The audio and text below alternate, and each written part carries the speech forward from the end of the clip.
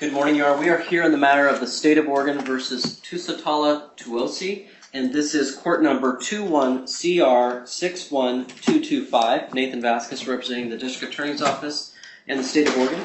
For the record, my bar number is 014437.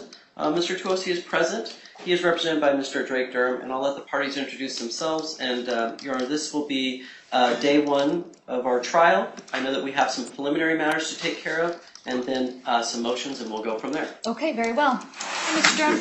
Good morning, Your Honor. For the record, my name is Drake Durham, DURHA. My bar number is 1137174. Mr. Toese, we are ready to proceed. I have forwarded to your honor a waiver of jury trial that Mr. Toese just signed this morning. And it's pronounced Toese? Yes, ma'am. Okay, good morning. Thank you. Please be Honor. seated, be comfortable. All right, sir. I think, Mr. Vasquez, probably makes sense to go ahead and do the jury trial waiver first, or do you have a different suggestion? No, I think that would work just fine, Your Honor. The other matters I have are just some scheduling matters to discuss with the court. There's Scrivener's errors that we will address, and then discuss a little bit about evidence. Okay. Is that okay with you too, Mr. Durham? Yes, Judge. All right. So, Mr. Toese, I have in front of me a document entitled Waiver of Jury Trial. And what I'm going to do at this time is review that document with you, because the decision about whether to waive a jury trial and have a judge act as fact finder in your case is a big important one.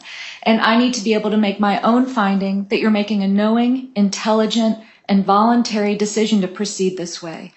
If I ask you anything you don't understand, please just let me know. And if during this discussion about the potential waiver of your right to a jury trial, you need to speak privately with Mr. Durham, we can arrange for that too, okay? Yes, Your Honor. Okay, very well, sir. So far, so good? Yes, Your Honor. Okay. I have in front of me this document as I referenced the waiver of jury trial. There appears to be a signature above the line labeled defendant. Mr. Toese, did you sign this document? Yes, Your Honor. And before you signed it, did you either read it or have it read to you? Yes, Your Honor. I'm going to review with you the rights that are listed in that document, again, as part of my job to make sure I can make a finding about whether I think this is a knowing, intelligent, and voluntary waiver. Did you have the time to review this with your counsel, Mr. Durham? Yes, Your Honor. Okay, and did he have the opportunity to answer any and all questions that you had about this? Yes, Your Honor. Do you understand, Mr. Toese, that you have a constitutional right to take this case to a jury trial and require the state to convince each and every member of that jury of whether or not you are guilty beyond a reasonable doubt? Do you understand that? I understand, Your Honor. Do you understand that if we do proceed this way and you waive that right to a jury trial, that instead I, as the judge in this case, would not only act as the gatekeeper of the evidence, but also as the finder of fact? Do you understand that? Yes, Your Honor. And effectively, you would be declining to have 12 members of the community sit as fact finder and allow me, a single person, to act as fact finder in your case. Is that what you want to do? Yes, Your Honor. Are there sentencing enhancement facts that have been alleged in this case, Mr. Vasquez? And would that... Yes, Your Honor, there are. Is that the persistent involvement? Yes, Your Honor. And there are a few others, I believe, as well. A few others as well. What are those? I apologize, Your Honor. It may take a moment for me to locate that.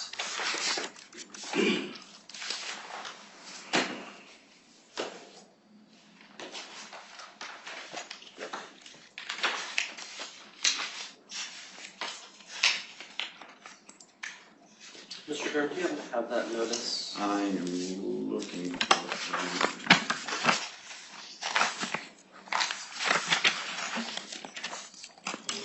Your Honor, I think that's in my sentencing packet, which is down in my office. I apologize. Okay. I can try to locate it, though, here in a minute. There we go. Yes. Thank you, Mr. Durham. Your Honor, the other ones that were alleged were threat of actual violence, persistent involvement unrelated to current crime, use of weapon, organized criminal operation, and probability the defendant cannot be rehabilitated. Okay, so Mr. Toese, do you understand that what I expect we're going to do is we will proceed with the trial on the charges first, and then we'll proceed to the separate, if there is one or more convictions, to any proceeding regarding potential sentencing, at which under this agreement that I would also sit as the fact finder with regard to those allegations of sentencing enhancement. Do you understand that too? I understand, Your Honor. Any question about that? No, ma'am.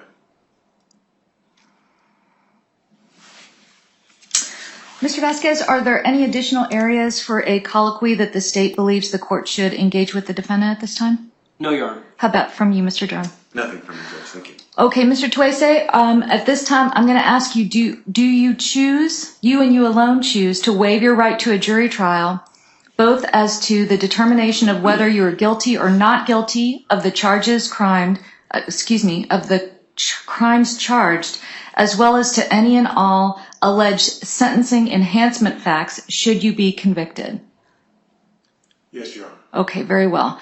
The court will accept Mr. Toese's waiver of jury trial and find that it has been made knowingly, intelligently, and voluntarily. The court will therefore accept his waiver of jury trial, and this matter will proceed as a bench trial. I'll sign a document to that effect at the bottom, and this will become part of today's court record. Okay, and if you could please let the jury room know. All right, next up, Mr. Vasquez. Scheduling matter, Your Honor. For today, the state intends, obviously we'll handle the motion, but for the trial portion, there are 3 witnesses for today that are scheduled and 3 that are scheduled for tomorrow. What I would say on the scheduling piece is the good news is, I think we were originally talking about 3 to 4 days in trial. I believe we should be able to accomplish most of everything, at least for the underlying trial portion, in 2 days. So there are, as I said, the 3 witnesses that are for tomorrow, unfortunately, I'm not able to bring them today, so I just wanted to alert the court to that and to parties so that we know that kind of timing-wise and spacing-wise. And I've explained to Mr. Drake the order of the witnesses that I intend to call, things of that nature as well. Okay. There is, in addition, on the 7th count of the indictment, which alleges unlawful use of a weapon. There's a Scribner's error that I've discussed with Mr. with Mr. Durham, and requesting an amendment by interdelineation. It is, there is a section where basically it delineates, it should read, a dangerous weapon, and instead it just says a blank weapon. So I'm requesting that amendment at this time. Mr. Durham? Judge, unfortunately, I think the case law supports the state's ability to add and adjust that Scribner's error, so I have no objection. Okay, very well. In light of the no objection, count 7 will be amended by interlineation to add the word dangerous before the word weapon, so that it would then read a dangerous weapon contrary to the statutes in such cases made and provided and against the peace and dignity of the state of Oregon. Next matter? Just as a way of guide when we're talking about evidentiary issues, Your Honor, I have provided to the court and to counsel, and we have discussed leading up all of the exhibits. I have labeled those exhibits and put them into a spreadsheet, so the court should have that as well. And then I have provided the court with a thumb drive, which includes all of the digital material. The state's exhibits that we'll be discussing will be approximately 22 videos, and then there will be a series of photographs and overhead maps, things of that nature. I know that Mr. Durham has a series of videos somewhere in the neighborhood of 10 or more-ish, so somewhere in that neighborhood. And at least from the state's perspective, we have no objection to defense counsel's exhibits. I know that Mr. Durham and I have discussed extensively the exhibits. There are a few that I know that he objects to, and I'm happy to alert the court to that as well. And then, and some of those objections then are also dependent on what happens with the motion. So, just for the court's information about the exhibits and what we have for those purposes. And then, with that, Your Honor, the state is prepared to proceed, and if the court would like, we can take up the motion. Okay, so let me get some clarification on the exhibits first, please. So is the state stipulating to the pre-admission of defense exhibits, or are you just giving me a preview that you don't expect to have I'm happy to Okay. stipulate to the pre-admission. Okay, so I do have a chart, Mr. Durham. It looked like defense exhibits 1 through 10. Are those the exhibits that the defense intends to offer? And if so, would you like to offer those for pre-admission? Yes, Judge, I believe, yeah, at this time, the defense would offer them as exhibits. The only thing is that I have a compilation of videos that are 3 videos that are running at the same time, and I just wanted to make sure that, for numbering purposes, that the compilation is a 1 exhibit, not 3 exhibits. Maybe I'm unclear as to the source of the Excel spreadsheet chart that listed this. Okay, so that came from the state. Yes, and so we conferred, and I tried my best to put in defense exhibits. That compilation one, I think I may have put down as 3 videos when it should have been just essentially 1. And just so the record's clear, whether it's 3 or 1, the state is stipulating either way. So if we need to sort those numbers out later, that's completely fine with the state. And that's the only issue the defense has, is just the numbering of them all, but we can take care of that in due course. Okay. Well, we can handle that however you all want to. Am I understanding it's 1 through 3 on that chart, or actually a single exhibit, or is it more complicated than that? I believe it was listed as either exhibit number 8 or somewhere in there, because there was the last 2 of defense exhibits were the ones that were the compilation videos. Okay.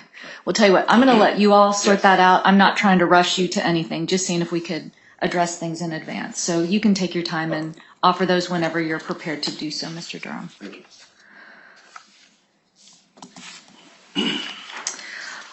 All right. If we are then prepared at this time, and let me ask Mr. Durham, there are some objections to the state's exhibits, so you'd rather not do pre-admission of those? That's totally fine. Just asking. Yes, absolutely, Judge. I just think it depends on how the judge, your ruling will be on the motion. Okay, so why don't we talk about that then? So we have, and I have had the opportunity to review the defense motion and the state's response. Have parties had an opportunity to confer about that? The defense motion said they may or expect to file or apply once they better understood the state's evidence. Have you all arrived at a meeting of the minds as to how we may wish to proceed on this, or do we need to proceed with the evidentiary hearing? Mr. Durham? I believe I understand what the state's argument will be in this case, and so I would object to their argument and how they present the evidence in this case. So as far as we probably do need to have an evidentiary hearing. Okay.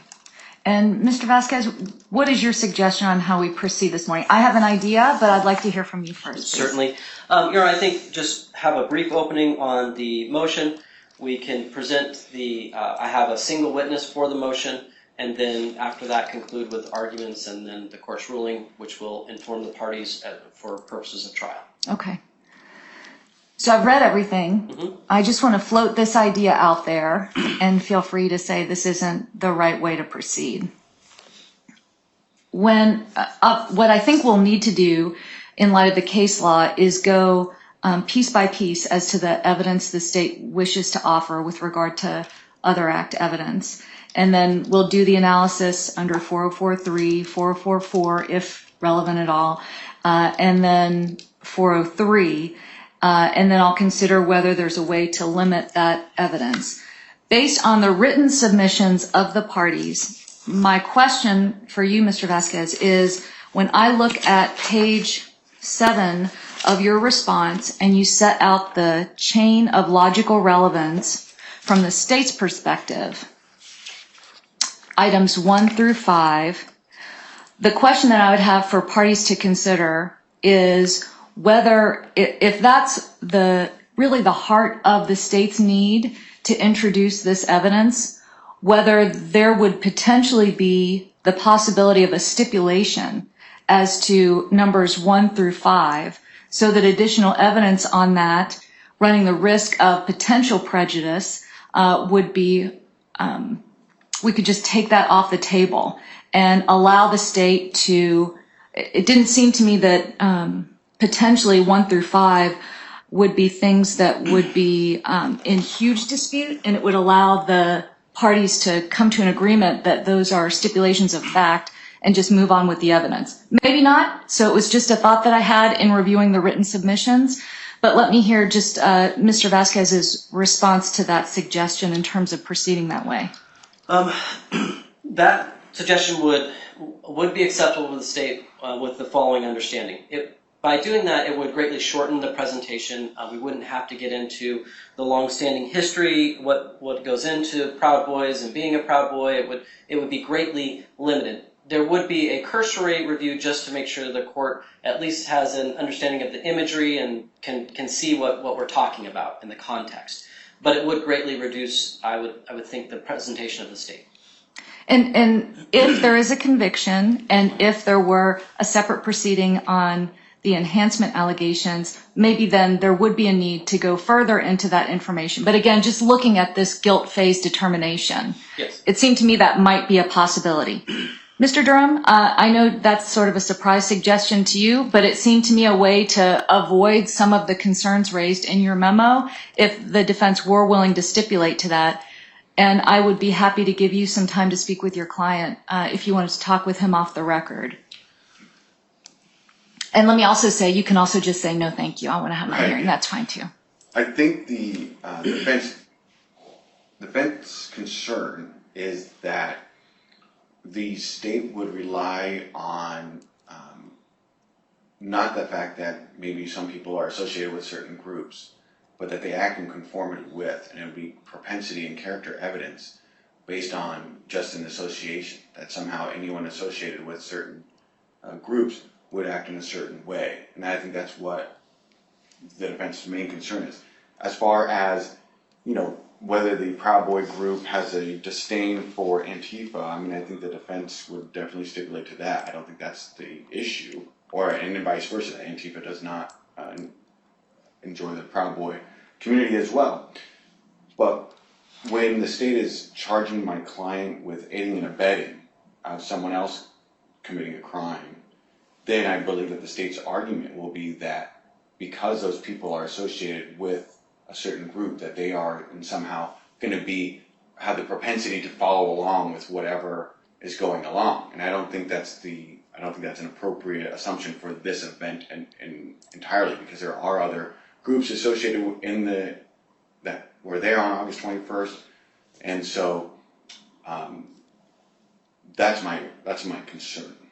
Like, if we want a defense will stipulate that Antifa and Proud Boys don't like each other, we'll go from there. But anything more than that, I think would be just propensity and character evidence.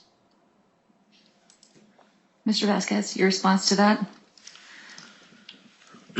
Well, for this to work, I think you have to follow this logical chain, and so that's why I think 1 through 5 need to be followed to appropriately get the logical chain of why. And this, as it's stated, and I won't go into great depth here, but as it's stated in the motion, this is to show the motivation behind the assault and to provide really what is intertwined throughout this case, the context of why people are there and why, what brings them together, essentially. And the state, if I understand correctly, is not arguing this evidence for propensity. That's correct, Your Honor. Okay. So it's just for that motive and intent, correct? Yes. That's your position. Mm-hmm. Okay.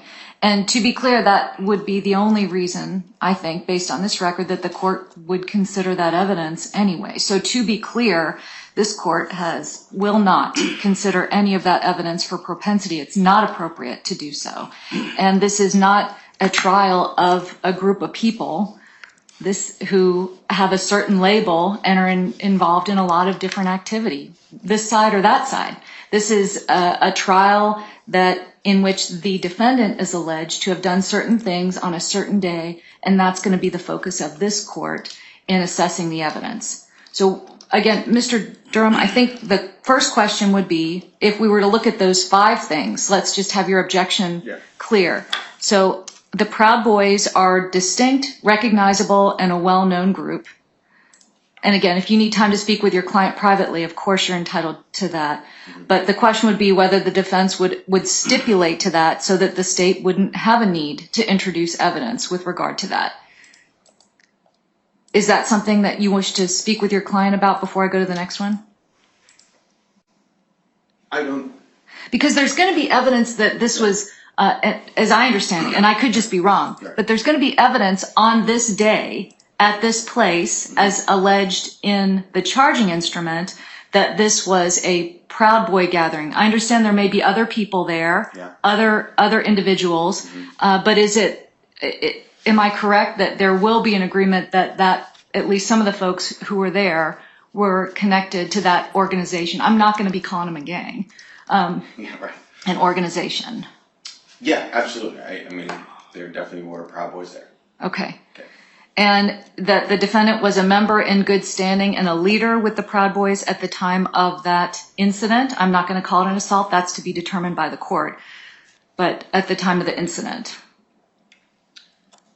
I would like to have a moment to talk to my Okay. client about that. So same thing, if you could talk with him, we're going to go off the record and give you that opportunity. If we need to have the hearing, of course we will do so.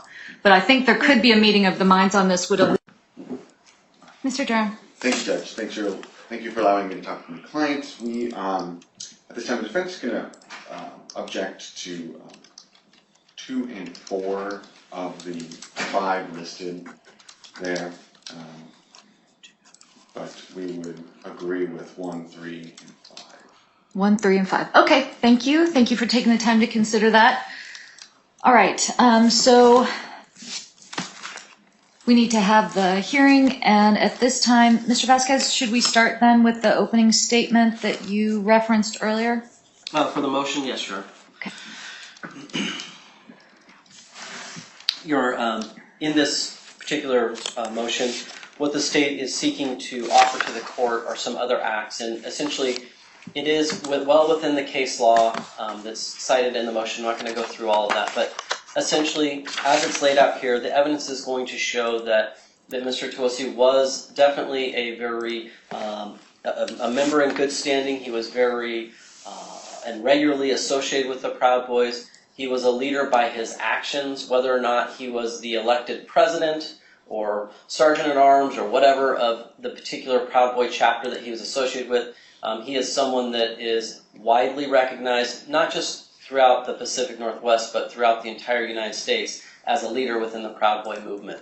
And then as far as the other components of this, the state will offer that the Proud Boys do hold a very distinct, recognizable, and loudly proclaimed, deep-seated held beliefs.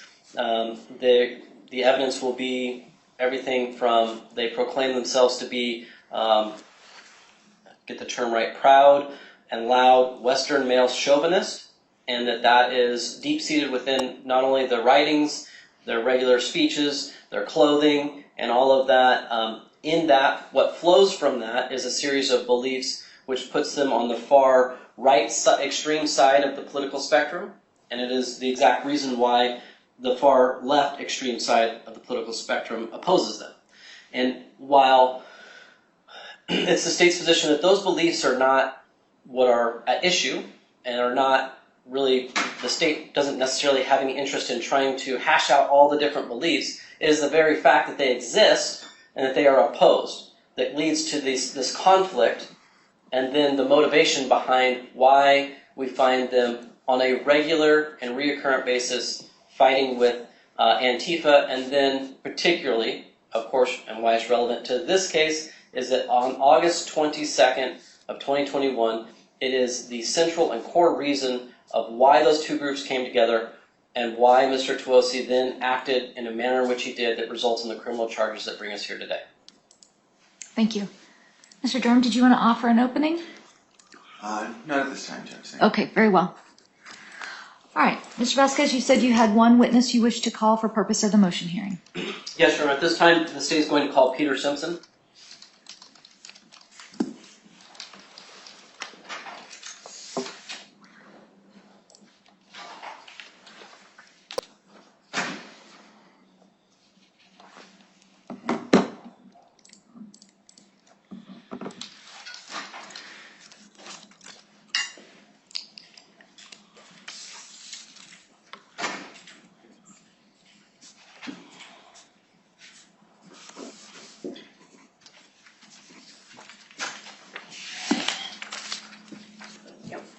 Under the penalty of perjury, do you solemnly swear or affirm that the testimony you're about to give in this case is the truth, the whole truth, and nothing but the truth? I do. Thank you. Please have a seat.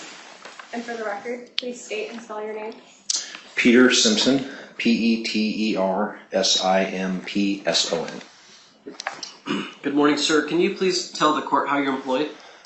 Yes, I'm the Chief Investigator at the Multnomah County District Attorney's Office. And can we go through your background just a bit? Prior to working at the District Attorney's Office, where did you work? I was with the Portland Police Bureau for almost 29 years. What types of roles and responsibilities did you have with the Portland Police Bureau? In reverse order, I was the sergeant of the Criminal Intelligence Unit. Prior to that, I was the Public Information Officer or spokesperson for 7 years, patrol sergeant, detective, and patrol officer. And you had mentioned being sergeant of the Central Intelligence Unit. Can you tell us how long were you in that role, and just describe to the court, please, a little bit about what that entails? Yeah, I took over as the supervisor there in July of 2017 until my retirement in July of 2022, supervising 4 officers and a non-sworn staff person, and we were charged with a number of things to include providing briefings and gathering information and preparing intelligence reports for command personnel regarding extremist groups, terrorism. We worked with Joint Terrorism Task Force, the FBI. We worked with Secret Service on dignitary protection. A lot of threat assessments on behaviors that were reported to law enforcement, threats of things like mass shootings. We would investigate those complaints and really provide a lot of information to officers and to our command folks and other law enforcement personnel on activities that were affecting public safety in the city. And I want to get back to that role, but you also mentioned that you were in the role of being the Public Information Officer. Yes. In that particular capacity, were you also required to attend organized protest and mass demonstration events? Yes. Were you required to kind of know what was going on with those, to study and be very up to speed on what was happening and be able to relay information on that? Yeah, with the Public Information Officer role, I began that in 2010. And shortly after that, there was Occupy Portland, which was a large demonstration event. And really a regular occurrence for that role was to be briefed up by folks in our agency about what was happening, and then to provide that information to the public through news interviews and things. So I spent a lot of time at those events, or very close to those events and briefings, being educated about the activities and the different groups and the motivations, to be able to hopefully succinctly describe what was happening when people asked the police bureau for information. Now, coming back then to that role as Sergeant of the Central Intelligence Unit, did you provide trainings and briefings to other officers in regards to extremist groups? Yes, there were in 2019, or was it 2020? It may be on my CV. I can't remember which year. I prepared and did a in-service training at the Police Bureau for all sworn members of the organization about extremist groups, terrorism groups, political violence, sort of a broad spectrum of information that would help educate them on the backgrounds of these groups, the motivations of groups, and what they might expect and what they might encounter in an investigation or in the course of their work. And then have you attended or conducted trainings outside of the Portland Police Bureau in other agencies? I have.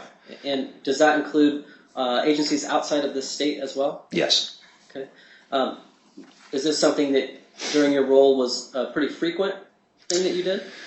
The trainings and speaking to outside groups was not extremely common. There were two events that I spoke at. One was at the United States Department of Justice Domestic Terror Working Group. I made a presentation for them in, I believe, the fall of 2017. That was regarding Antifa and anarchist groups.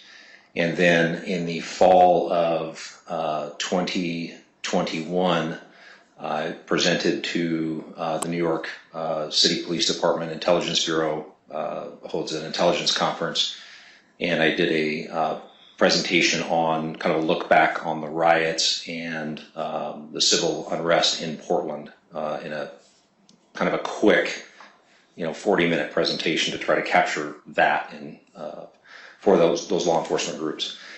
Other than that, certainly during the course of 2020 and 21, I was a member of the Major City Chiefs Association Intelligence Commanders Group and the IACP, International Association of Chiefs of Police Homeland Security Committee, and attended briefings there, in particular the Intelligence Commanders Group. Found myself briefing other cities' leadership and intelligence commanders on the goings-on in Portland to give them a sense of what was happening here. As they were seeing similar events across the country, Portland became sort of the go-to agency, if you will, to talk about what we were seeing and the behaviors, the groups, the tactics. And so those weren't formal trainings, but they were briefings of a very similar nature. And to be very particular on this point, these briefings and trainings, did they include discussions and trainings on the Proud Boys? They did. Okay. And on their membership, their leadership, and the individuals that were involved with those groups? Yeah, it was a fairly thorough overview of what we were seeing here in Portland and what we were reading about across the country. And you talk about in 2017, you became the sergeant. In either beginning at that time, or was it before that you became aware of Mr. Tusitala Toese? It was prior to my assignment in the Criminal Intelligence Unit. When I was still PIO, was the first time I believe I heard the name. Okay. In the course of both that role and then moving in as the sergeant at CIU, would you regularly be involved in either briefings or events that involved the Proud Boys and Mr. Toese? Prior to my assignment there? Let's go with prior to and then during your assignment. Yeah. Prior to, there were different groups that we were seeing in Portland. The Proud Boys, I don't think, had really emerged much prior. It was later in 2017, as I recall, so after my assignment to the intelligence unit. And so when we talk about the Proud Boys and their emergence, can you describe, was this group around prior to 2015? No, my understanding is the group was formed in 2016 by a man named Gavin McInnes. In looking back at reading some of the history, some of the formative qualities were around prior to that, and he was an editor for Vice magazine and had a radio show or a talk show. But the group formed in 2016, and I don't recall seeing it really here in Portland until later in 2017. There were other groups around, but that group I don't remember seeing until later. And then in 2017, when the Proud Boys began to appear, were you able to see and recognize who they were? Yeah, when we started to see the emergence of the Proud Boys, what we would see is certain colors and clothing being worn. The group at that time and for most of the last 5 years really, wasn't hiding the allegiance or alliance or membership. It was very open. There were, web pages and social media pages, and it was there was no attempt to hide or be discreet. Okay. And then as regards to Mr. Toese, did you see him associating with that group? I did. And did you see his involvement with that group? Yes. And when we talk about seeing this group, explain please to the court and for the record, like, what are we talking about? What are we talking about? Are they people that are meeting to go and play volleyball, or what's happening? Well, it evolved over time. The early things that we would see in Portland, and my kind of earliest memories of seeing the group was showing up at events to oppose groups like Antifa and to represent what they believe to be sort of a patriotic view of the world. Initially it was just that. You would see Proud Boys and other groups or people coming to events that they would get face to face with their rivals, and you'd have yelling matches and screaming matches, and I don't know if you'd call it attempts to have discourse, but it appeared to be at least there were face-to-face conversations and arguments between these groups. But largely at that point, things had not gotten, very violent or physical. Over time, what we saw was all of the groups sort of take a much harder approach to these events. They were showing up with weapons. They were showing up with protective gear. They were showing up with firearms. And it evolved from what you might call a very colorful street argument into very violent street fights between groups. And it, in many ways, the entire events took on lives of their own. You had these people showing up from different groups. They come from their lives of working or being a husband, wife, family member, whatever they were, and they took on these characters at these events, and putting on gear and almost like a social function, tailgate atmosphere prior to an event, and then they would confront each other, and it was very violent. And the confrontation really, I think, was part of the plan, that the groups could not raise their profiles locally or nationally without having a confrontation, without filming it and putting everything out there for everyone to see. And so there was a motivation to engage each other physically and provide the viral videos that would appeal to their particular audiences.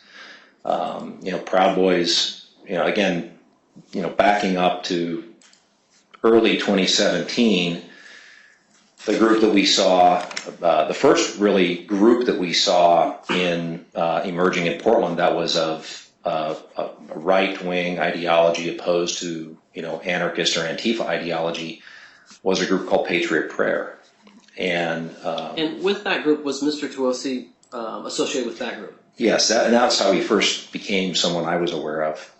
And there were other people that would show up at some events. There was, singular individuals that are aligned with different recognizable groups. Later, we started seeing the Proud Boys emerge and show up. And in fact, in probably mid-2017 or late 2017, I remember a briefing by the Anti-Defamation League. We had reached out to them for, what do you know about this group? What can you tell us?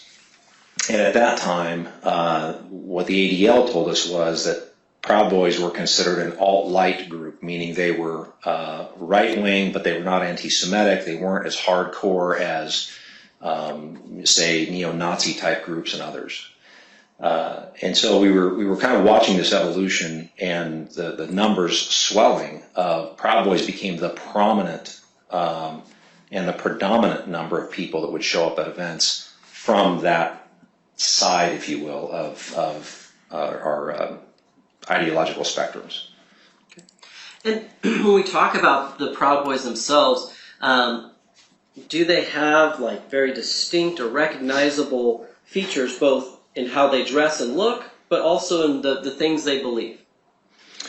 Yeah, the organization is founded on this kind of idea of Western chauvinism that they define as embracing Western values, and that the Western values were being eroded, and that this group wanted to bring those values back. I think the chauvinism part of it is, their stated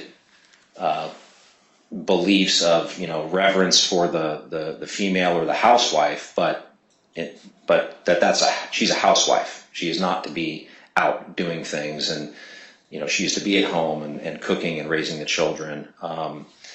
And so that's a piece of that ideology. And then identifying, the visual identifiers became an adoption of a clothing brand called Fred Perry, particularly a black polo shirt with yellow piping around the sleeves and a yellow...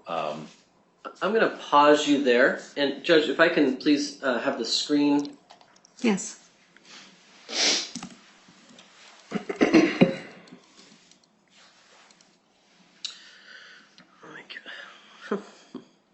Just one moment. For some reason. There we go. Let's get rid of this. Come on. There we go. Okay.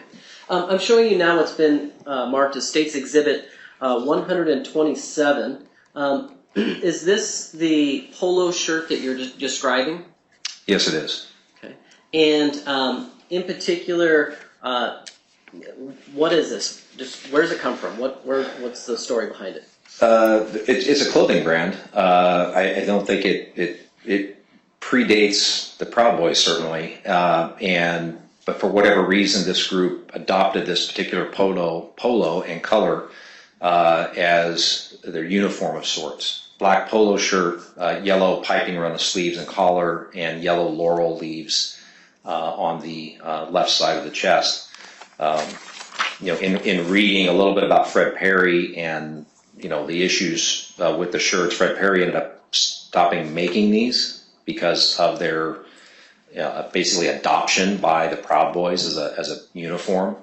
Other groups, in reading, like soccer hooligan groups, have adopted the Fred Perry shirts for particular teams and things. So it's not something the company was unaware of, as far as had happened before, but in this group was more well known, and it became that anything black and yellow was associated with the Proud Boys. Okay. So, if I understand you correctly, the polo itself is not the only uniform symbolism, but it was kind of the founding starting point.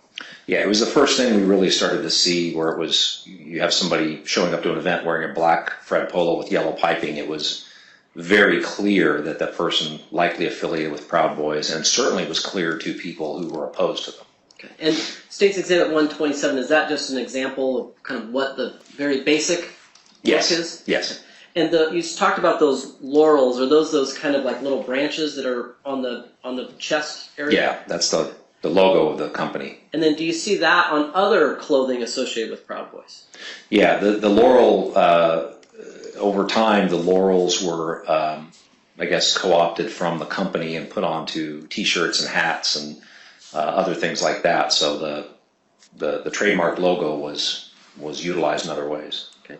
And then being a Proud Boy, is that something that is like done quietly and just kind of kept under wraps? When an individual identifies themselves as a Proud Boy, is that a quiet thing? Not in my experience. It would be no. It's the opposite of quiet. It's very public, very very proud of it, very open and talking about it, and the initiation rituals are often filmed and posted on social media. Okay. And are you able to see those and view how they become Proud Boys and the different levels of Proud Boys and and able to see their symbolism out in the public? Yes.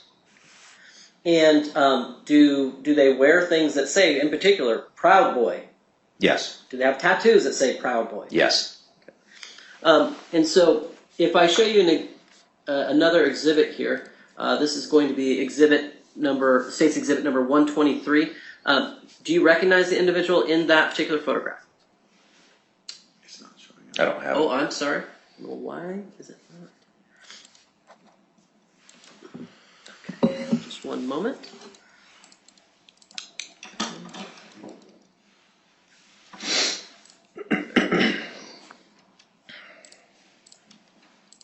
State's Exhibit number 123. There it is. Do you recognize the individual in this photograph? Yes. Who is that? Tusitala, Toese. And does that actually, was there video and were you able to hear him speak and know that that was him? Yes. And do you see some of the Proud Boy symbols on him as well? Yes. And in fact, that t-shirt, is that a custom-made t-shirt? Yes. And does it represent kind of where he's from and saying things like Proud Boys and stuff of that nature? Yes. Okay. And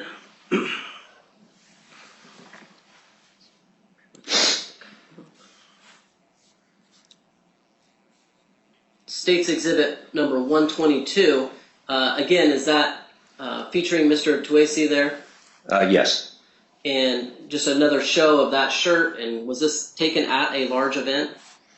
Yes, I believe this was outside the Justice Center in August 2020. I believe that's I correct. think that's correct. Was there a large event there? Yes. And were Proud Boys present during that event? Yes. And then when we talk about that, I mean, the clothing, have you seen Mr. Toese wear Proud Boy clothing and gear on a regular basis at these events? Yes. And then does he wear t-shirts that... Hold on just a moment, I'm going to try to get this done. Take your time.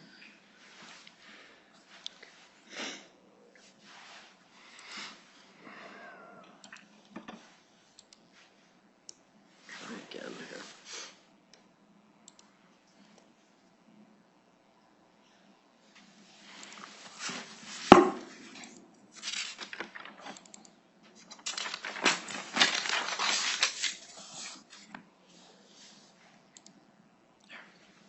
Okay. I'm showing you now State's Exhibit number 124. Yes. Sometimes, does the clothing represent people that they respect or honor? Yes. And in this one, do you know what this one particularly symbolizes? And is that Mr. Toese? It is Mr. Toese, and I believe the shirt, Pinochet did nothing wrong.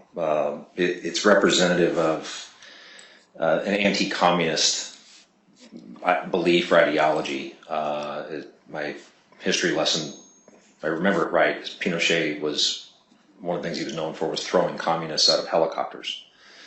To their death. To their death, presumably, yes.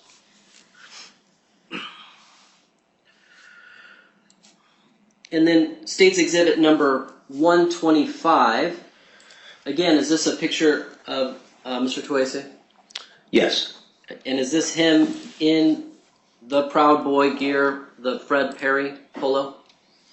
Yes, it appears the polo is a Fred Perry polo, and then a yellow and black scarf, and I'm not sure what the logo on the hat is. Maybe a black and yellow, Make America Great. I can't really tell. And then State's Exhibit number 126. Do you recognize the individual in this particular photograph?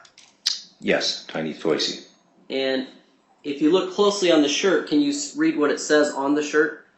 Proud Boys.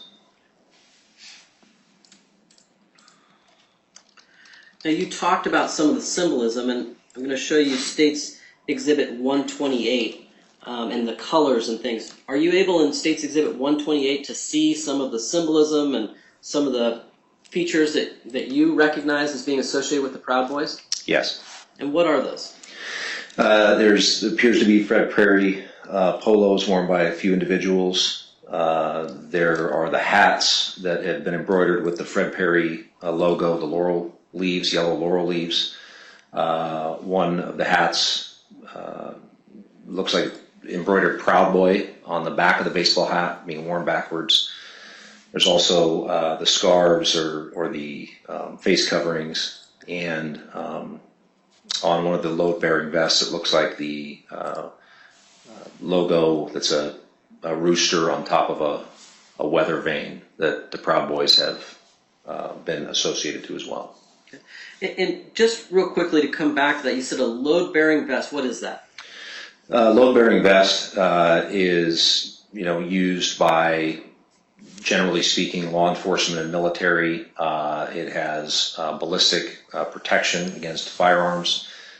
Can have multiple pockets in it for carrying gear or carrying a load. This particular one is brown and Velcro, different straps on, so worn for protection. And is that kind of militarized gear? Is that something you see regularly associated with the Proud Boy groups? Over time, it evolved into that. Yes, early on, no, but it became an essential piece of the uniform was things like that. Okay, I'm now going to show you State's Exhibit number 129. Do you recognize some of the symbolism and items associated with the Proud Boys in this particular exhibit? Yes. And what were the ones that stick out to you? The custom hats with logos on, the custom face covering with the laurel leaves with PB in the middle for Proud Boys, the three-piece, the jacket with the three-piece, I can't tell if it's patches or printing, but it's Proud Boys on the top, Portland, Oregon on the bottom to denote either the chapter or where they associated with, and the rooster and weather vane Proud Boy logo in the middle. And again, the person in the background wearing some kind of a jacket with looks like laurel leaves on it as well. And then their clothing, I mean, when we talk about being loud and distinctive with their beliefs, do they just print right on their clothing some of their sayings and beliefs? Yes. So I'm going to show you now State's Exhibit number 130. Would this be an example of that? Yes. And looking closer, I see on the top of the hat, there's some symbolism on that. Are you able to see that? Yes. Well, what is that? It appears to be the laurel leaves with the number 4, which is most likely for fourth degree Proud Boy. And given that the individual wearing it, wearing a Western Chauvinist t-shirt is someone who's ascended in the membership of the Proud Boys. What makes you go higher in the ranks? So the 4 degrees, the first degree or the entry point into the Proud Boys is to make a declaration saying their slogan about being a Western chauvinist, and something about not apologizing for the success of the West or something like that. The second degree, the prospective Proud Boy has to name off 5 breakfast cereals in quick succession while being punched by members of the Proud Boys. The third degree is to get a Proud Boy tattoo, and the fourth degree is to participate in a violent assault or be arrested. Okay. State's Exhibit 131, is this another example of Proud Boy clothing? Yes. And I see on here some letters. Do you know what those letters stand for? FAFO? Yes. Yes. What does that stand for? FAFO is short for fuck around, find out. And what does that mean? It's, they didn't create the slogan. I certainly don't know who created it, but it essentially means if you start something with me, you're going to find out how tough I am. It is, I guess you might say it's similar to you mess with the bull, you're going to get the horns. It's an expression of, I'm going to defend myself if you do anything that I feel is offensive to me. And does it mean that with extreme force to defend oneself? Certainly. State's Exhibit 132. Again, do you see items associated with the Proud Boys? Yes. And what are those? It appears that all four folks are wearing the laurel leaves on the back of their jackets. One individual is wearing a black and yellow hat. He has a Proud Boy or PB tattoo on the back of his hand with the laurel leaves. And then when we go back to Mr. Toese, is he someone that since 2017 have you had the opportunity to regularly observe him working with and being associated with the Proud Boys? Yes. In all of your work, have you known him to be, at least up until this event on August 22nd, 2021, to be a member in good standing? Again, as far as I know, when I don't know exactly when he became a member, but he was very active in the events, wearing the logos, wearing the attire. He was someone that was well recognized within that group and well recognized by other groups as a figurehead, if you will, within those events. Now, was he someone also that would travel to other states around the United States Yes. and do that in particular with the Proud Boys? Yes. And was he someone that would, at these events, give speeches to other Proud Boys and lead their group events? Yes. Was he someone that was recognized throughout the United States as being a Proud Boy? Yes. And someone who was recognized as having some form of leadership role within the Proud Boys throughout the United States? Yes.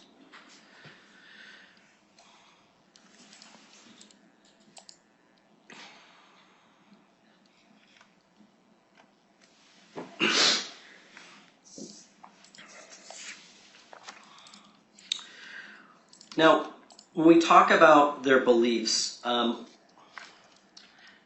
would these beliefs be of the type that they would easily walk away from or take no issue if someone challenged them on their beliefs? No. The, for in having somewhat of a front row seat for the evolution of these groups, people that join these groups, found each other through common beliefs or social media or what have you, and they became very, strong in those beliefs, emboldened by the actions of each other and other groups, and for many, really, it became part of their core to be at these events and participate, and it was their reality, that they were fighting, a noble fight, or they were fighting for the rights of everyone, or it was not a casual participation. It was, you're all in. And with Mr. Toese in particular, did he give speeches espousing these beliefs and proclaiming them to whoever would listen? Yes. And to understand this, is it helpful to understand the opposite side or the counter side to this as well? Yes. And who is that in broad terms? In broad terms, Antifa Okay. is their polar opposite. And is that both in ideology, in dress, appearance, in how they interact? How would you describe polar opposite? Yeah, certainly in ideology, each group has identified the other as the enemy. That this is the enemy we're fighting against, and the belief structure we're fighting against. With Antifa, the structure is very different. They are not a paramilitary organization and structure like other groups. It's an ideology that is made up of lots of smaller affinity groups that come together as a large organization, if you will, and they might have different ideas or beliefs or sort of their main focus, but coming together under the anti-fascist banner, they'll align to fight against anyone and anything they deem to be fascist. And certainly the Proud Boys became the number one enemy of Antifa groups throughout the course of, again, 2017, 18, 19, moving forward. And with the Antifa groups, did they have a dress or clothing pattern which they can be identified by? Yes. At these types of events, head to toe wearing all black. In many ways the opposite of the Proud Boys, who were very openly advertising a logo and a name and frankly showing their faces at events. Antifa was the opposite and remains to be the opposite. Head to toe in black, nothing identifiable, no logos, no names, no anything that can be used to identify them. But in a sense, the all black is their uniform. You can spot in crowds at events, an Antifa group within a larger crowd. It's not hard to see when you look because it is so distinct and different than people wearing anything with a logo or a color. So things like, even if someone was dressed in black, if they were displaying a logo, they wouldn't necessarily be what's referred to as black bloc then?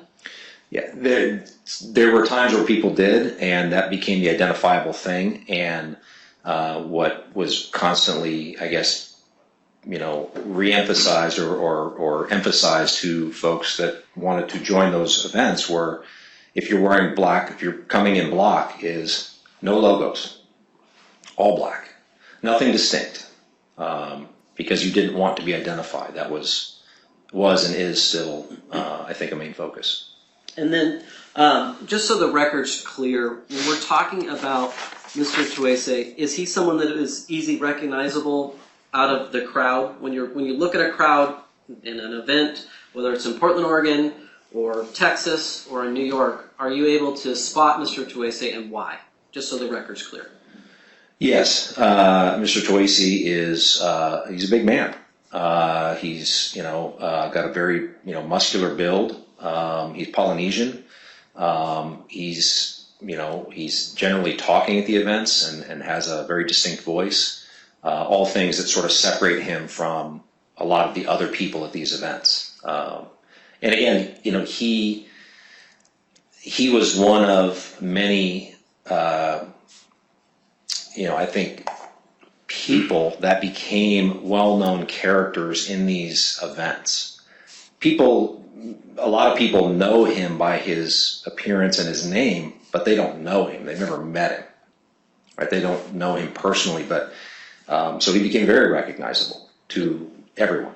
And we use the term, and we'll continue to identify him as Mr. Toese, but what's his name or what's he known as in his community and around? His nickname was Tiny. And is he commonly referred to that by members of the Proud Boy and by members of Antifa and others? Yes. Okay. And then you talked about that early on in 2016 or leading up into 2017 that there was times where they would come together and there'd be discourse and maybe some discussion and things. But we're going to be talking about events in 2021. So if we fast forward to 2021, what's the interplay between Antifa and the Proud Boys? How do they interact? By 2021, if there was an event being planned by one group, or the other,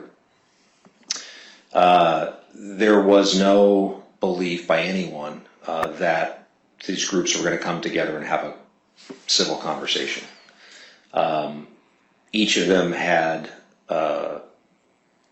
planned their events to have people with different roles, like, security forces, people bringing firearms, other improvised weapons. And the approach often was, we're having our event at this location. If anybody comes near us, we're going to fight them. And that was, that started in probably about late 2017, and certainly got more and more violent as the years went on. And are we talking, this was like you would have maybe only one interaction between the groups, like every 5 years, or how many times are we talking that these groups are interacting? Well, it varied. Up until May of 2020, there were, in the summertime, you had multiple events where there were battles between these groups. August became kind of a bellwether month. Every year there were events in August hosted by various groups. 2020 hit, and a lot of those events sort of stopped because of the pandemic, and then the civil unrest here in Portland. But by, a few weeks into the civil unrest, we started to see the Proud Boys and other groups wanting to come to downtown Portland and engage in, battle with Antifa or anybody else that would join them. August of 2020 was a large-scale event that came through downtown Portland like that, and then not post-pandemic, but August of 21 into 21, we started seeing events again that were organized. And when we talk about, you have Antifa and Proud Boys, and they each have events, do each other know when the other one has an event? Yes. How do they do that? Well, it's the events are advertised, and we, watching that evolution over time. But through social media, 2017 was Facebook, Facebook events, and everybody could see who was hosting it and where it was going to be and who was going to be there. And then things went offline there, and there was Twitter, and eventually things were starting to get more and more secure. Both groups employed what is known as operational security. They did not want to advertise too far in advance the when and the where. But ultimately, they always advertised because they needed people to show up. And in some ways, they wanted to get the word out so they could draw attention from the other group. These things weren't happening with no one watching. There was no purpose to that. You talked about this was a growing violent confrontation. What was the level of violence that we're talking about with these confrontations? Well, at the highest level, homicide. In August of 2020, there was a large vehicle caravan. And I apologize, I forget the name that was given to it, but it was a Trump caravan supporting President Trump that started in Clackamas County and came through downtown Portland. As that ended, a Proud Boy affiliate, Patriot Prayer affiliate, was shot and killed in downtown Portland by a self-professed member of Antifa. That would be the pinnacle of violence. I don't think there's anything more violent than homicide, but certainly at these events were vicious assaults between each other using fists, bear spray, batons, firearms were fired, pepper ball guns, improvised weapons, mortars and improvised explosives, fireworks. There was very little in the way of limitations on what would happen between the groups.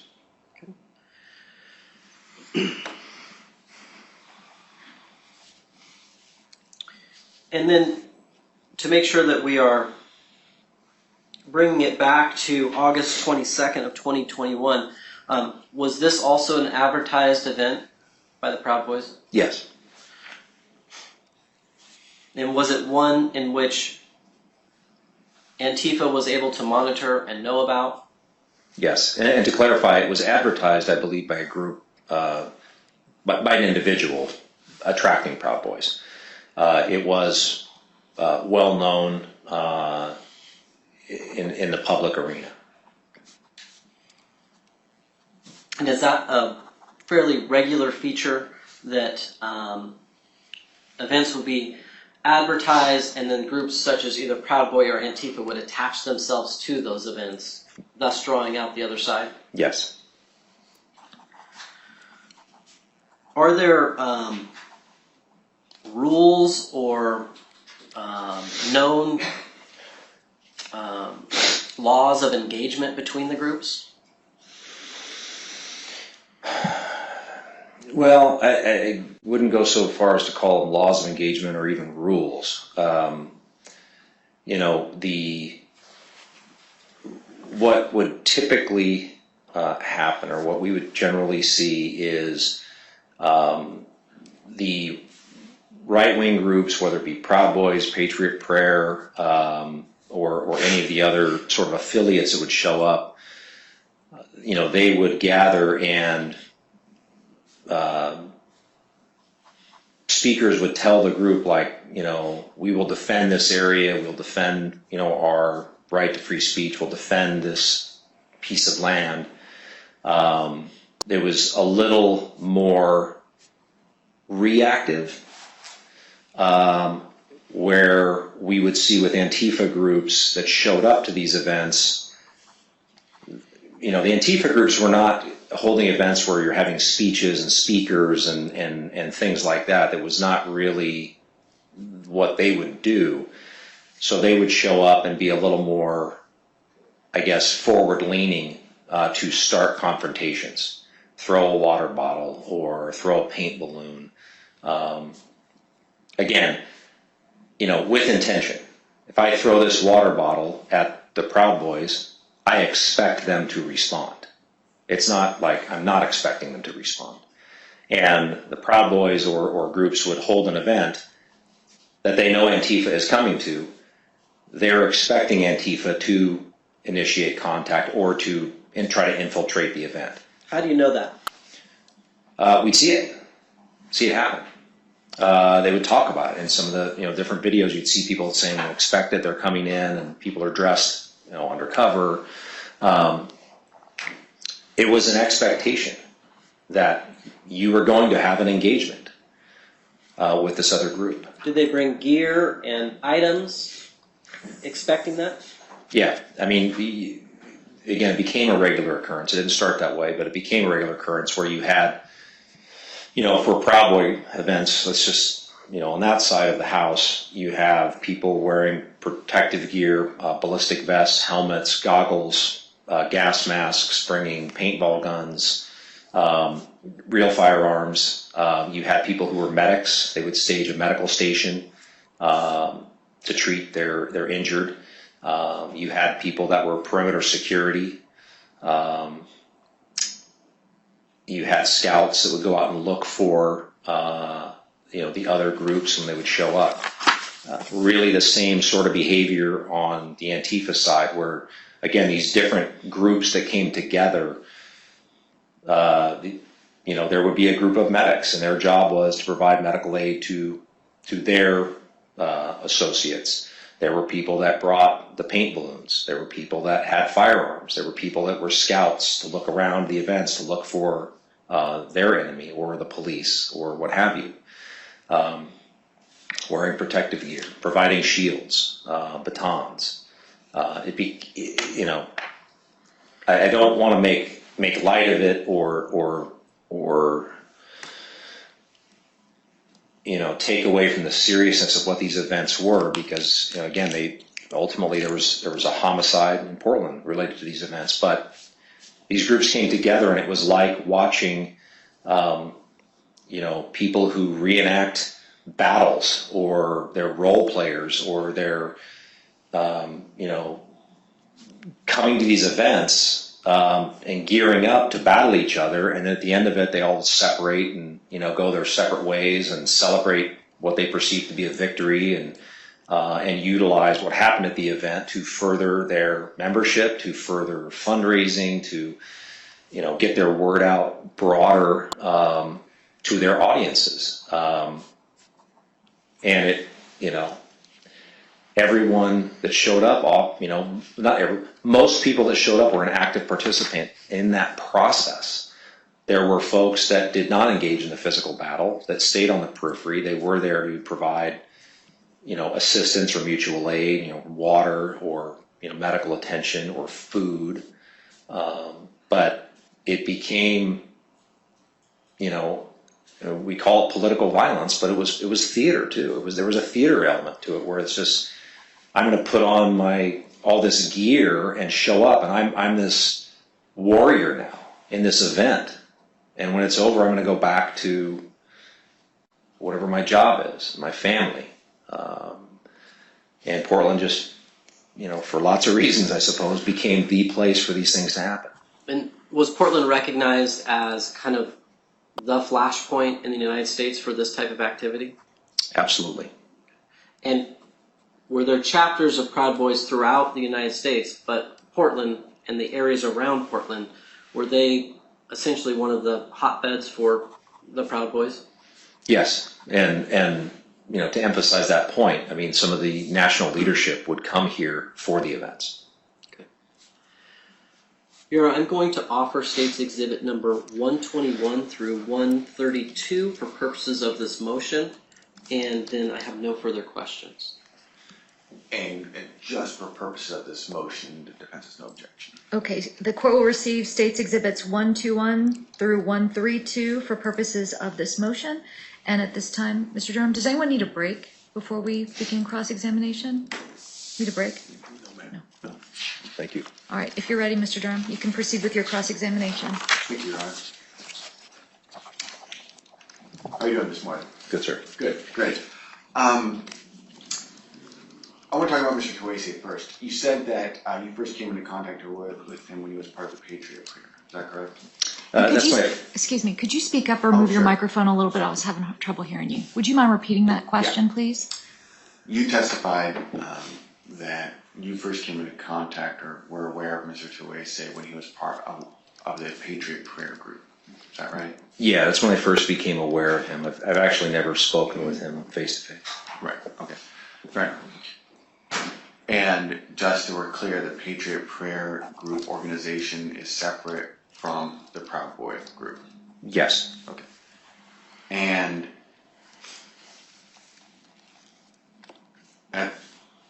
when we talk about the Proud Boy group, you said it was started in 2016 by last up Mr. McGinnis. Is that right? Yes.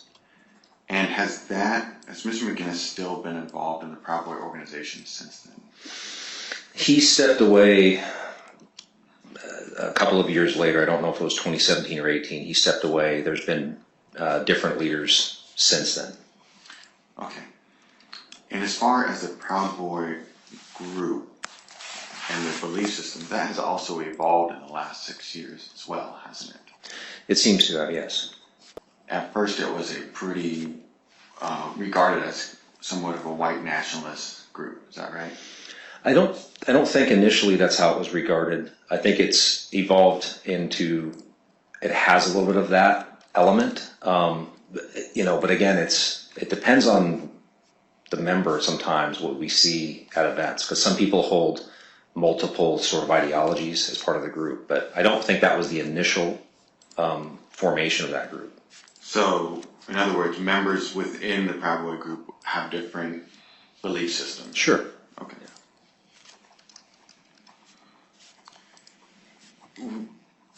We had talked, or you had talked about the Proud Boy having organizations or rallies or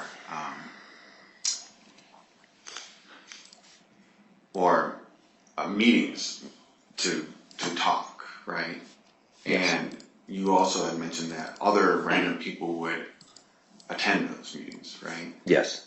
So people that would attend some of these speeches, or I don't know, I'll just use rally, would not necessarily be a member of the Proud Boy group. Correct.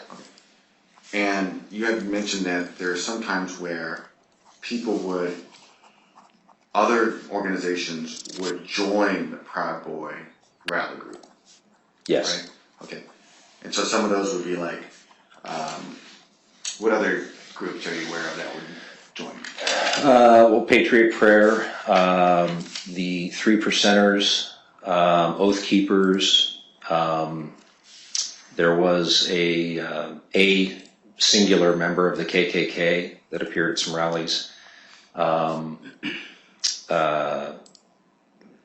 other, I'm trying to remember the name of there was a group from San Diego that came up, but other sort of affinities would come to these events under the umbrella of a patriot event led by, Patriot Prayer Proud Boys. Okay.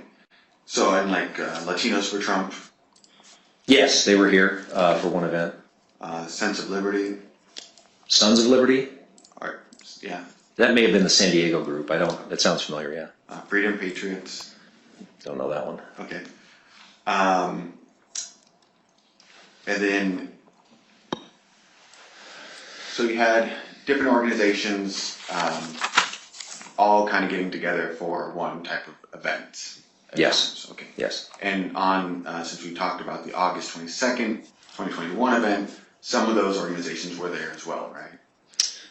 It definitely appeared to have more than just Proud Boys, yes. Right. So, members of the Patriot Prayer were there. I believe so, yes. Members of the 3% were there. I don't know if I saw any of that. I wouldn't dispute it, but If just because we can put on some videos later, but what do the 3% militia typically wear? What is their symbol? what you'll see is it's a circle of I think it's stars with the Roman numeral 3 in the middle of it. Okay. Yeah. And do you recall Latinos for Trump being present at the August 22nd, sorry? 2021? I don't recall at this particular one, but again, I wouldn't dispute it if there were pictures because some of these groups would send one or two people and they'd show up. I know they were here for a different August event another year, so I'm familiar with them.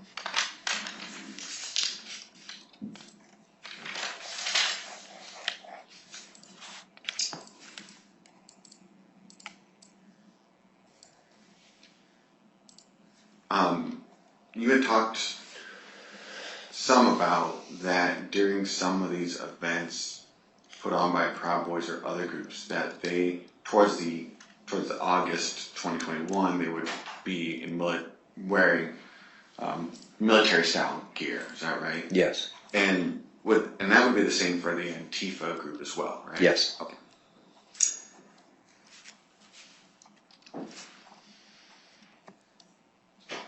You testified that you don't know when Mr. Toese ever became a member of the Proud Boy group. Is that right? Correct. Okay. And would he still be recognizable as a member of the Patriot Prayer as well? Today? Yeah. I don't know. I don't know if they would recognize him as a member or not. I don't know the inner workings of, whether or not he's been pushed out of that group or if he still affiliates or not. Okay.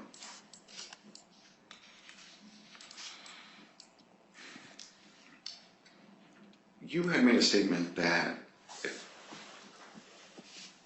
Proud Boy members would throw an event in order to anticipate a physical conflict to make themselves bigger. Does that sound about what you had said? Well, they would, their events would be held with the belief by the group and the expectation there would be confrontations. And those confrontations that were on video would help bring people in. You have an event like a flag wave, Antifa confronts you, there's a fight or some shoving, your flag gets burned, And then there's a video made about, see what they do to us, you know, we need more people out here. They're almost like recruiting videos. There were events though that did take place within the Proud organization that did not end with violence. Is that right? I'm sure there were. You know, as part of my job, we typically weren't paying attention when things weren't violent. You know, we had plenty of work watching events where there was violence, and you know, while there would be events that would say, hey, this event's happening, we're aware of it, but if no word came back or no information came back about violence, we sort of turned the page. So I'm sure there were events, but we were only focusing on the other ones. Understood. So you kind of have somewhat of a biased view of these events at some point then, huh? Well, I wouldn't call it biased view. It's, you know, we have to be, in law enforcement, you know, we are watching for behavior. And so monitoring a free speech event, whether it's, you know, anti-police or anti-communist or Proud Boy or whatever, I mean, we have to walk this very fine line of, you know, this is First Amendment protected speech and activity until it's not, until there's violence or a crime. So while we would be aware of events, we certainly were not monitoring every single event because we legally can't really. I mean, we're only looking for behavior that falls out of events, if that makes sense. So again, I wouldn't dispute that there are events that were peaceful and nonviolent. Certainly, I think more of those were in Clark County. We were aware of that. It was a different environment up there. But to tell you specifically which ones I couldn't, because I was spending most of my time dealing with the other ones. Understood. You had mentioned that it wasn't Proud Boys that put out the message that there would be an event on August 21st. It was somebody else. Can you remember? Yeah, Was it? Do you believe it was Robert Zephyrin from Common Sense Conservative Media? no. My recollection is it was an event organized by a person named Audra Price, who I think was running a group called Cops Northwest. But I could be wrong on that. I don't believe it was promoted by Proud Boys specifically as a Proud Boy event. Not this particular event. Right. And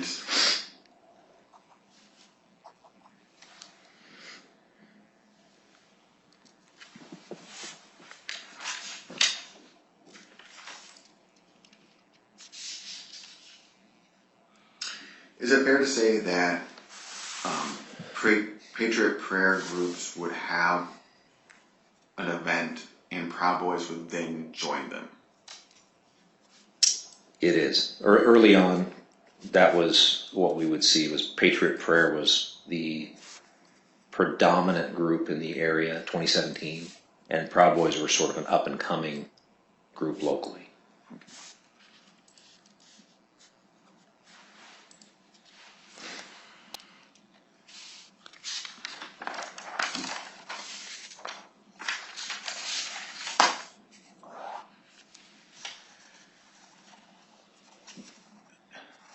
You had mentioned that some of these events would not be widely published in too far in advance. And is that because they were afraid of creating a violent situation? Well, part of it was the organizers wanted, you know, operational security. They didn't want to get it out there to a wider audience until they had developed their plan for who was attending and how they were going to get safely in and out of the area. You know, another part of it would be they didn't want to attract attention too soon to the event, to drum up, say, a larger counter demonstration. Right. And so part of it was that they would hide their event in order to prevent too many counter protesters from attending. Correct. And in this case, in August 22nd, 2021, the original event was scheduled for the downtown waterfront. Yes. But because word got out it was known that too many counter protesters would show up, and the event moved to the Kmart parking lot that day, right? Yeah, as I recall, the concern was about the safety.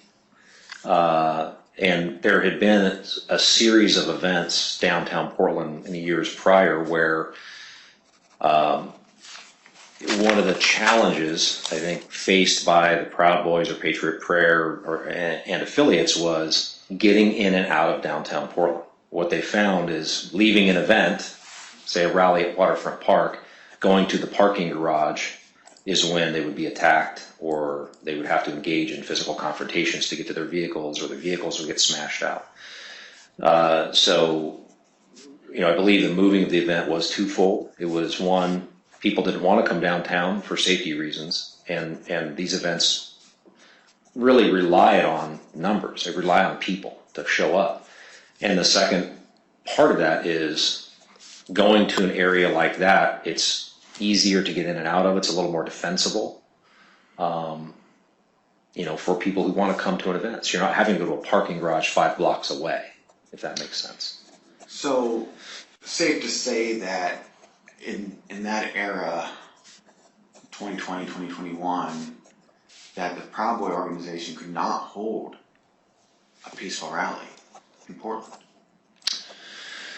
Yeah, I think it's fair to say that.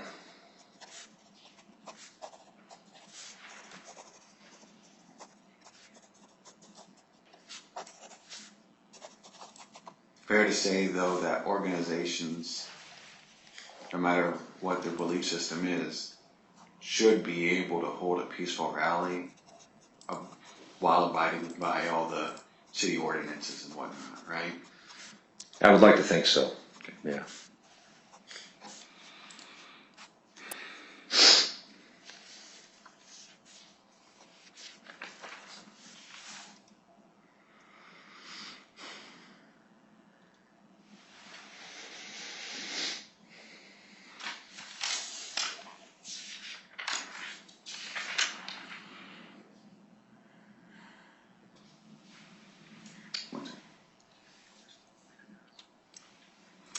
I have no further questions, thank you. Redirect? Yeah. On that issue about downtown versus the 122nd location, was it strategically better for the Proud Boys and the people that were organizing it to do it out at the Kmart, to hold that rally there? Yes. Is that because it was a large parking lot where they could all congregate and essentially wouldn't get split up into smaller groups? Yeah, and as I mentioned, it's more easily defensible, and you're getting your participants, in and out of the event in a arguably safer way than downtown Portland, where we had seen a number of times before, and certainly the Proud Boys had experienced this, is that you come to Waterfront Park for an event, you have to park somewhere blocks away, and that was not safe in their view, and that's where you would see a lot of flashes and confrontations between groups. So, strategically, it's a much better location. And you were asked about that the Proud Boys or their associates or people can't hold a peaceful rally in 2021. In the years leading up, let's say from 2017 on up, did Portland Police and the City of Portland spend millions of dollars trying to allow for peaceful rallies? Yes. In fact, millions of dollars on several different occasions. Yes. Objection, relevance, and move to strike the answer. That objection's overruled. I'm going to allow it based on the cross-examination.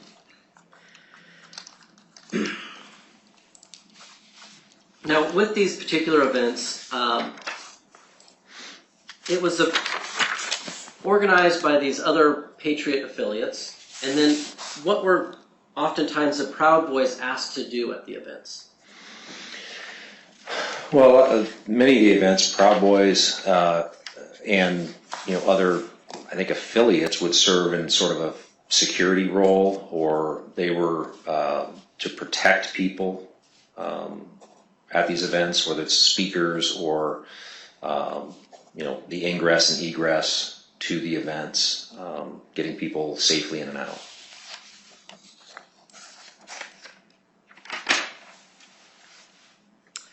were asked about kind of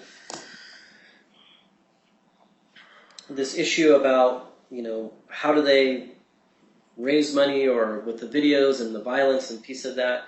Can you give us an example from a rally in Portland where a video went viral and was very important to the Proud Boy movement?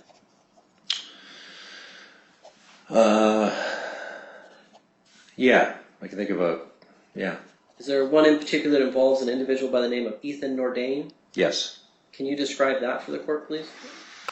Ethan Nordain, who also went by the name Rufio Panman, was a Proud Boy from the Puget Sound area, Olympia, I believe. And it was summer, the best I can recall, of I think 2017, where there was a large rally on the near the Justice Center, a couple blocks from here, and in the streets between the federal courthouse and the Justice Center, large crowd of Antifa and affiliates and a large crowd of Proud Boy and Patriot Prayer and affiliates were engaged in a very violent street fight.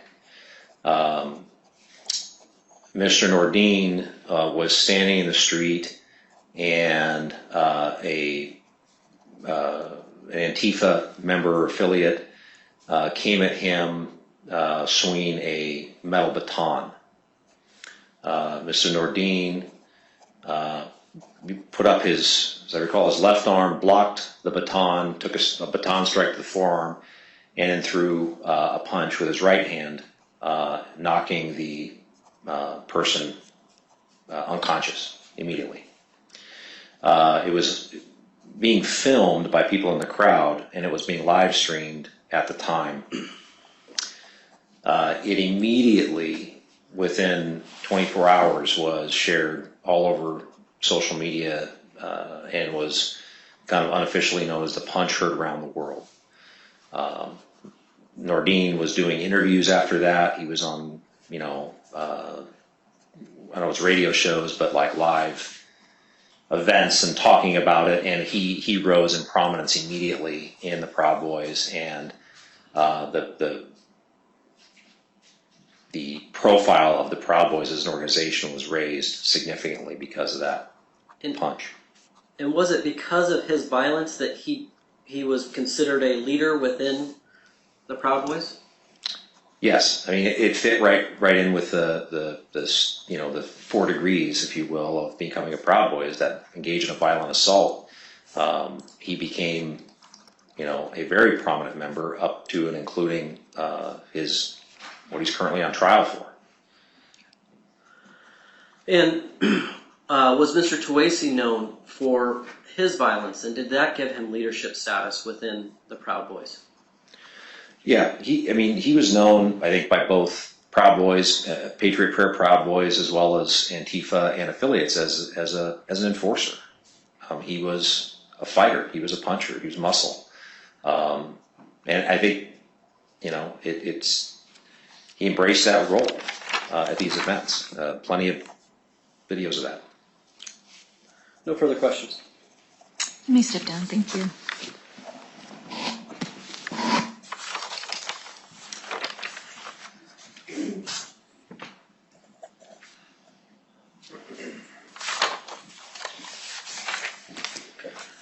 There are no further witnesses for this motion. I'm prepared to argue when the court would like to. If there are specific questions, I believe the testimony does lay out in great detail the factors that I have listed in my motion on page number 7, and the logical chain of relevance that is, I think, in summary, presented in point number 6, is that this is a primary driving motivation between Mr. Toese and his actions on that day. And it really comes down to the fact that he was there acting in his capacity as a Proud Boy. Antifa showed up, and the only reason they showed up was to counter him and to that group. And when those two groups came together, it is what motivates them to fight, is that past history. And that is what the evidence is for. It is when the court hears and sees the videos that will be a part of this, and that the court may want to rule on, these videos will be replete with Mr. Toese pointing out Antifa, yelling F Antifa, and I'm using the abbreviation, but and also very clearly in his speeches that he gives, he says things like, Antifa will come, you should show them no mercy. He says these things very directly because it is at the core motivation of why he chose to engage in the criminal actions he did on that day. So let me just make sure I understand what you're asking me to address, Mr. Vasquez, because in your motion you referred to 3 different types of evidence: expert witness testimony, video evidence, and the defendant's statements. I wasn't clear, though, on whether, other than the history of the Proud Boys as a group, how much of this evidence are you intending to introduce from events apart from August of 2021, the incident that underlies the charge in this case? Again, as the court had suggested, is that with a firm understanding of points 1 through 5, there's not a need to go deep into past events. For trial purposes, I don't need to offer, Mr. Toese's reputation for being an enforcer and puncher. That's not the state's intent to offer that. What the state's intent is to have it known that when we're watching the evidence up here, and you have Mr. Toese directing the Proud Boys and telling them to form a shield wall and do that, and that him talking about Antifa is to provide what is the motivation behind this? Why is he doing the things he's doing? And I guess just to be clear, because it seems to me that evidence related to the incident date is not the same as other act evidence, correct? Correct. So when you talk about the defendant's statements, are you referring to the defendant's statements on the date of the incident? I am, yes, Your Honor. And I guess to put a fine point on it, those statements also kind of inform that history, because in his statements, he certainly is referencing and talking about kind of this dispute, this rivalry that is there, this motivating factor. He references it throughout his statements. And as to the video evidence, that's video evidence from the date of the incident. Yes, Your Honor. It is all from the date of the incident. It is it's been marked as State's Exhibit number 1 through, I believe it's 22. And there are, I would say, the majority of those statements is State's Exhibit 1 through 10 are more of the statement piece. And then again, in State's Exhibit 20 and 21, again, you have statements directly by Mr. Toese. One of them is directly to a camera. One is captured as he's speaking and leading chants and celebrations. So again, thinking through the Rule 404 analysis, I'm trying to discern which pieces of evidence need to go through that analysis for purposes of this motion hearing. I would defer to defense if they have that specific challenge on those, but I would say those are direct evidence of the events of that day. Right. It seems to me, and Mr. Durham, help me see the shape of things from how you look at this. It seems to me that what we're really talking about is the testimony, the kind of the backstory offered by the state's witness about the history of this group of people, as opposed to evidence of photographs or videos or your client's statements from the day of the incident. Do you agree with that when we're talking about other act evidence? I agree for the most part, Your Honor. I think that I do not anticipate the state trying to bring up previous known events of that my client may or may not have participated in. I don't think that. I just as far as the state's assertion that my client somehow is in the leadership position to make, military-wise, make everyone follow commands, I think is the issue at point. As far as, again, the defense did not object to that the Proud Boys are a distinct recognizable group or that they have a long-standing dispute with Antifa and that Antifa is a recognizable group. But our issue is that my client should not be lumped in with the Proud Boy organization or follow all their ideologies and beliefs. I don't think the state put on enough evidence to say that even the Proud Boys, as Detective, or Mr. Simpson, no longer detective, testified that their belief system has ever been evolving. The white nationalism is something that's come and gone, that their leadership has changed dramatically, and that there was no real evidence that my client was in part of any type of leadership position besides speaking at rallies. And also the fact that in this day, on August 22nd, 2021, that there were other organizations that would come together and hold this event, and that even that the event person that put it on, that made it out into the public, was not associated with the Proud Boys at all.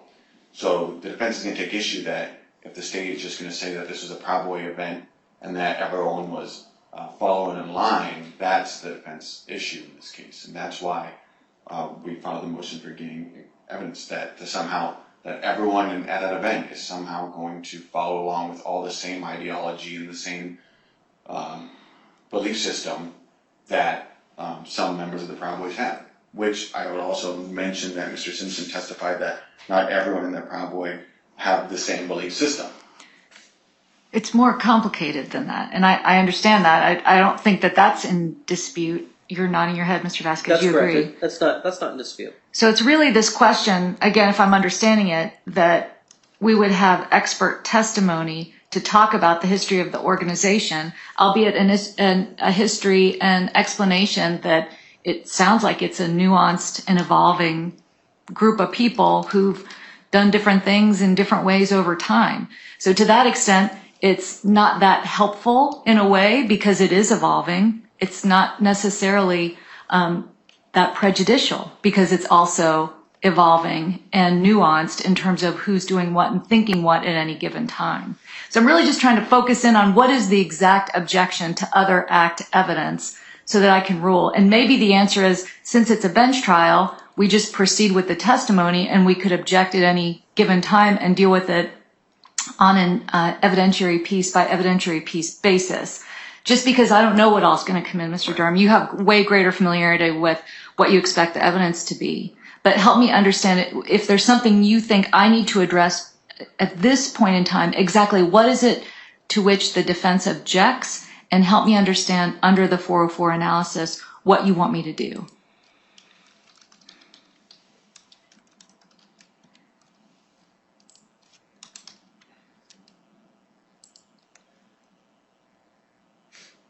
Well, the defense is objecting to, the logical reference that the state is trying to make, that somehow my client, because of him being at this event, that the driving reason, that his sole motivation was what his charges stem from. I think the defense has and shown that in this particular case, that it was the opposing side, the counter-protesters, that started the violence. And so therefore, it is more of a self-defense claim on the defense of what they were trying to do, and not necessarily, as a state would present, that this was an event to orchestrate a violent attack by my client. Okay. I don't think I heard that from the testimony, but... And then, so then there are some videos that my client made during speeches that I think, are not relevant and are more prejudicial than probative about the situation. And I guess, I've made those objections. We can view those videos now, and I can explain my objections to them. We can argue about those. But as far as going piece by piece, since it is a bench trial, I'm okay with that. And I'm also okay with, depending on how your ruling is, about just the brief history of, the Proud Boys and Antifa disliking each other, right? And how we know about the history of that, the history of conflict in Portland. Okay, so let me say back to you what I think you're saying. Because I think you want to raise objections to evidence I haven't seen yet. Right. I think we understand the playing field, so to speak, with regard to the legal framework, as well as my continuing better understanding of what the evidence offered by both sides is going to be. It seems to me maybe it would make sense, again, since this is a bench trial, for us to take up the objection when the evidence is offered so that I can see it in the full context. So that would be my suggestion. If you don't want to do that, Mr. Durham, and you want me to instead to take a break and look at specific videos and then do a pre-trial analysis and assessment piece by piece, I'm happy to do that too, whatever you think would be best.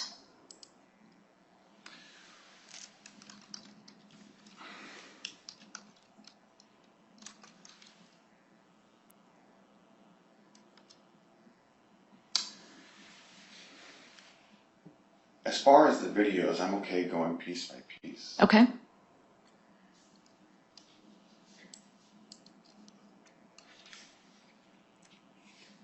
So maybe when the video is offered, you've seen them all, correct? Oh, yeah. So at that point you can say, Your Honor, this is an example of one of the videos that the defense believes should not be considered by the court under Rule 404. I anticipate the state putting these videos in opening, and that's what makes me hesitant. Okay. Okay, well then we can do it another way too.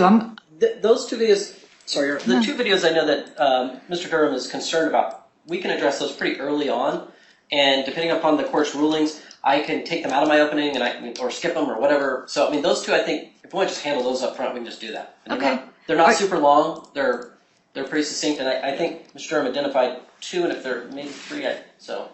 I think it's just the two that Okay. and then the 23 seconds. Yeah. Yeah. So Okay. I think we could jump on and I can pull those up and we can deal with them. Okay.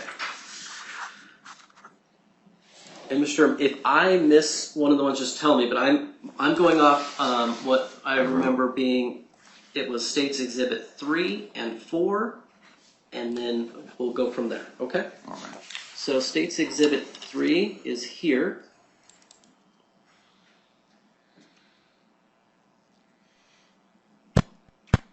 When we started rallying in 2017 in Portland, everybody was calling us out, like this, that. You guys are the agitators, this and that. We never bent the knee, and look at where we're at right now in this country. It's sad. He brought up something, with this whole gender thing. If you want to, go in a female bathroom, stop lying and identifying yourself, as a woman. Tell the truth. Just say you identify as a pervert. Why lie? And I'll tell the truth. You're a pervert. But guess what? If you want to identify as a woman and go in there, I'm going to follow you in there as a woman too. Then I'll whoop your ass. Because I'm not playing this Democrat game. So our next speaker I'm going to bring up, this brother has been doing this longer than any of the Patriots. Okay, so is that at the incident? Yeah. This is the incident date? Yes, at the incident date. And this is a 404 objection or just a 403 objection? I think it just starts with relevance, and we can start our way there.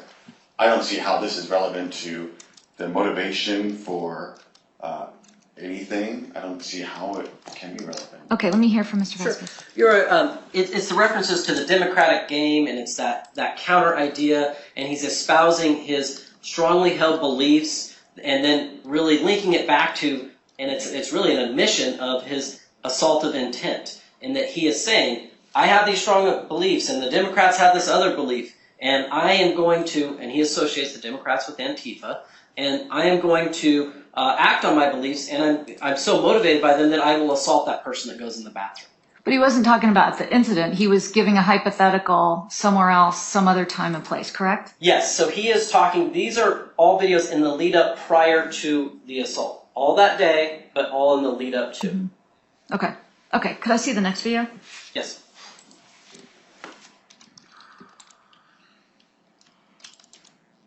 Beautiful.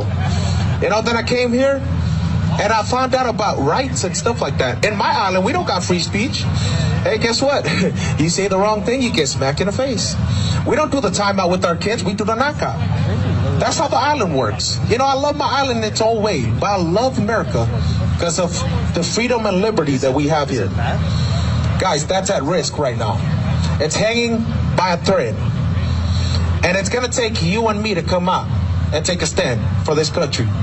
And I encourage each and every single one of you guys. This is not going to be the only rally that you're going to see.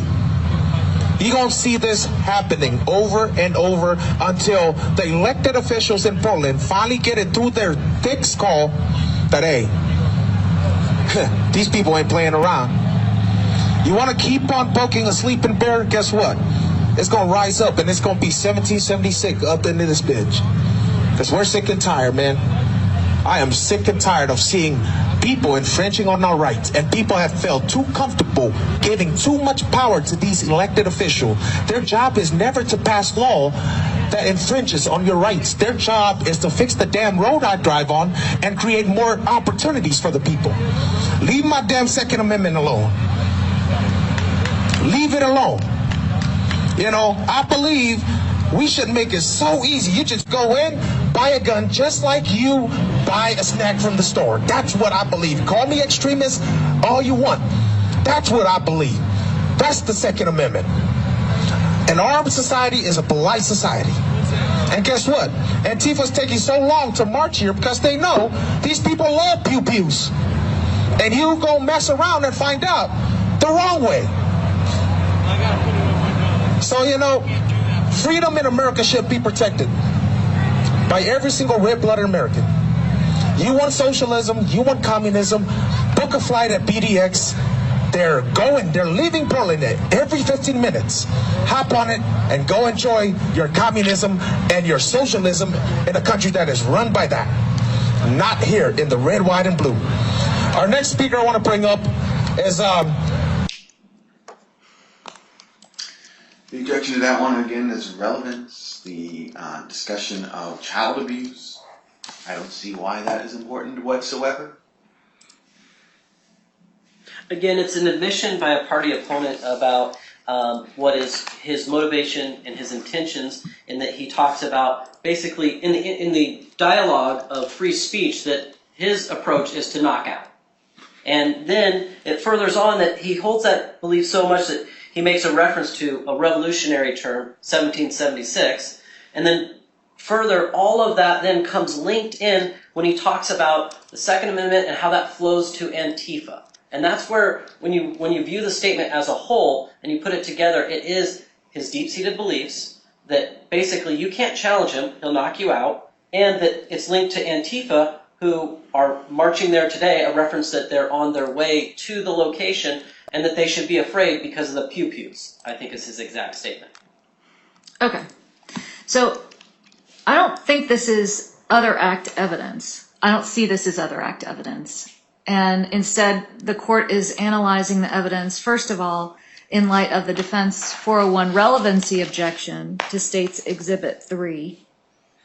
And of course, relevant evidence means evidence having any tendency to make the existence of any fact that is of consequence to the determination of the action more or less probable than it would have been without the evidence. So it's a very low relevancy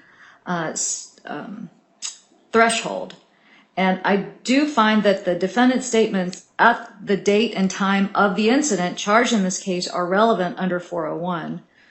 But I have to also consider, in light of the defense objection, Rule 403, and that provides that even if the evidence is relevant, it may be excluded if its probative value is substantially outweighed by the danger of unfair prejudice.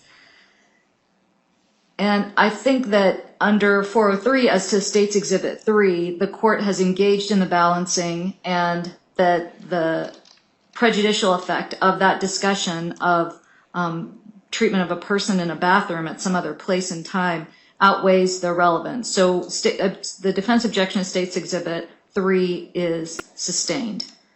However, as to State's Exhibit 4, applying the same analysis, again, it's the defendant's statements at the date and time of the incident charged in this case. It speaks to the defendant's stated intent at that time to engage in potentially assaultive behavior. I do find that that is relevant, and that any danger of unfair prejudice under 403 is outweighed by the relevancy of the statement of the defendant, again, at that particular event. So the defense objection to State's Exhibit 4 is overruled. Are there other particular videos that we need to address before opening statements, or is the plan then to take it on a, you can object whenever you wish, Mr. Durham, to, Thank you, Judge. well, I didn't mean that in that way. I just meant we're agreeing that we'll do it on a, once a person wants to testify or witness or some piece of evidence is offered. If you want to raise a 404 objection, then we'll go back to that framework at that time. Understood. Okay. I just want to confer with Mr. Vasquez. No. Other one? Yeah. Yeah, I can show you real quick. No, I'm really, Yeah, I cut it out. so I don't need to make the objection on the record. No, that one I just edited that. All right. Yep. So those have been only 2 objections for those videos at this point. Okay. So Mr. Vasquez, if you can remove 3 from your opening statement, and then otherwise, and if there's any other question, maybe you two can take a look at other videos on the break. But what we'll do at this point is take our lunch break. It's almost noon, and we can reconvene at 1:30 if that works. Is there anything in addition we need to address before the lunch break, Mr. Vasquez? No, not from the state's perspective. Mr. Durham? Nothing from me, sir. Okay, we'll be on a break until 1:30 then. Thank you. Good afternoon, Your Honor. I see we're on the record. Counsel and I did confer, and my understanding is that we are satisfied with the testimony that was taken during the motion hearing, and that it can move forward for purposes of the trial. So the state's intention is not to recall Peter Simpson. Okay, very well. And that is correct, Judge. Okay, and on the lunch break, I thought a little bit more about the legal issues we were discussing from this morning's hearing. And what I'm going to do is I'm going to make some findings on the record that I think would be helpful for everybody, or I hope that they're going to be helpful, just based on the evidence before the court, so that we've got a clear record of what I've decided. The court has, so this is in reference to the issues raised this morning in the pretrial motions. The court has considered the legal arguments both in the written submissions and raised orally in the pretrial motion hearing. Regarding other act evidence, the court understands that the evidence objected to by the defense consists of the testimony of the Multnomah County District Attorney's Office investigator Simpson regarding, first, the history and evolution of the Patriot Prayer Group, the history and evolution of the Proud Boys Group, the defendant's purported involvement in and association with the Patriot Prayer Group, which per Mr. Simpson's testimony predated the August 22nd, 2021 incident date in this case, and the status of which was not known at the time of the incident. And fourth, the defendant's purported involvement in and association with the Proud Boys Group, which predates the August 22nd, 2021 incident date and continued at the time of the August 22, 2021 incident, as well as an alleged leadership role in the Proud Boys. The defense stipulates that the Proud Boys are a distinct, recognizable, and well-known group. The defense stipulates that the Proud Boys have a long-standing and violent dispute with a group of individuals known as or associated with Antifa. The defense stipulates that Antifa holds distinct, recognizable, loudly proclaimed, and deep-seated beliefs in opposition to the Proud Boys. The objected to other act evidence relates to, first, whether the defendant was a member in good standing and a leader with the Proud Boys at the time of the incident, and second, whether the Proud Boys hold distinct, recognizable, loudly proclaimed, and deep-seated beliefs. The state argues that Mr. Simpson's testimony and related exhibits are admissible under Oregon Evidence Code 404 sub 3 as other act evidence admissible to intent and motive, that the evidence is relevant under 401, and that it is needed to explain motive and intent at the time of the incident, and further, that it is not propensity or character evidence. First, as to the testimony about whether Mr. Toese was a member in good standing and a leader with the Proud Boys at the time of the incident, The court finds that Mr. Simpson's proposed testimony is relevant under Rule 401 and established by a preponderance of the evidence under Rule 104, Sub 1, that his alleged leadership is relevant to what the parties have described orally or in their written filings as the reason for his presence at the Kmart on August 22, 2021, as well as his alleged direction of others during the incident.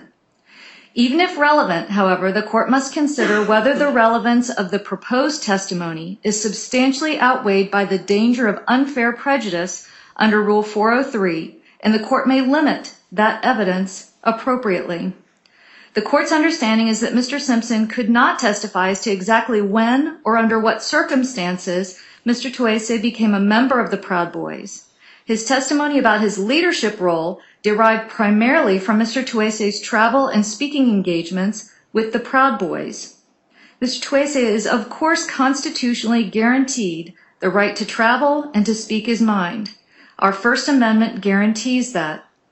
The court will limit the admissible testimony of Mr. Simpson under Rule 403 to his historical description of the Patriot Prayer and Proud Boys groups, only as for context as to his testimony about his conclusion as an expert in studying the various protest groups for law enforcement and to advise a variety of government and law enforcement organizations, and as a basis for his conclusion that based on the videos, photographs, and other documentation that Mr. Toese was a member of the Proud Boys at the time of this particular incident. The court will allow that very limited testimony for the purpose of historical context, particularly because Mr. Simpson testified that he knew Mr. Toese to be associated first with the Patriot Prayer movement and then later with the Proud Boys. However, a leadership role in the Proud Boys is not an element of the offense. Any specific role of the defendant in the Proud Boys group is minimally relevant and risks not only the specter of impermissible other act evidence, but also of unfairly prejudicial evidence. The question in this case is what Mr. Toese did or did not do on August 22, 2021. The evidence will either show that he committed the alleged offenses, including whether he directed other people on August 21, 2021, sufficient to satisfy the evidentiary burden of assault in the third degree, counts 2 and 5, or not. His specific role within the Proud Boys is not relevant, and evidence about that role, as this court understands it, would stem from other act evidence. As such, this lends to concern over testimony that Mr. Toese, as a leader, enforcer, or puncher, constitutes improper propensity evidence. If there is a conviction, then perhaps such evidence may be considered as to potential sentencing enhancements, but it is not permissible at this juncture. Therefore, in the context of the objected assertion of logical relevance argued by the state may introduce evidence of the basic historical background of Patriot Prayer and Proud Boy groups, in that the state has evidence through Mr. Simpson that Mr. Toese was associated with or a member of the Proud Boys at the time of the incident. That is it, unless the defense opens the door to more specific evidence about a leadership role during this phase of the proceeding. As to the second objection by the defense regarding whether the Proud Boys hold distinct, recognizable, loudly proclaimed, and deep-seated beliefs, Mr. Simpson's testimony was that there are a variety of people who attend these rallies with a variety of beliefs. Therefore, just because a person is at a Proud Boys rally does not mean that the attendee shares all of the beliefs of the Proud Boys. Mr. Simpson also testified that within the Proud Boys, there has been an evolving set of beliefs over time. He's testified that even acknowledging these nuances in a worldview, there are certain generally held Proud Boy beliefs, and that these generally held Proud Boy beliefs stand in direct conflict with some of the beliefs generally held by the group referred to as Antifa. And this is tricky because it is not clear to whether Antifa is a group at all, and it really seems more of an anti-group than a group. But the point of the evidence at issue presently is that the state wishes to offer evidence of the Proud Boys' generalized beliefs, and therefore Mr. Toese's generalized beliefs as a member of that group, to establish the ongoing dislike of people who come to counter-protest the Proud Boys and their intent to be prepared to engage violently with these counter-protesters. As relevant to the charges in this case, the evidence is offered by the state to establish why Mr. Toese, as a member of the Proud Boys, responded on August 22, 2021 to those counter-protesters. As such, the state argues the evidence is relevant to Mr. Toese's motive and intent. The court agrees that this is relevant non-propensity evidence under Rule 404, subsection 3, as to motive and intent. Accordingly, the court finds the evidence of these two polar opposites generalized belief systems is relevant to intent and motive under Rule 401. As for 403 balancing, whether the relevance is substantially outweighed by unfair prejudice, the court finds that 403 balancing weighs in favor of admission of this limited line of testimony, and that Mr. Simpson's testimony was qualified, almost even defense-friendly, in that he recognized the evolution and the diversity of the Proud Boys' beliefs. His testimony will be permitted that Mr. Toese was not only a member of the Proud Boys on the date of the incident, but also that the Proud Boys have generalized belief systems, some of which are the polar opposites of opposing protest groups, loosely labeled as Antifa. As such, this testimony is admissible in that limited manner. In terms of Rule 403 prejudice, the court notes that even in the one video the court reviewed prior to today's lunch break, Mr. Toese's own words on that day, at this very event, provide consistent evidence of this intent and motive, and his willingness to physically engage with a group of counter-protesters that he believed were on their way to disrupt the event at the Kmart on August 22, 2021. His own words are truly the best evidence of his intent within this larger group of protesters at Kmart that day, but the court does not conclude that such evidence renders Mr. Simpson's proffered testimony cumulative, but it does offset any prejudice of that limited testimony by Mr. Simpson that the Proud Boys hold generalized beliefs that run directly contrary to some of the generalized beliefs of Antifa, and the existence of that evidence of Mr. Toese's own words reduces the prejudice of the admittedly qualified testimony about the nuance of beliefs held by the Proud Boys members at this time in this group's evolution. So the court will allow Mr. Simpson's testimony limited in that manner as described. To be clear, these rulings are based on the evidence presented at the pretrial motion hearing, and the court will reconsider as appropriate based on additional evidence or in the face of specific objections to that other evidence. I know that was lengthy, but it seems like the Court of Appeals and Supreme Court are requiring that level of analysis for other act evidence, so I wanted to put that in the record. Yes, Your Honor. Thank you, Judge. Okay. Are you prepared at this time for your opening statement, Mr. Vasquez? I am, Your Honor. Okay, whenever you're ready, sir. Thank you.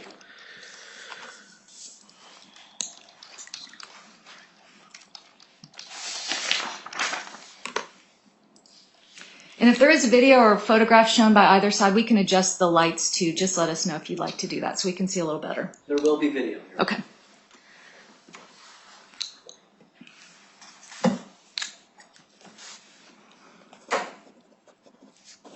Your August 22nd of 2021 was a battle in the ongoing conflict between Proud Boys and Antifa. And while this battle is cloaked and wrapped in ideological extremism, that is not really the matter and the issue at heart. Because this really was just a street brawl. It was complete with blunt force objects. They were designed to maximize injury and pain. There were small explosive devices that were used throughout this. Paintball guns shot in a manner to cause and inflict injury and pain. Baseball bats and pepper spray. And at the heart of this battle, at the heart of this street brawl, was Mr. Toese. In the course of this trial, the evidence will show that he organized this battle. He directed it. He affirmed this group's hatred of Antifa. He repeatedly incited them for that hatred. At times, he even said the words, "Show no mercy." He gave specific directions to his cohorts, the Proud Boys. Throughout this trial, you'll see video evidence where he is literally on a either microphone system or with a bullhorn, shouting instructions, telling them to form shield walls, to go this direction or that direction. And he's using the term Proud Boys as he lines up what he sees as his troops in a battle. And while those facts at the end of this trial will be brought to you to look at how he aided and abetted a very violent assault of the victim in this case, what you'll further see is that not only did he direct, encourage, incite, organize, he participated. He walked the street, he got in the mix, he carried a baseball bat, he mixed it up right with everyone else, engaging in violent, tumultuous behavior throughout the streets on Northeast 122nd and into the parking lot of a local high school. The evidence is going to show not only did he carry that baseball bat, but he wielded it. In fact, we're here today because the evidence is going to show the victim was violently assaulted only after Mr. Toese identified him and yelled out repeatedly to his followers, "He's Antifa, he's Antifa, he's Antifa." And when that wasn't enough, he walked up to the vehicle that the victim was sitting in, and he swung the bat and smashed the window to the driver's side window. And from that point, continued to direct his associates, yelling out, "He's Antifa," as they swarmed the vehicle and violently assaulted him.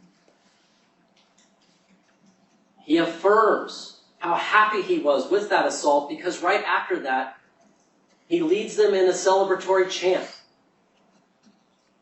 And excuse the language, but the chant is, "Fuck around and find out."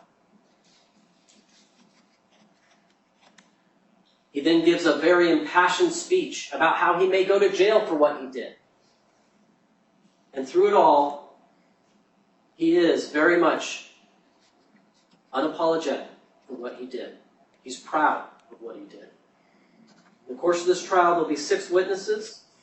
We've heard from Peter Simpson, but you'll also hear from Sergeant Matt Jacobson, a Portland police officer who was present that day, who watched this unfold. He will explain how this street brawl went up and down a very busy Northeast 122nd. You'll hear from Detective Joseph Cox, who helped gather up the video in this case.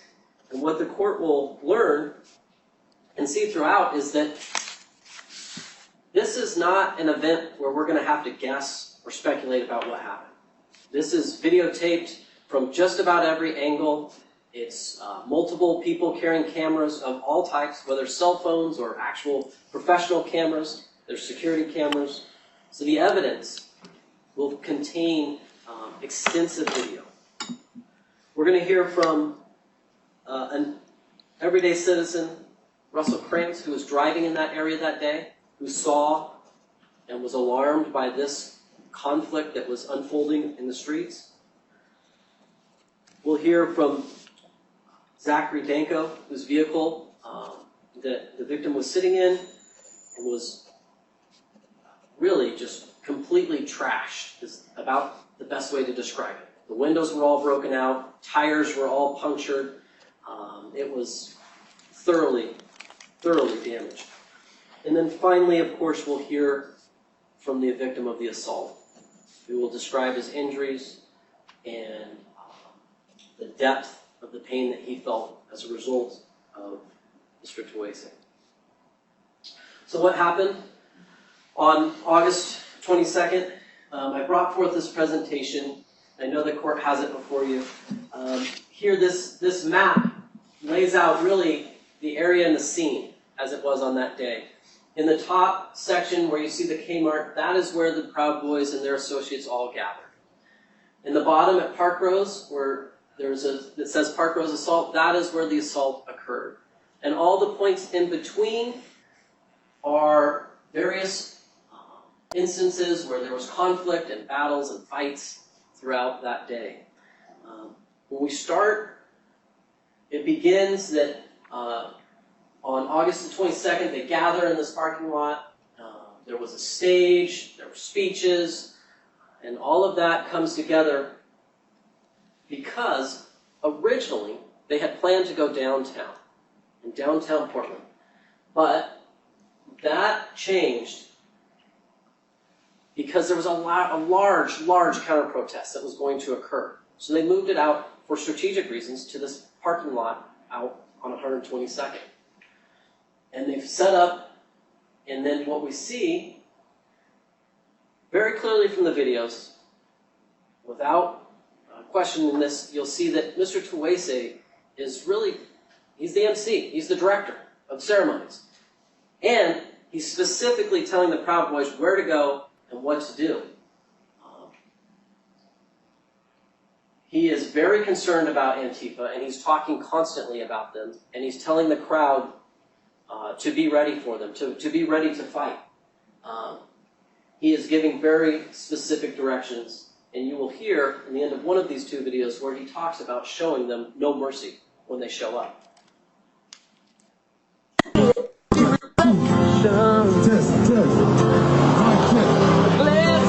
Hey, can you guys hear me?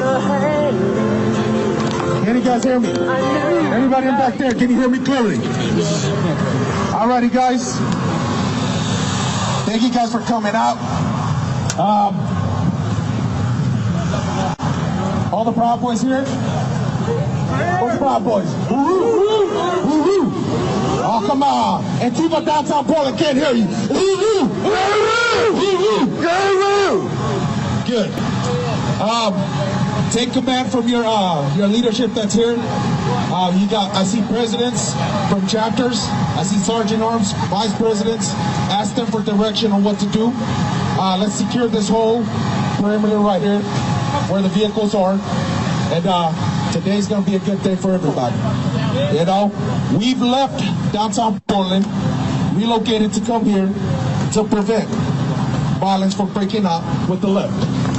We want to come out here and take a stand and send a message to the elected officials in Portland that, hey, no more is no more. Enough is enough. For too damn long, Antifa has been trading and infringing on our rights and thinking that they can push their whole communism and socialism agenda in Portland. Well, guess what? I know it's Portland, but it's still America up in this bitch. Thank you guys that came in from out of state for this rally. Much love, brothers.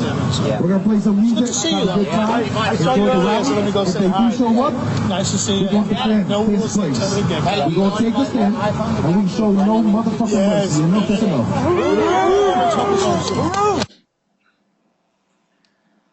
After he implores them to show no mercy, he again gets on the stage and again talks about Antifa.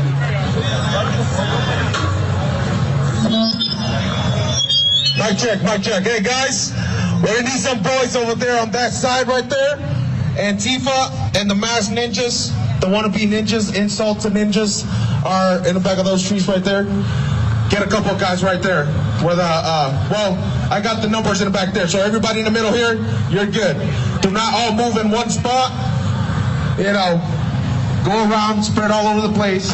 Just keep on moving, but watch your six and watch your brother's six.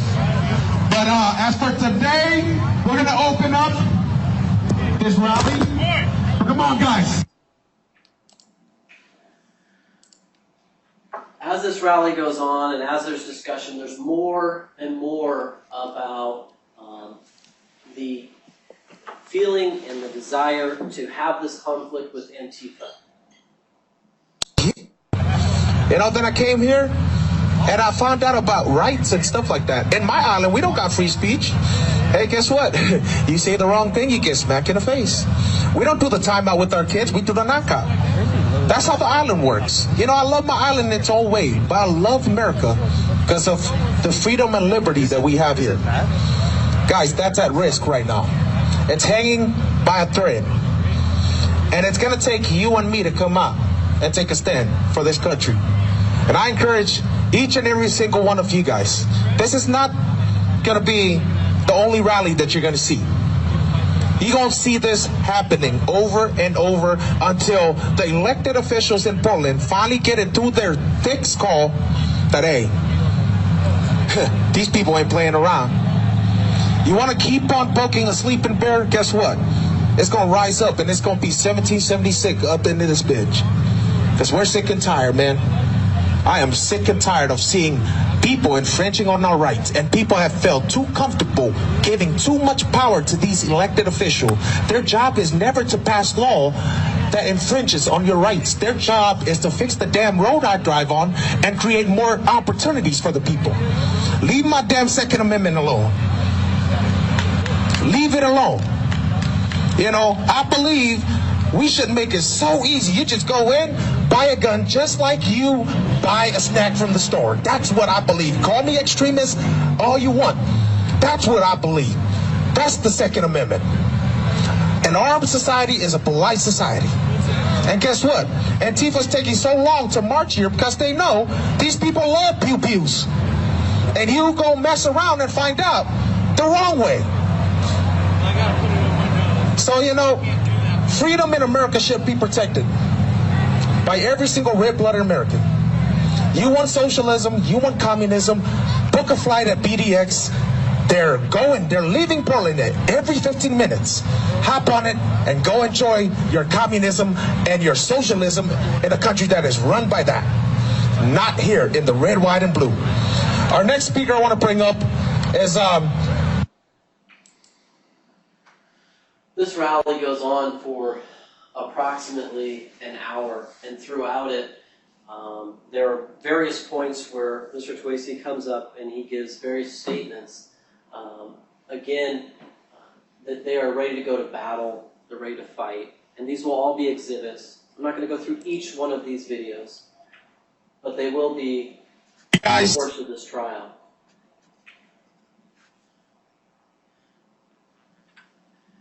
In here, he specifically articulates things constantly about Antifa in anticipation that they will appear and there will be violence because he knows it and he expects it.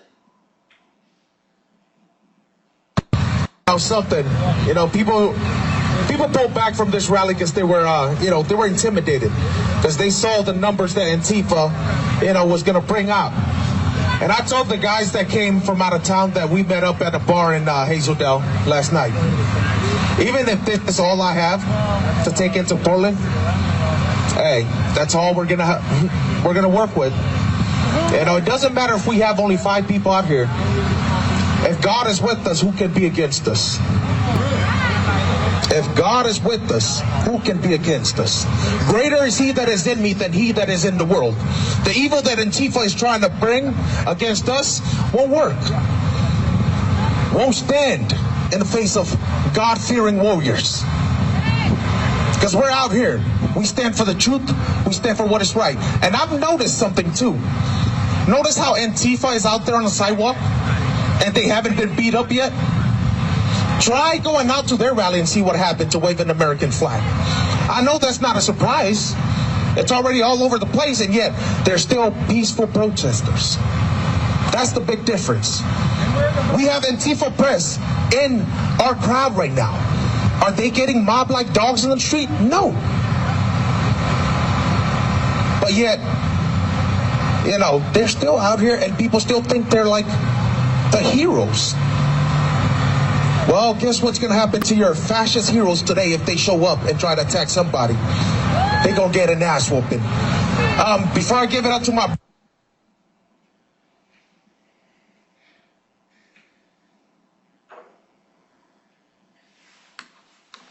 And this last one is a direct example that you'll see in the course of this trial as Mr. Toese calls for leadership, asks for people to respond as he's directing folks. So, hey guys, guys, stay over here.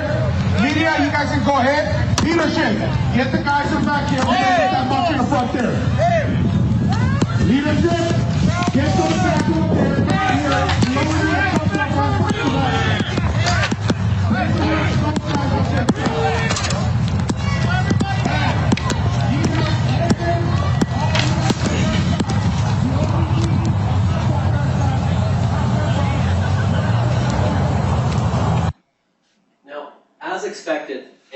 shows up. And of course, it takes a dramatic turn. Now, in the very corner of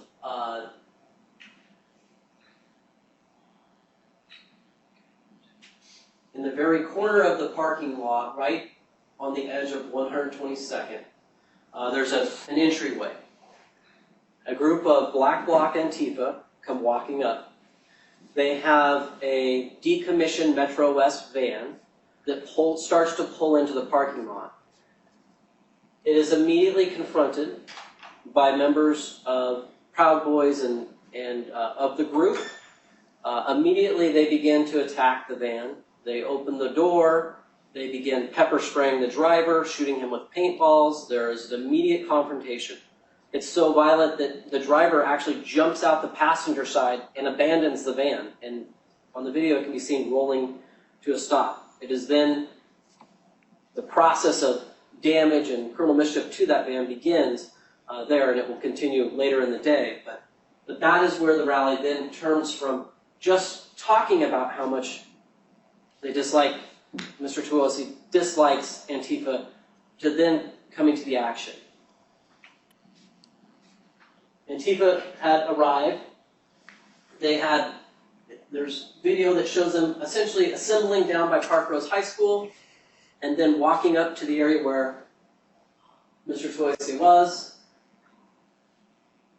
And then, after a few small discussions, they arrive in the decommissioned van.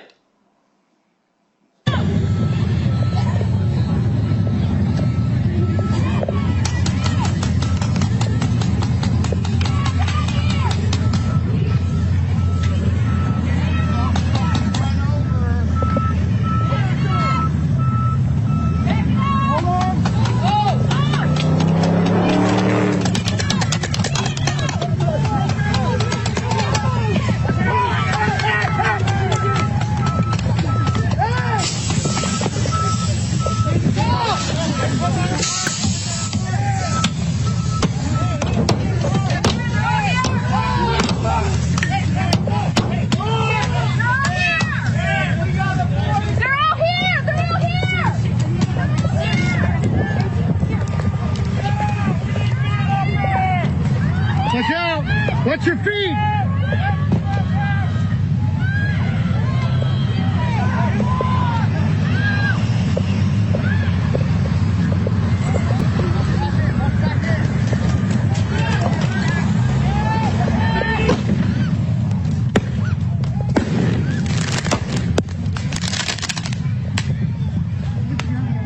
Good? Here we go.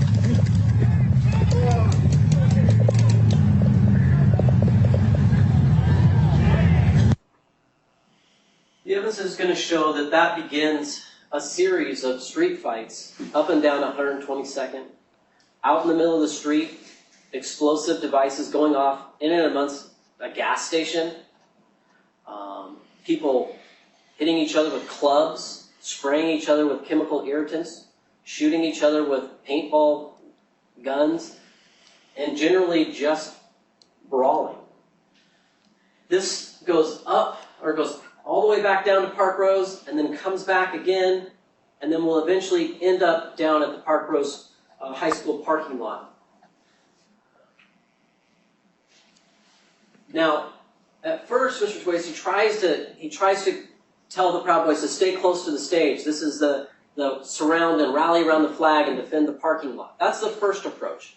And you'll hear him very clearly yelling at them that they can't get too far away and that they got to stay close.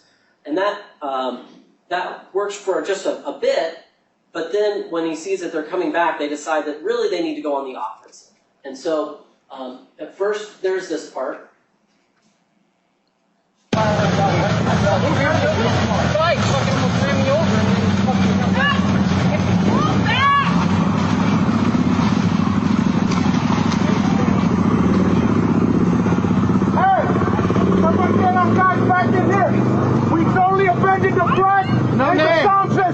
No name. Ooh, sorry. Yeah, I'll fix it.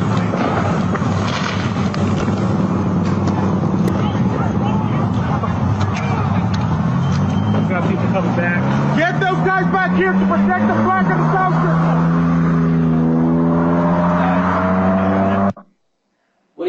able to get them to come back, and that video goes on for quite a bit, but when he's able to get them back, he has a long discussion and tries to basically give them commands and orders of what to do. He explains there should be a front line, there's a lot of discussion, and he wants a shield wall. Candace, bring it in, bring it in. Where's my front line? Bring my front line. If you got camera that is live, please move back. Bring my guy. There's a mic. Hey, bring it here. Hey, listen up. Bring it here, bring it here. Let's keep moving.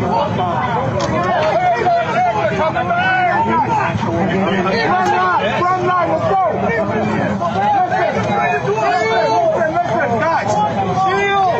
Listen, guys. The problem with breaking away from here is because it draws everybody there. Because there's only 2 guys in the front and some are running. That's too far. When we stay here, we only have to come from the stage to here. We're leaving the flag. We're leaving the system, unattended. And people are going to get attacked here. There was fucking couple Antifa that pulled up on that side. I sent some of the guys to handle that. We can't do that. Stand here. Let them get right here and fuck them up on the street. Don't leave too far. Let's go. Proud Boys!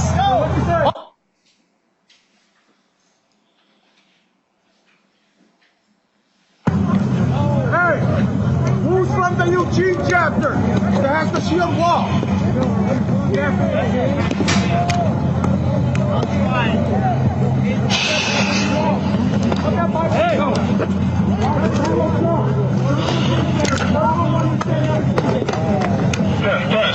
Hey, Eugene chapter, if you got the shield wall, right here, please, let's go.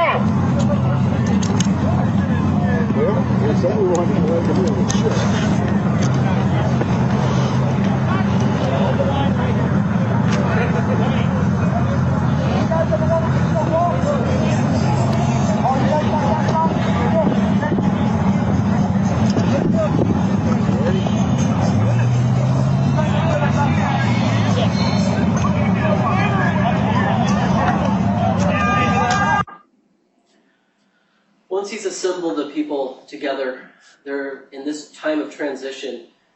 He then decides to abandon the original plan of protecting the flag, and they go on the offensive. You'll see in the videos, what we're able to track is that Mr. Toese accompanies a group of Proud Boys back behind a back alley, somewhat of a flanking maneuver, the evidence will show. And in there, so when we're looking here, this being the parking lot up here where the stage was set up, this is where the van came in. Mr. Toese and his group will essentially come back around this way and then up this way because they're going to be attempting to engage a group of Black Bloc Antifa here amongst, again, a gas station that's functioning operational with people inside.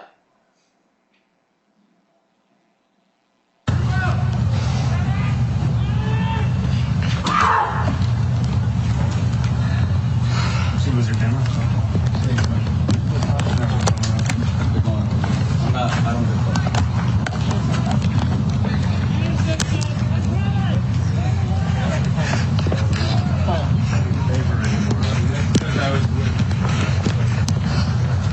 I want to film what happens next, but we've got to get around. I don't think they know that they're coming. This is going to be bad in like 3 minutes, I think.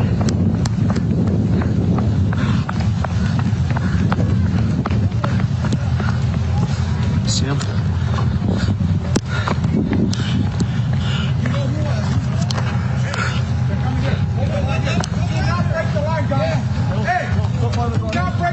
So far they're going that way. Guys, come on here. So far they keep walking. You guys got any bats over here? This line up here. You guys need some bats over here. Hey, they already started us. Hey, let them know I'm going with these guys. Well, fuck it. Dan Shoes make the call. I'm just gonna go with these guys and make a head on the... I'm not gonna let a brother stand alone. Let's just see what's going on. We don't want to leave that parking lot too far. No. Yeah, actually, I got this. Oh, there. Is that them? Hello. So let's make the bottle back right here. Fuck you! Fuck that keeper!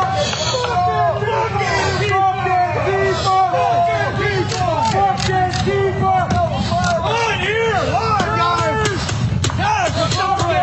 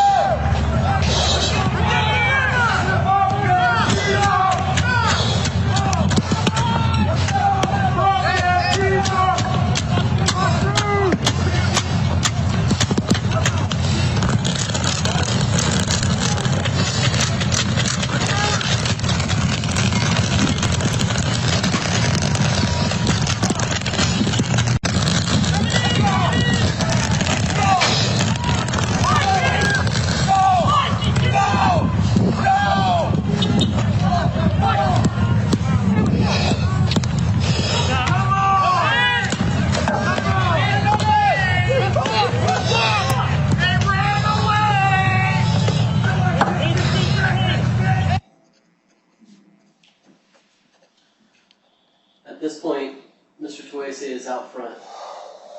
And as they move down 122nd, what happens is he's put on a gas mask, and in a moment the evidence is going to show that he engages with Antifa and gets sprayed from head to toe with like a white substance, some sort of either paint or chemical irritant, which although Mr. Toese is very recognizable because of his size, voice, things like that, he becomes even more recognizable because he's the guy that has white paint all up and down on him. And there are, in this section, as they are moving down 122nd, there is really heavy violence back and forth.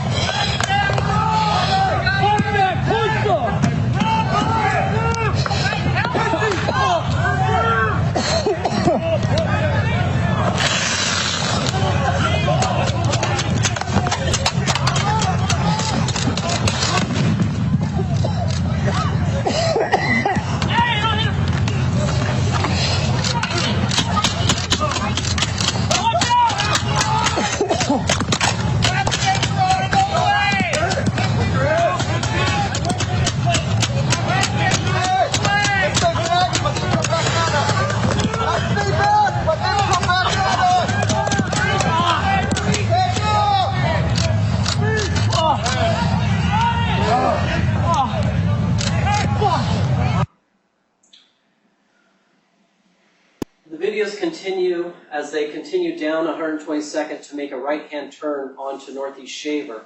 And when they get to Shaver, again, the groups are going to come together. There's going to be extensive fighting between them. Car will be smashed out. There will be lots of exchange of blows.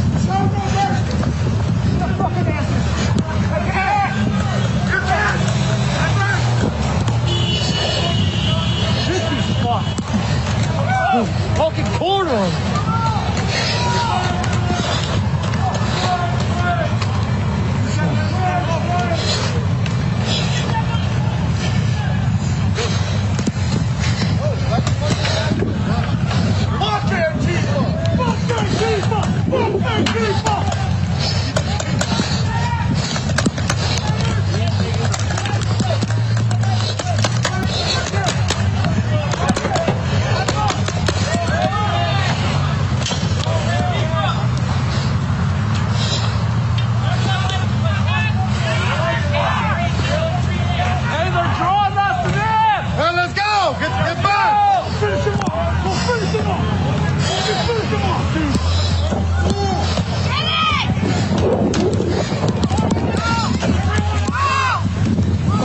decide to attack him. Get back here.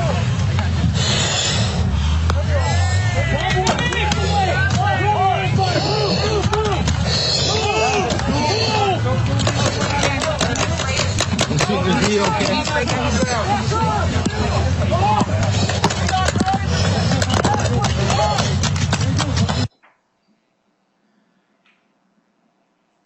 This will continue into the parking lot, and what happens at Park Rose is it gives us another perspective. There are multiple perspectives on the ground from different angles with different cameras, but the Park Rose actually has security cameras, and we're able to see when things occur, such as when Antifa, the evidence is going to show when they come back to the parking lot, they move actually off to the west, except for our victim. And this will be a central point, is that this Honda Ridgeline here is where the victim will end up sitting in alone.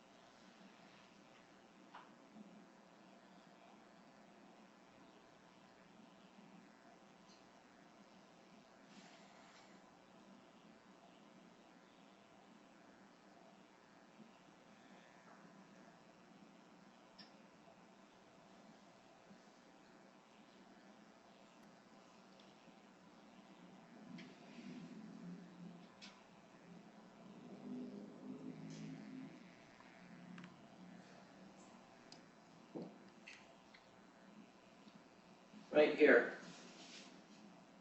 as we'll see, Mr. Toese enters, and the evidence is going to show at this point he's now covered by the white paint. And while this video alone may not be enough to identify him, there's multiple videos on the ground right next to him to hear his voice, to see him, as he then enters the next phase. In this phase, the victim, Mr. Nunziata, is in his vehicle. Mr. Toese enters the parking lot. He walks by the driver's side and will peer back, the evidence is going to show. And he'll have a bat in his hand and he'll raise it. And we'll start to hear him from some of the videos start to say, he's Antifa. And when that isn't enough, he approaches it and smashes out the window.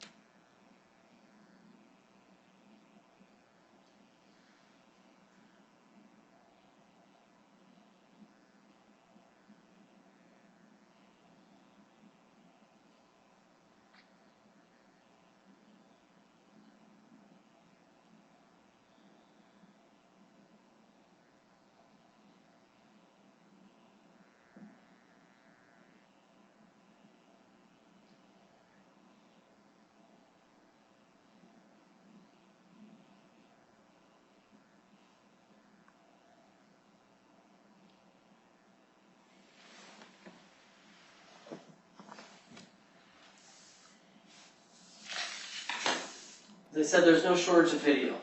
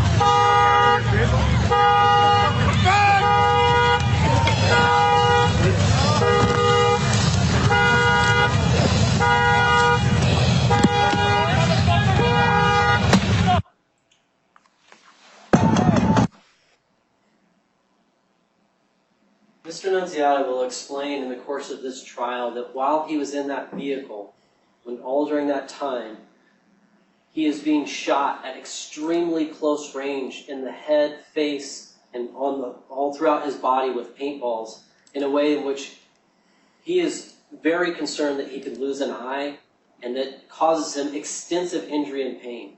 And then an individual by the name of Miles Farrow climbs into the vehicle and begins to strike him repeatedly with hardened knuckled gloves in the head. He will explain he was left bleeding, he was extremely hurt and had to run away and was fearful for his life. He'll explain that some of these injuries he still carries with him to this day.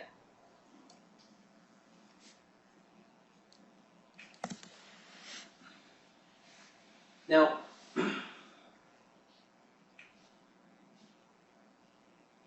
afterwards, it's a celebration.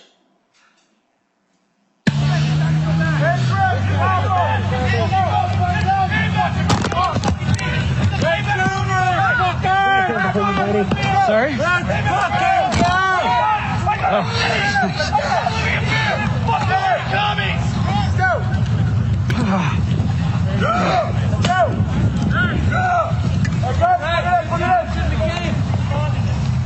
I said fuck around, you said find out. Fuck around! Find out! Find out!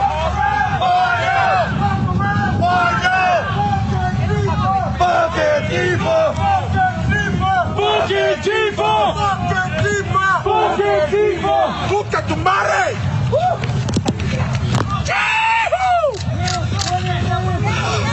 Help our guys with the bear base in their eyes. They're real back to where get the fuck out. Let's go. Come on, let's go. Proud boys, let's go. I'm just not gonna help. I know where water works.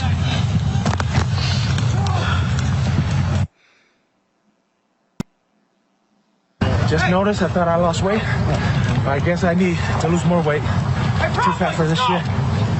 But you know, like I said, for a long time, Antifa has been infringing on people's rights.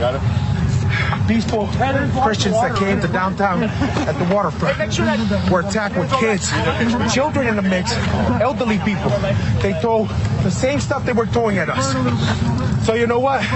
Today, enough is enough. No more. We're going to send a straight message. You attack us, if the cops are going to be restrained by the mayor to protect the rights of the people, to serve the people, and to all those cops out there, the moment you put that fucking, that fucking duty down and stand down because of the orders from a tyrant, you're a disgrace to that fucking badge. Throw it down and fucking walk out. Because we're sick and tired. And I know days from now, I might be arrested. But I'll tell you this, I'm sick and tired. And if we have to die, to defend ourselves, our families, and our fucking freedom in America, we're gonna do it. We're gonna lay our lives down for what is right, for what is true. Our boys and pages will be out here. If the cops won't do it, we are. Hey, we're willing to Antifa, take the heat. you fucked around and you found out today, baby. That's our message to you, Antifa. The Americans are coming out, and we're sick and tired of this shit. And if we have to fight fire with fire, we're gonna fucking do it. Fuck Antifa. Fuck Antifa. Fuck Antifa. Fuck Antifa.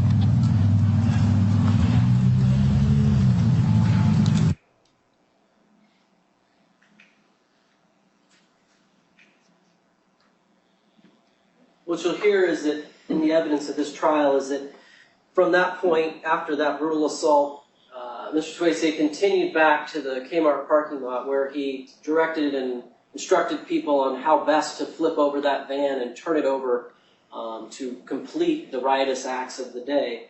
And then from there, loaded up in the back of a pickup truck with a paintball gun to go around and shoot the paintball gun. Hey, stop! Come on, you fucking head! Yeah! What's up?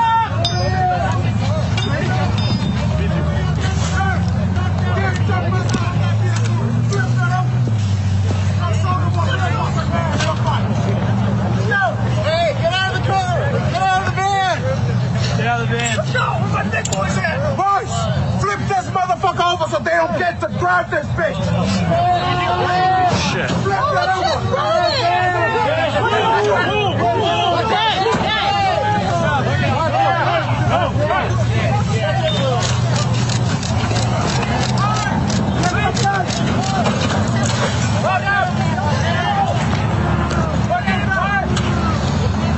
Savannah? Sorry.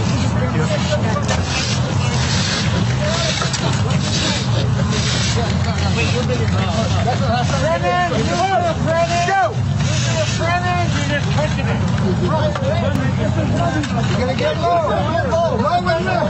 Get low. 1, 2, 3.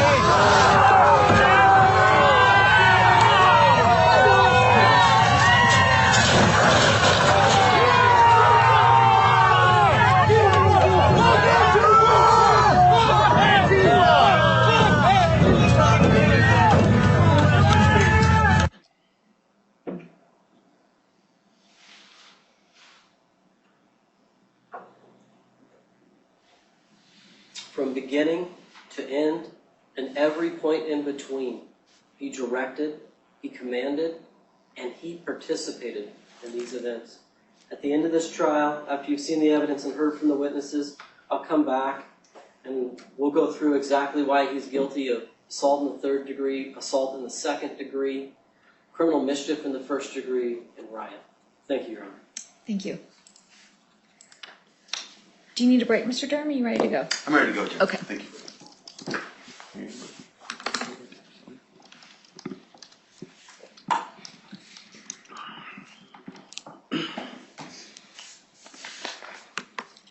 Do you mind switching this over?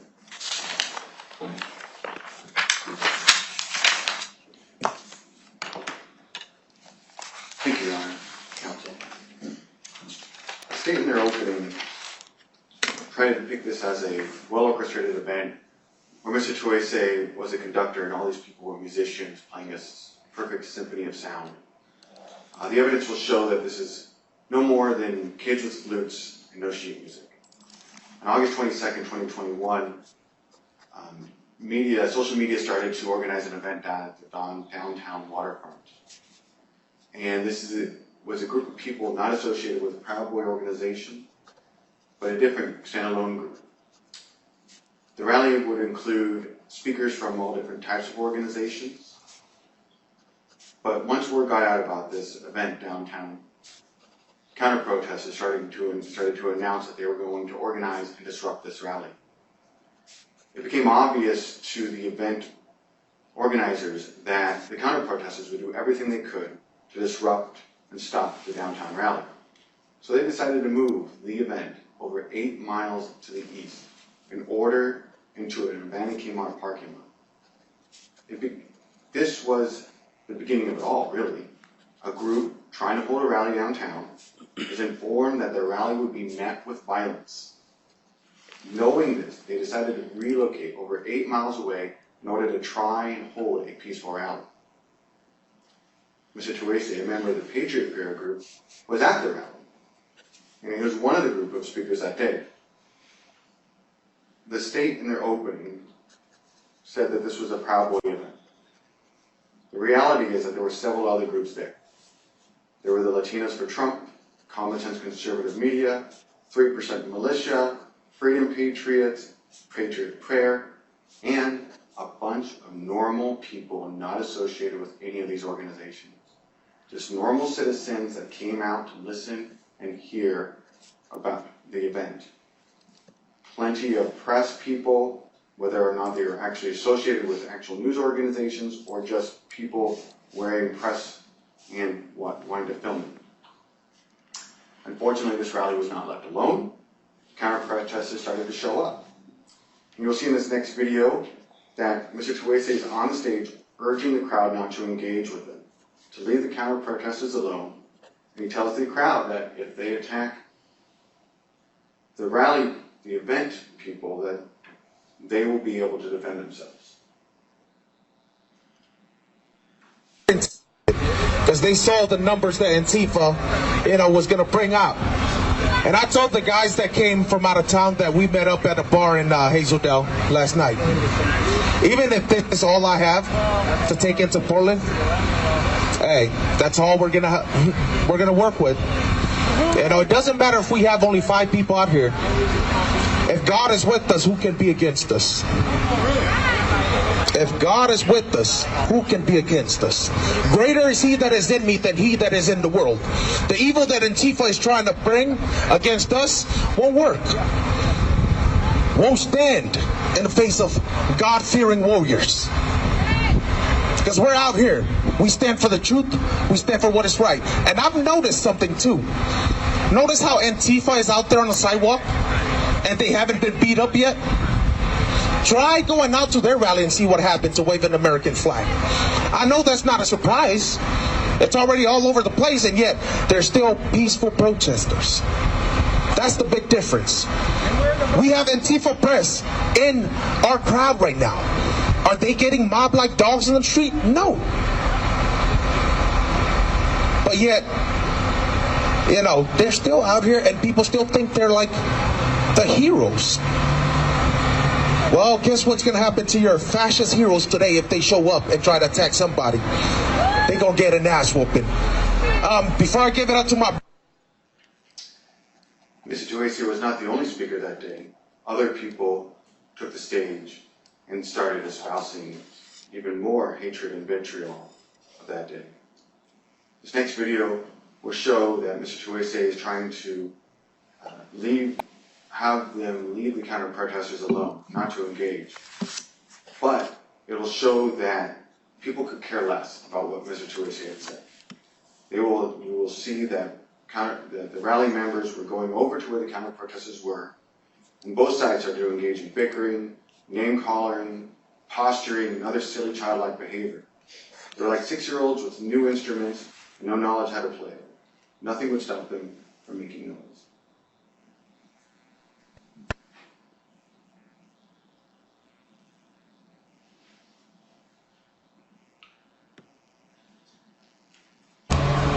So, hey guys, hey, guys, stay over here.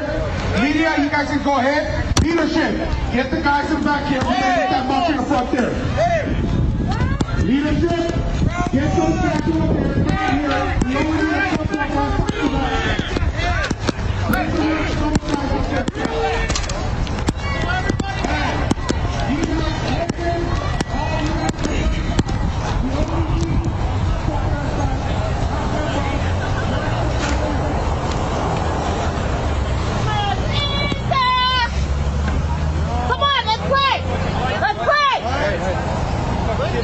Attack me August 7th! The counter-protesters' numbers just grew and grew and grew. And soon Metro West, decommissioned Metro West van started to show up. This van was used to protect dozens of counter-protesters that were behind the van with shields and other weapons. This van continued to drive towards the rally group unabated until the rally group, on their own volition, started to engage with the van. Both sides, the people in the van, the driver of the van is seen opening the door and spraying some type of pepper spray or bear spray at the counter-protesters. Counter-protesters fire back. The driver of the van fled the vehicle without putting it in park. That van continued to roll towards people.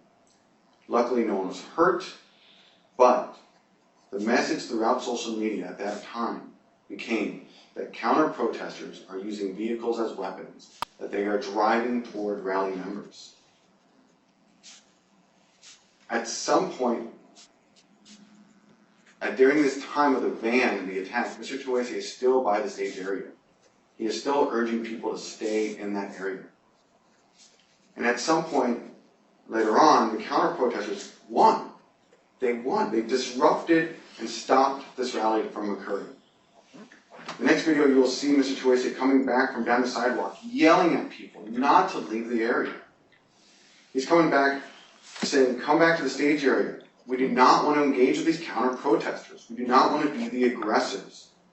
We will come back, we will regroup, and if they attack us again, we will defend ourselves.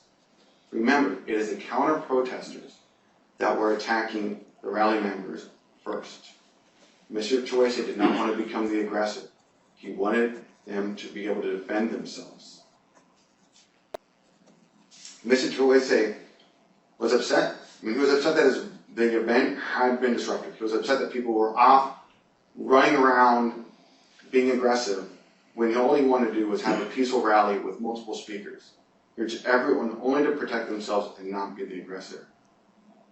In the next video, you will see members of the Proud Boy group, easily identifiable by their black and yellow gear, heading toward the north of the around to the gas station. They're not listening to Mr. Toese. They're not coming back to where he's directing them to be. You will see him urging them back to the stage area, and these guys are heading off in their own direction. Mr. Toese follows those individuals as they round the corner. And in the video that you saw Mr. President of the State put on, that he says, you can maybe hear him say, you make the call, I'm not going to leave you behind. It is not Mr. Toese's plan to go around to the side. It is him following others. Hey, listen up! We're here! Let's keep moving!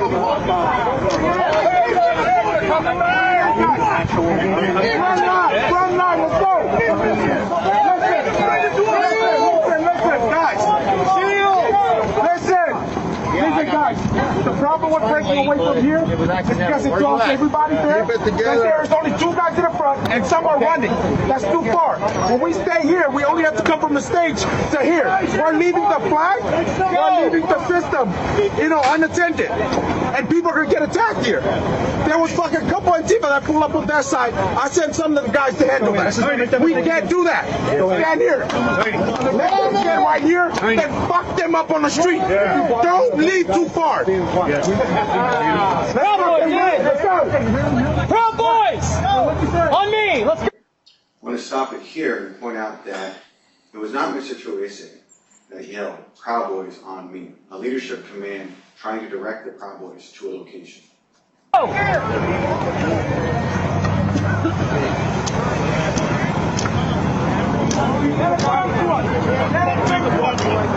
gotta keep it our strategic, we have to it's our advantage. This is what we have. Hey, they're coming back. Bring my front line right here. Gas mask, tacos, everything. Pause this video here. You see in the upper left the group of other Proud Boys that have paid no attention to Mr. Toese, that are the ones that will end up going around. And that Mr. Toese joins them to try to convince them not to go around. And instead says, you make the call, and I'm going to follow you.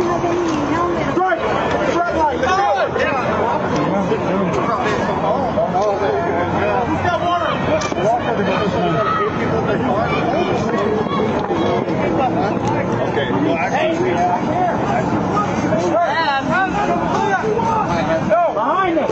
Stand on there. You guys, there's a lot of guys from back there. So where do you guys hold that flag? There's a lot coming this way. Hold on. Already coming my way?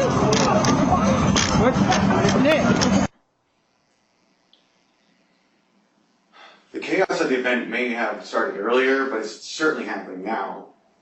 There's no leadership at this point. There is no main conductor in which the musicians are following along. There's no agreed upon song that these individuals are playing. There's a mix of people with different ideologies, instruments, and rhythms running out of control. At some point, the rally begins to move travel towards the Parkos parking lot. Mr. Toese is not within this group.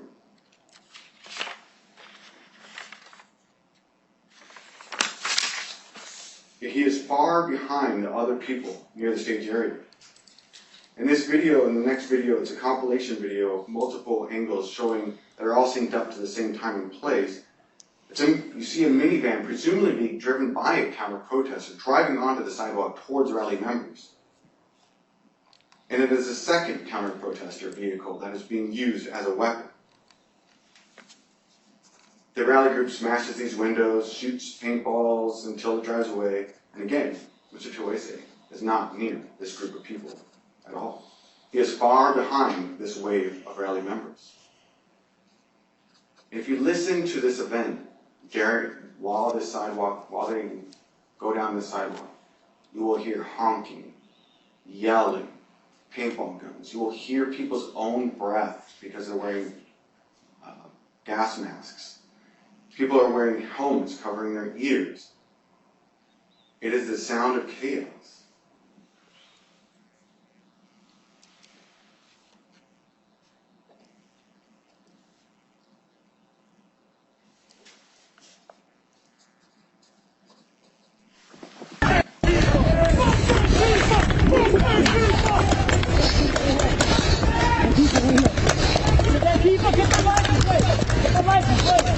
We pause it here. That is the Honda minivan, as you can see, is driving onto the sidewalk. It goes up onto the street again, and then will go back onto the sidewalk for a second time, and that is when it becomes surrounded and windows. Pause it one more time. And I just want to also point out that not every single vehicle that was driven by that day was attacked by rally members.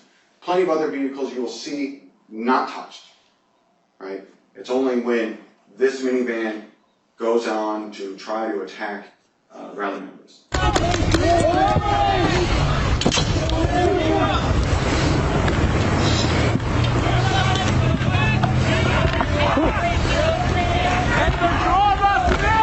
Let's go! Get back!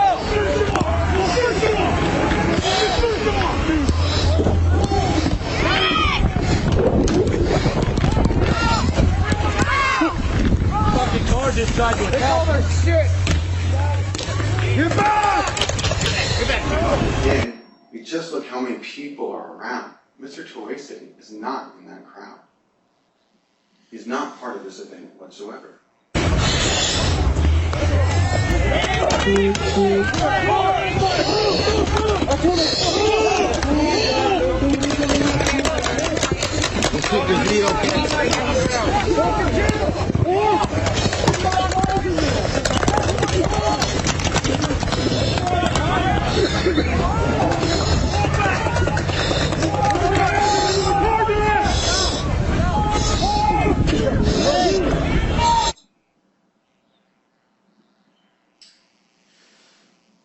In the next video, you're going to see the counter-protesters in the Parkos parking lot leaving the area. And there is one car I will point out to you.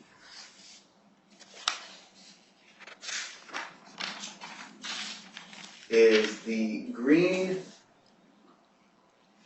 sedan, four-door sedan.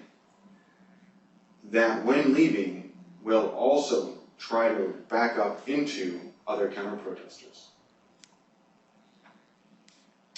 And again,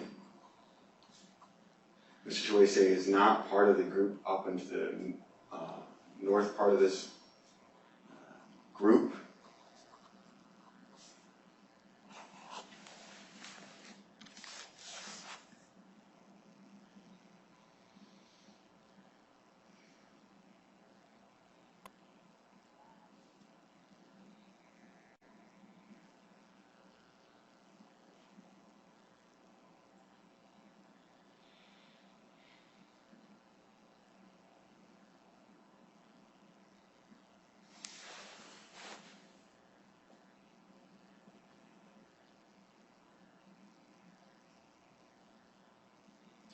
And as we watch that car pulling out, there's two individuals there, and presumably strikes maybe even one individual as he drives away. And then, if we pause it here, we notice that there's an individual with a tan top inspecting all the vehicles walking by. We see other people approaching the Ridgeline vehicle, Ridgeline truck, looking into it, also trying to figure out whether that's a friend or foe.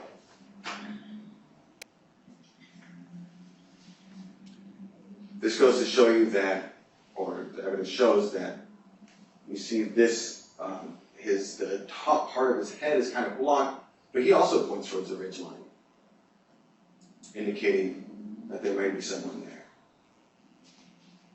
Long before Mr. Toese even notices it. That's the end of that video. Okay. And then what we see in this video from a different angle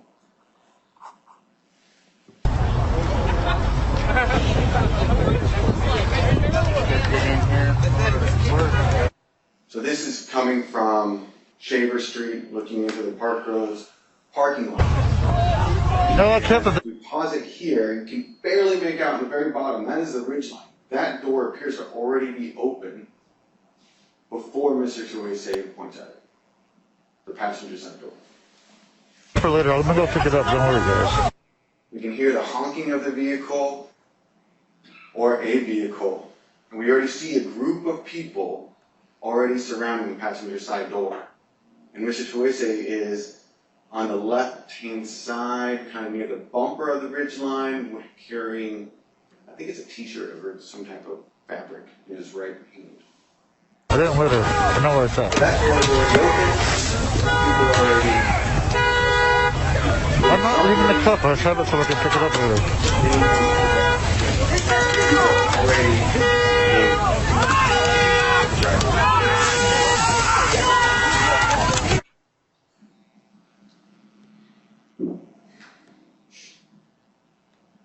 All those people are just musicians dancing to the beat of their own drum.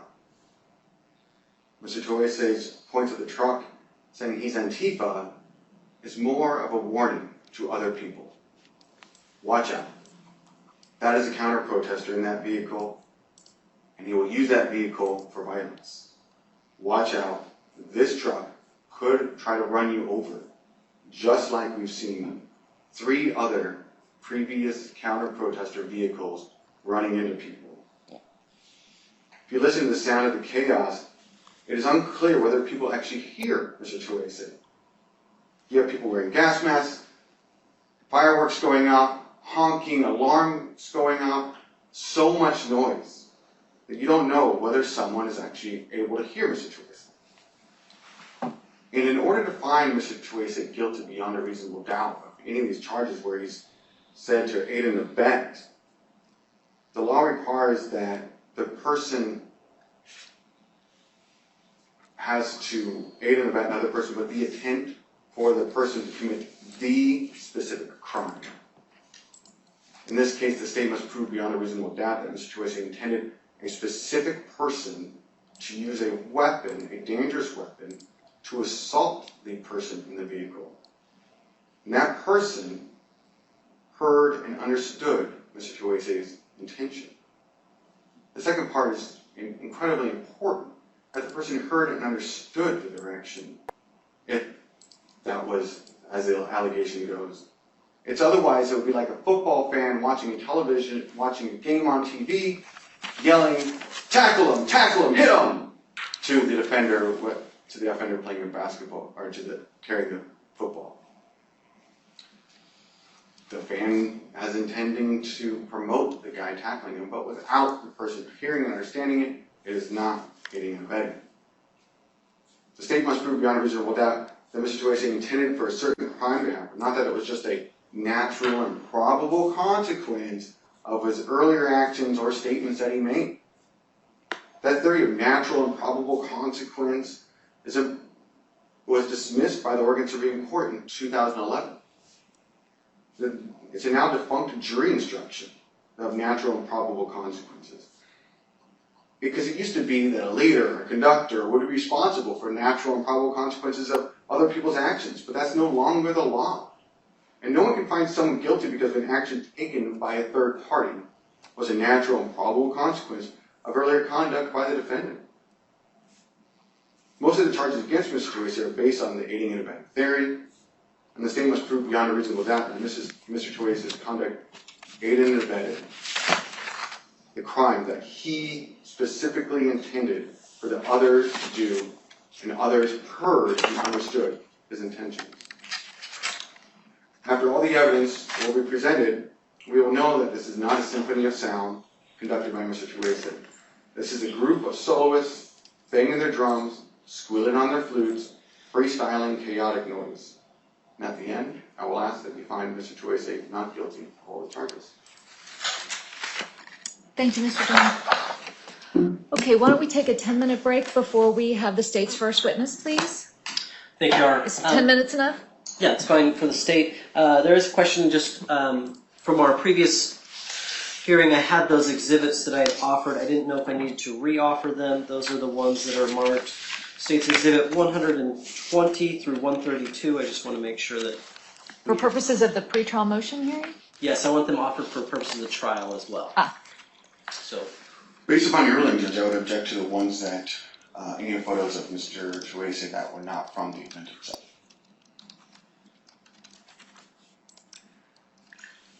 I don't think that was the court's ruling. I would disagree. I'm not sure which are which, frankly. So there are some photos of Mr. Toese in clothing that was from other events. Which the testimony was how Mr. Simpson identified him as being a member of the Proud Boys group, correct? Mm-hmm. Okay, so it'll be admitted for that purpose. Yes, sure. Okay. So on that break, or maybe at the end of the day, let's make sure we've got a clear agreement about which exhibits have been received, okay? Any questions, I'm glad to resolve them. Perfect. Thank you, Your Honor. 10 minutes okay for you, Mr. Durham? Yes, sir. Is that enough time? Okay. Thank you.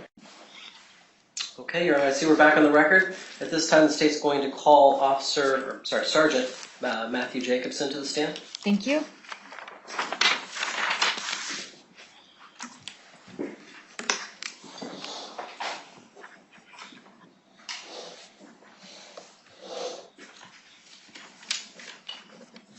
Thank you. Under the penalty of perjury, do you solemnly swear or affirm that the testimony you're about to give in this case shall be the truth, the whole truth, and nothing but the truth? We do. Okay, please have a seat. For the record, please state and spell your name. My name is Matthew Jacobson, Mathew Jacobsen.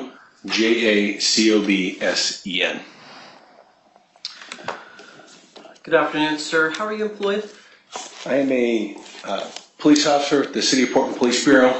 I'm a sergeant. My current assignment is with the Major Crimes Unit within our Detective Division. Previously, during this incident, I was the acting sergeant on a team called the Neighborhood Response Team at our Central Precinct. Okay. And in that capacity, well, let's start with this. How long have you worked for Portland Police? I was hired by the Portland Police Bureau in 2015. Prior to that, I was a police officer for 5 years and came to the Bureau from the City of Forest Grove Police Department. So total of how many years? It's in 2009, so coming up on 13, 14. And since 2015, have there been times where you have been asked to work on protest or mass demonstration events? There have been. Okay. And on this particular day, I want to turn your attention to August the 22nd of 2021. Were you on duty? I was. Okay. And what was your assigned role on this particular day? So on the 22nd of August in 2021, I was assigned to work in a plainclothes capacity, monitoring the area of 122nd and Northeast Sandy Boulevard, related to what we believed was a planned event that was going to occur there. And this location, it's in Portland, Oregon, Multnomah County? Yes, correct. And all the events we're going to talk about all occurred there? Yes. Now, were you aware that originally this event was planned to be downtown in Portland? It was. There was a pretty significant police response planned for what was believed to be an event that was going to occur in downtown near the Waterfront Park area or NATO Parkway. A significant amount of police resources was dedicated to that. This event was moved fairly last minute, and so myself and I think only 2 or 3 other officers transitioned to monitor this event, again in a plainclothes, not undercover, but a plainclothes capacity. And just for purposes of context, at this particular time in the timeline of events for Portland Police Bureau, did you guys have like crowd control officers anymore? No, so at this point in 2021, there was not a crowd control team within the Police Bureau. It was called the Rapid Response Team, but in, I guess, more normal nomenclature, we did not have a team dedicated to crowd control or large events, civil disturbance events. Okay.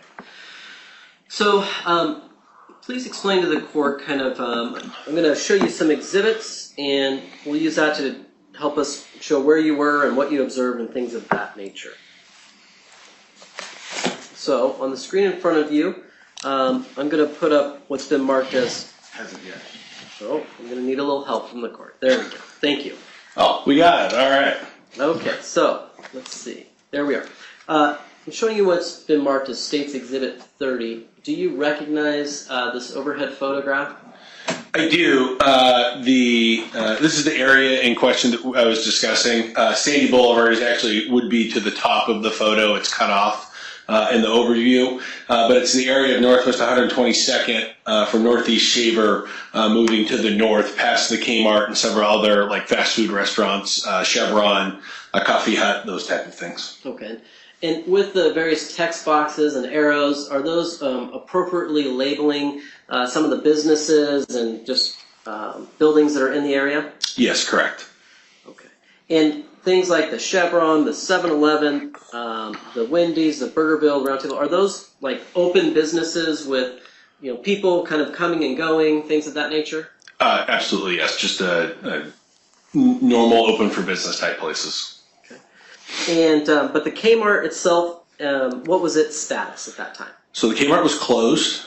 The parking lot was vacant, and you could move through it. I know it was a common cut through for people going from 122nd to Sandy, but the business itself was closed and the building was shut up. Okay. And the gas station, was that kind of a normal functioning gas station, people coming and going, filling their vehicles? Yes. And on this date, where did you first kind of position yourself?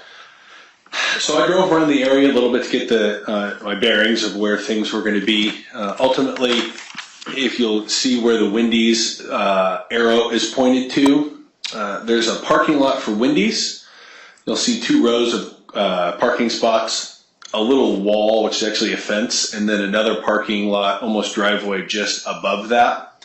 I was parked in that little parking lot just north of the Wendy's, so just above the Wendy's.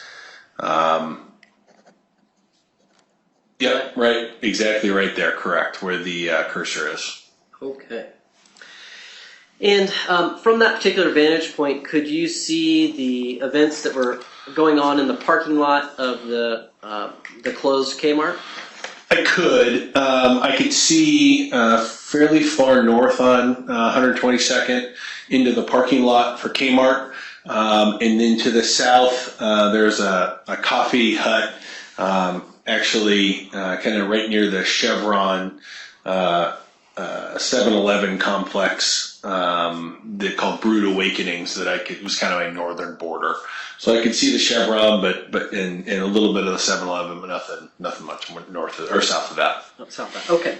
And then in the parking lot, what were you observing as far as what was going on and what you were seeing? So there was a large stage set up, pretty significant number of people in our parking lot. There were some speeches, some group cheering. It appeared to be a rally of speeches and that kind of stuff going on when I first arrived. And could you see the individuals within that group and like kind of how they looked and what was going on with them? I could. I did have binoculars with me, and again, I had been moving around a little bit just before I became stationary, so I had a pretty good idea of the folks inside the parking lot. Okay, and what types of things were you observing on those individuals? So I saw people wearing body armor, helmets. There was other protective equipment like goggles, gloves, gas masks. I saw people carrying paintball guns, large pepper spray, commonly referred to as like bear spray cans, shields, other weapons like that. Where I was parked, just north of the Wendy's, is actually elevated from 122nd a little bit. The field behind there and Park Rose is actually elevated from 122nd, so I had just a slight elevated view down into the Kmart lot, even though the Kmart lot is below 122nd. And so did you say about how many people that you were observing in that parking lot? Initially there were only a handful. Ultimately, it appeared to be between 100 and 200 people. I couldn't see the entire lot, so I didn't have a firm count of the overall total count, but it was a pretty large group. Okay. And then at some point during your time of sitting out there, did you see an opposing group approach? I did. And where did they come from? So again, I was out here with only a couple other officers. I was pretty aware of our surroundings. Most of the time I was in that parking spot. I did venture out just to kind of check the surrounding area a little bit. I'd been made aware and checked on a group of people that were parking in a parking lot off of Northeast Shaver Street, just west of 122nd. It's actually a parking lot for Park Rose High School. They appear to be gearing up, wearing also protective equipment also. And then ultimately, about 20 to 30 folks, along with a white van, approached the parking lot down 122nd. Okay. And so were you able to see that van as it approached? I was. Was it driving in an aggressive or reckless manner? No, it was driving slow, matching the walking pace of the folks on foot. It appeared to be some sort of support vehicle or like a flanking vehicle for the people walking up to the event within the parking lot. I'm going to show you what's been marked as State's Exhibit Number 9 and ask you if this is something that is familiar to you. Okay, we'll wait a moment. Okay. Just one sec. Thank you, Mr. Durham.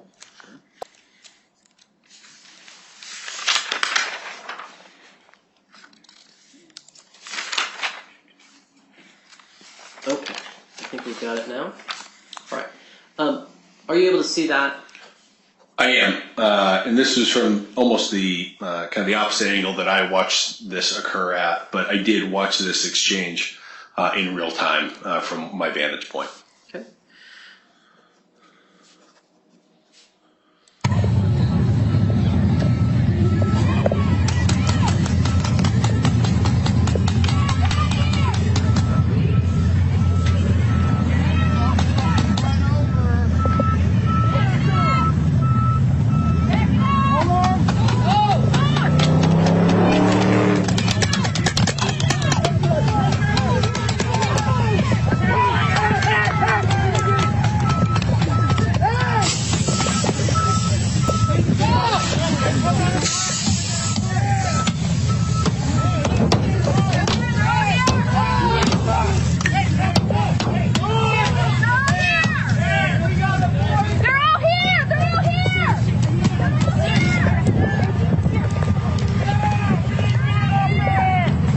Watch out! Watch your feet!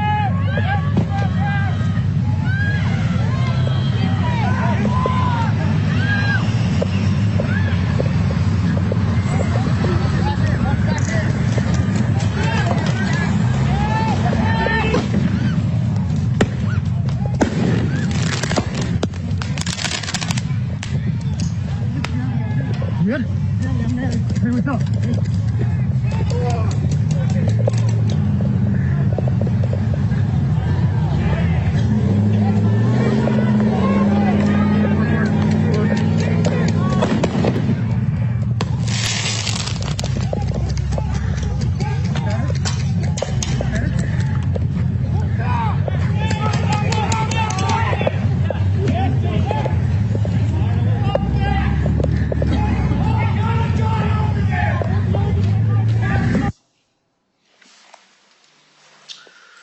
From your vantage point, what did you see occur when that van approached?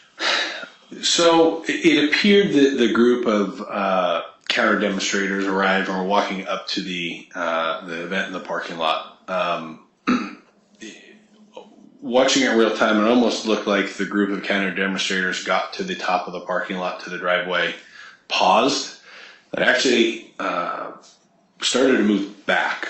The van pulled into the parking lot, and my initial thought when I was watching it was that the van was being used to block or protect the counter demonstrators that had been arriving, and then people from the event within the Kmart lot approached the counter demonstrators, approached the van. I couldn't see. You could see on video there was a gentleman shooting a pepper ball gun. I couldn't see that specifically, but the reaction of the counter demonstrators, clearly something was being either shot at them or hurled at them or projected at them, because they started moving back pretty quickly. And so that van, again, was put in a position almost as a blocking for some sort of move back when the group from the Kmart approached it and engaged it with pepper spray and pepper balls and all sorts of stuff, breaking the windows. It was quite a dust up, bunch of stuff going in the air and smoke and spray and etc. And just for ease, we're going to say the group in the Kmart, is it fair to say roughly that's kind of the Patriot group? Right. My understanding was there was a group of people identified as Proud Boys, other people identified with Patriot ideology, but correct, yes. Okay. And then the group approaching, are you familiar with that type of group? Yes, they're often referred to as Antifa or anti-fascist groups who regularly come to counter-demonstrate at events hosted or planned by the Proud Boy groups or Patriot groups. And so I just want to make sure I understood you. When the van approached, was it the Patriot group that then ran up to them? Absolutely correct. Okay. To the point where the Antifa group almost stopped in their tracks and thought twice about what they were doing, at which the van acted as a blocking, and the Patriot or Proud Boy group then advanced on them quite significantly.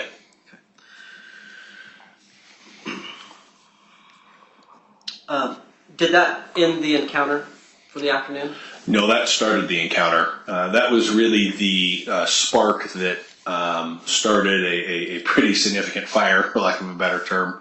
The two groups, I use the term ebb and flow, up and down 122nd in several different volleys of chase and retreat and advance and retreat, etc. There were three, from my vantage point, distinct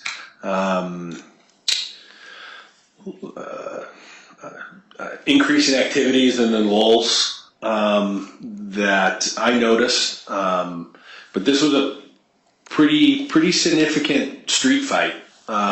This is a busy main arterial within Portland. That's in a pretty unique place. It's one of the only places you can get either off 84 or past 84 down towards Airport Way.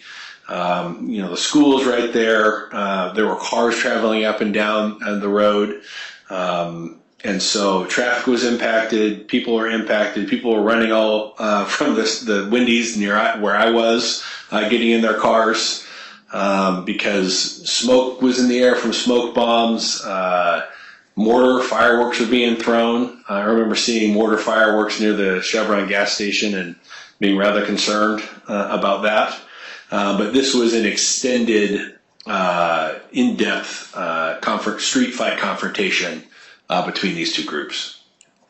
And I've put up on here State's Exhibit 31. Do you recognize that kind of map? And with three particular areas? I do. So as this event carried out, I mentioned the three ebbs and flows. Those were primarily on 122nd. Okay. This was the Patriot group chasing Antifa gathering up and going back to the Patriot group, back and forth.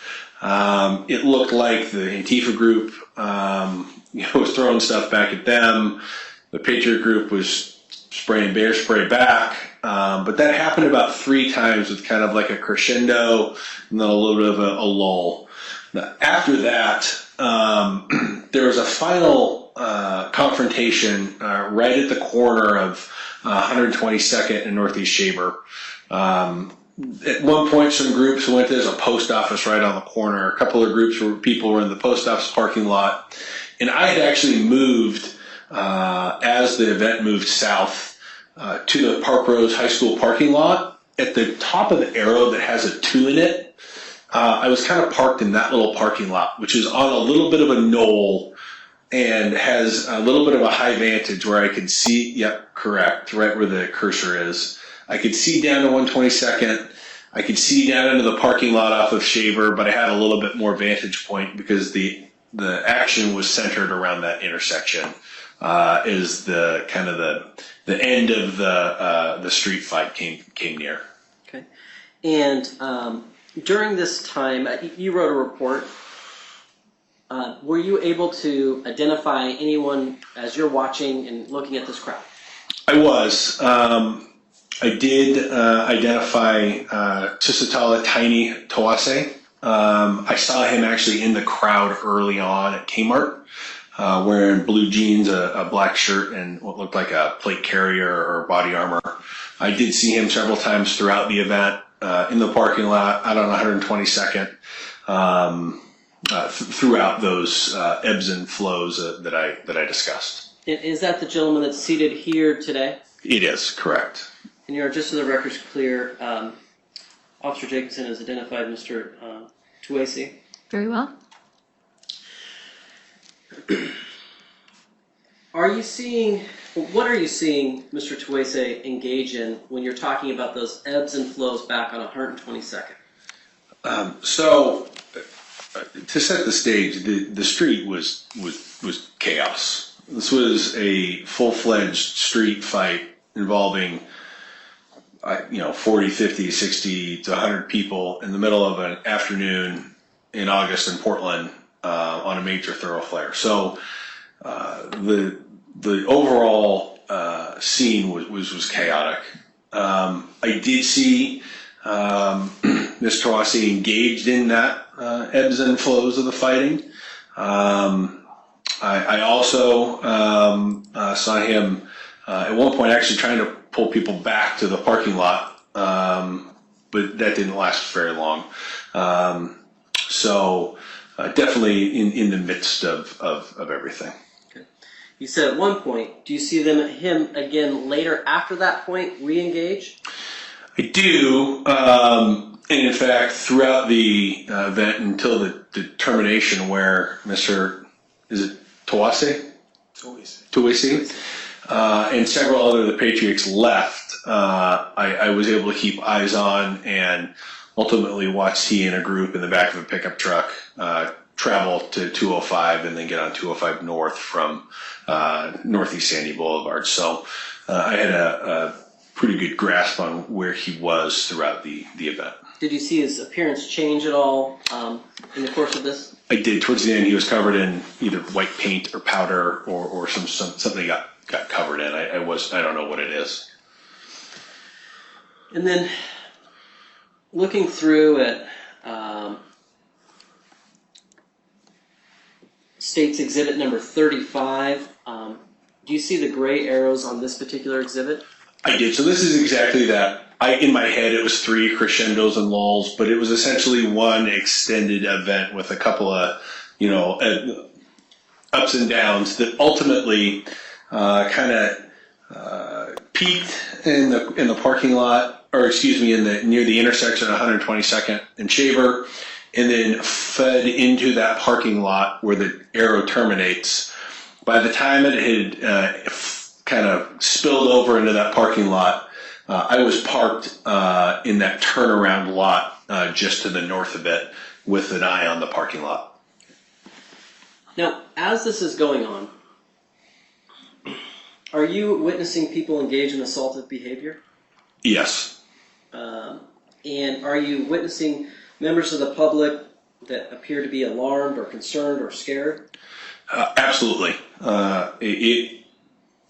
This is a neighborhood. While it's a big street and feels kind of industrial when you're out there, this is in the middle of neighborhoods. You can see all the apartment complexes in the bottom right of your photo.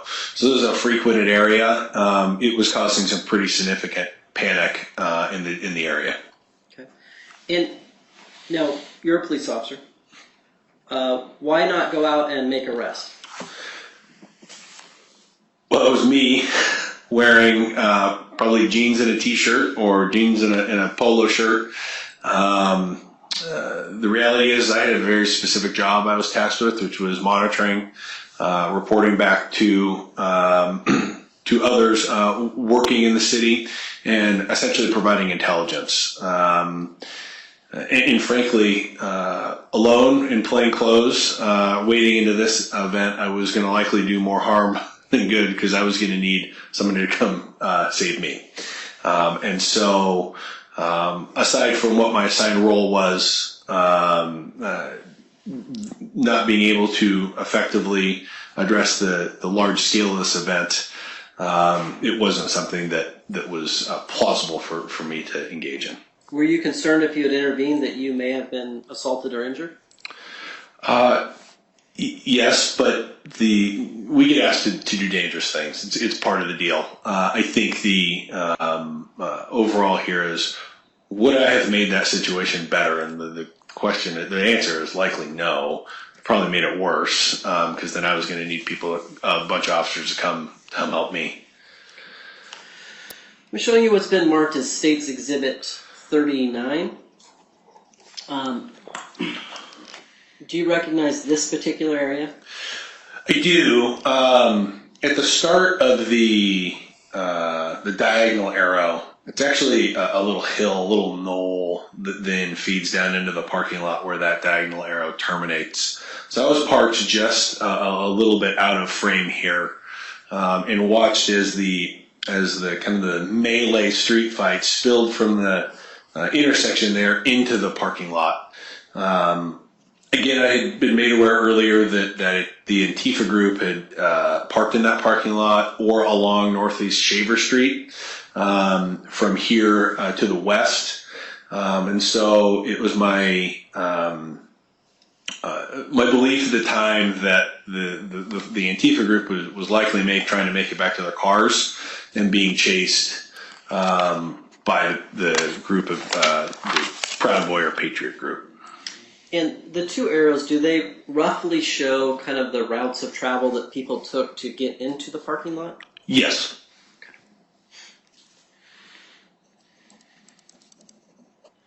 And then once in the parking lot, did you see activity around this? And I'm showing you now what's been marked as State's Exhibit number 40, the Honda Ridgeline. I did. You'll see a pretty significant mass of people in the background there. I was in the lot, again, at the adjacent lot. As that mass of people made it essentially to the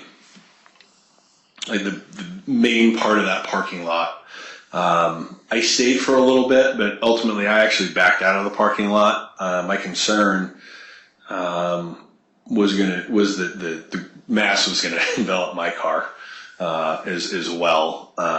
But I was there when the group kind of spilled into that lot and surrounded the cars in that lot, including the silver Honda Ridgeline. Did you see when they started to break out the windows of the Ridgeline? That is about the time where I saw that level of violence and aggressive behavior to somebody in a car that I made the decision that me being a person in a car probably needed to start to move out of the area. And again, the question being, in general, are there members of the public and people around that are witnessing or seeing this? Is this causing alarm, concern? Absolutely.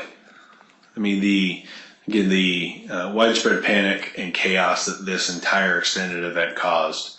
I mean, it sounds weird, but it was palpable. You could feel it. You could feel it in the air. Just the complete chaos and panic that was going on in the area.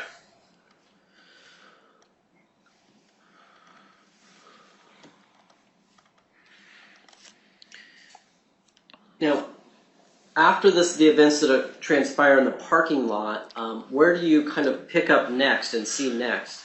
So I move out of the parking lot. I kind of skirt the area a little bit, trying to find another vantage point to see what's going on in that lot. As that happens, the group ultimately kind of breaks up, and I end up back in that lot near Wendy's with an eye into the Kmart lot. As I returned, I found the white van, the Sprinter van. It was on its side, tipped over, windows broken out, damaged, with some folks milling about it. Every once in a while somebody would walk up and kick it or hit it with a stick or do something. But it was as the Patriot group kind of filtered back into that parking lot. And were you able to see or observe the damage to that van? I was. Again, I was in this area after the event essentially concluded. I was able to get a drive-by look at it because it was left there after the event concluded. It was, completely destroyed and on the side tipped on its side. Is that something that you felt like it could have been repaired or was easily repaired or minor damage? I would say very significant damage to the point where I'd be questioning if obviously the engine may still work, but the body and the rest of the vehicle was pretty well destroyed. Is it the type of thing where the damage would exceed $1,000? I guess that would call for speculation at this point.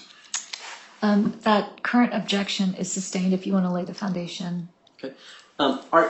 In your job and in your daily life, are you familiar with cost and things that are associated with repairing vehicle windows, for example?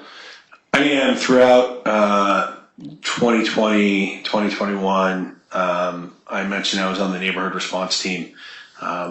We conducted the majority of the follow-up and documentation surrounding some of the widespread vandalism that occurred within the city of Portland and primarily in the downtown area.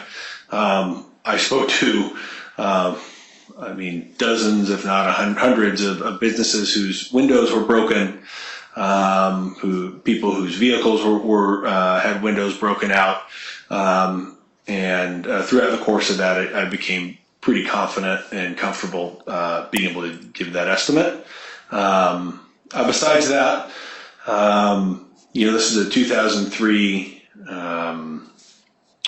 Dodge Sprinter van, and I was able to look up recently what its value would be on like Kelley Blue Book, so I have a little bit of basic knowledge there as well. Okay.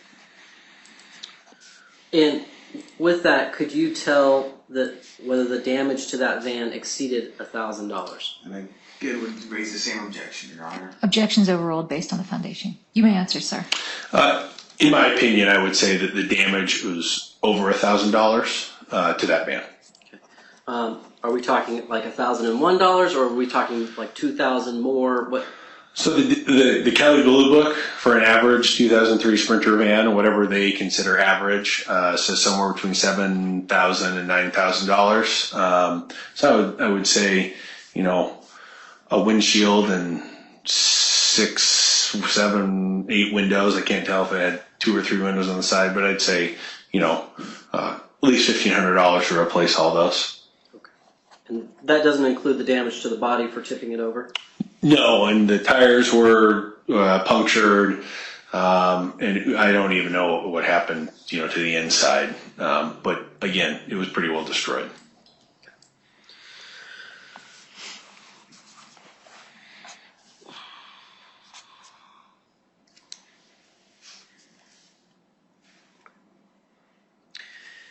And I'm going to show you what's been marked as State's Exhibit 120. Do you recognize that? I do. This was taken as Mr. Toese and several others were leaving the event. I was actually the car immediately behind them following from this event all the way to when they got on 205 northbound from Northeast Sandy. That red pickup did not have a plate on it. And what were they doing in the back of that truck? They were driving down the road with what I recognize as paintball guns, but pointing them at people.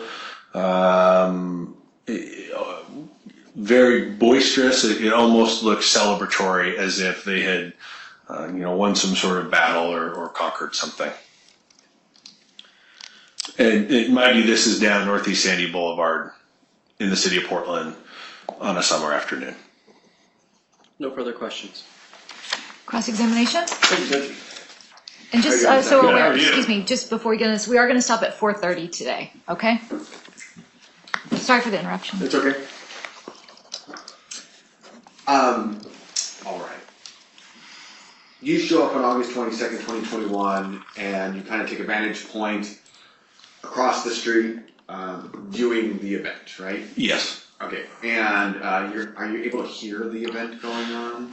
So I can hear like cheers, and we've all been like 2 blocks away from a loudspeaker, and you can kind of pick up the like the tenor or the flavor of what's being said, but you can't hear the exact words. So I could tell when someone was saying something really excited and the crowd cheered, but I couldn't word for word know what it was saying. So were you able to tell the difference between people that were on the stage talking?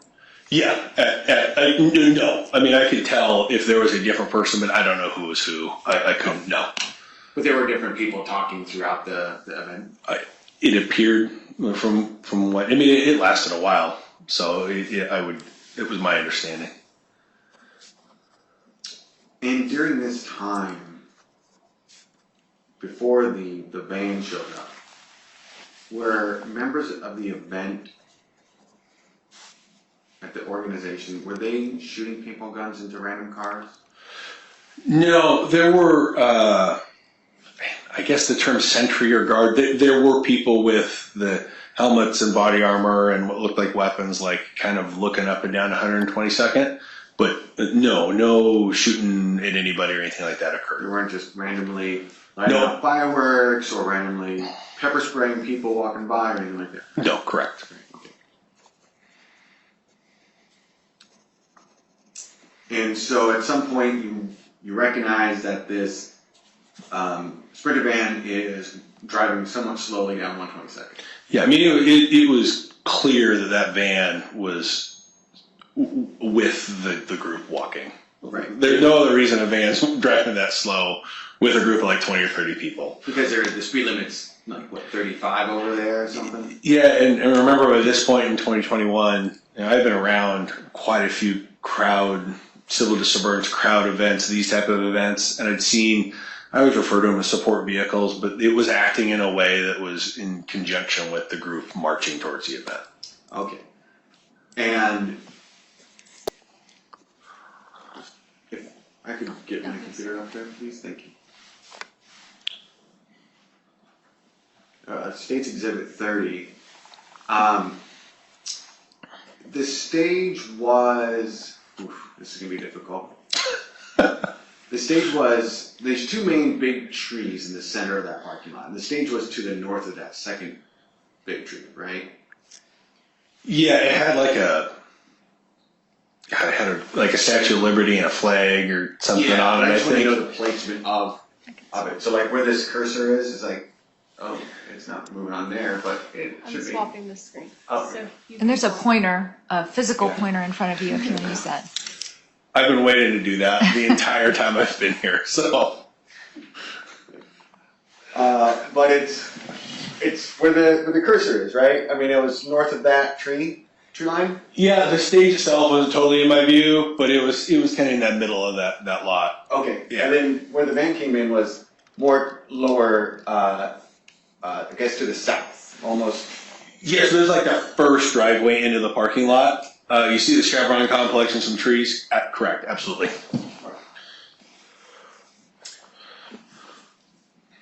Roughly how many feet away do you think that the distance is? Oh, man.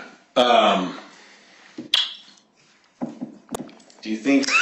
Tough to know, right? Okay.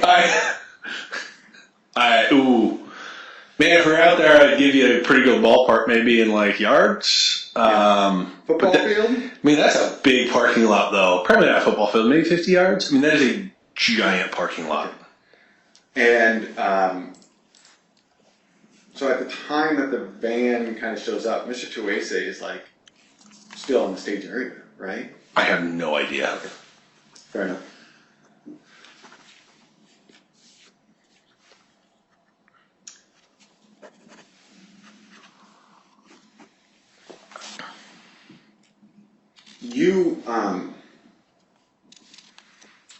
Okay, I guess I want to kind of back up. Earlier that day, were you aware that the event organizers were trying to hold an event down at the downtown waterfront? I don't know who the event organizers were, but again, there was a pretty significant police presence in downtown and responding to what was believed to be an event there. Okay. So, yes, did that answer your question? Yeah. Okay. The Portland police were aware that at some point the event would maybe happen at the downtown waterfront. Yeah. Okay. And then were police notified that the event was going to be moved to the Kmart parking lot? So I don't know how that came up or what the genesis of that was. I know that I was asked to go out there to monitor it. And again, when I say monitor, I just want to be clear. We were making sure that to monitor for any criminal activity that was going to happen. I wasn't in a position, as you asked, I couldn't really see the stage. What was actually happening in the event in terms of their speech really was of no consequence. I was focused on, if there was criminal activity and where that would come, which based on my training experience is when the Patriot or Proud Boy group and Antifa came together. So my choice of spot I wasn't trying to make sure I could see what was happening in the event. Right. Were you aware, or did you know whether the event organizers requested police protection for their event? I don't.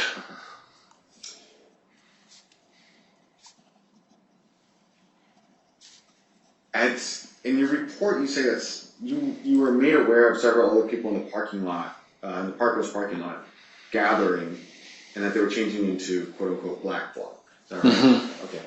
So were there other plainclothes police officers throughout this event? Yeah, I knew there were at least two other with me. We may have had some more out at some point. but I know there were at least two. And as I said, as we were trying to keep an eye on what's going on in the area. And in your report, you state that you know from your training and experience that people who arrive to counter demonstrate utilizing black bloc tactic often engage in criminal activity. Yes. And they often also engage in property destruction, right? Yes. Assaults and other weapon crimes. Yes. Okay. So, at the time you arrive, the rally group is just holding a rally, right? Yeah. But then, when you see the arrival of the counter demonstrators, you suspected that criminal behavior would likely occur. Correct. Okay. So you did not suspect criminal activity to occur if counter-protesters had not arrived. Yes. Left on their own, I think both groups would have a great Sunday or Sunday day, and go amongst their days. Yes, absolutely. The convergence of the two was the genesis of that, correct? Okay. And then you see this van approach, and there's 20 to 30 people behind this van, right? With the van, it was. But yes, yeah. Arriving to the area, and they were with weapons.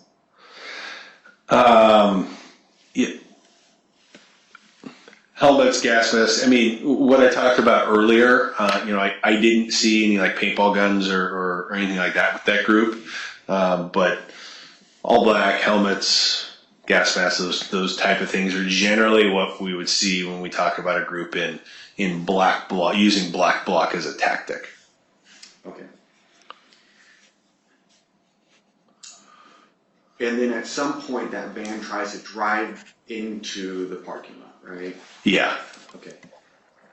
And it's at that point, okay, let me back up. Other vehicles are driving into that parking lot at times, right? To attend the rally? Yeah, by the time this all happened, like the event was like established. Okay. I don't know if that makes sense, but like I was there when people were arriving, but I would say it was like in the middle of the. But yeah, and people had arrived and left, but like it was noticeable that this van showed. It was clear that this was different. A layperson would have recognized this van as being kind of like out of the ordinary, right? We would have all been like, "Why is that van flanking those 30 people walking down the street?" Yeah. So to the rally members, this was obviously a sign of a threat to them in some way, right? I don't know how they perceived it. I can't be in their head, but it was clear to me as a third party watching this that a counter demonstration to what the event was, to the event that was being held, had arrived. Okay. And we watched the video, and we actually see the van door opening, and the driver of the van spraying pepper spray out. Well, I'd want to watch it again to confirm on that, but it would not be surprising if that happened. And then the driver of the vehicle got out of the van, and that van continued to roll forward, right? Yeah, I think the driver may have even jumped out the passenger side and took off running. If my memory serves me right, and that's not something I would have been able to see from my vantage point. That was just from watching the video. Okay. I do remember seeing somebody bail out the passenger side and run very quickly to the south, but I don't know who that would have been. And you write in your report that it was clear that the situation had devolved into a riot the moment the van entered into the parking lot. Absolutely. As I mentioned earlier, I mean, it was that group arriving, that van was the spark that started it.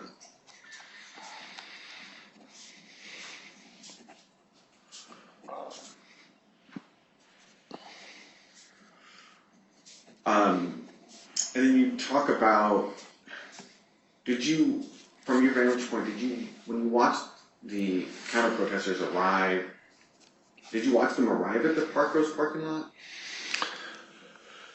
No, I had at one point left. I mean, I didn't stay in one spot the whole time. I had driven up once we had gotten info that people were arriving there, and then along Northeast Shaver. And I think I saw a group, and then moved back to my spot with the assumption that that group was likely going to come up to the Kmart lot. So I wanted to be in a position to provide information on that.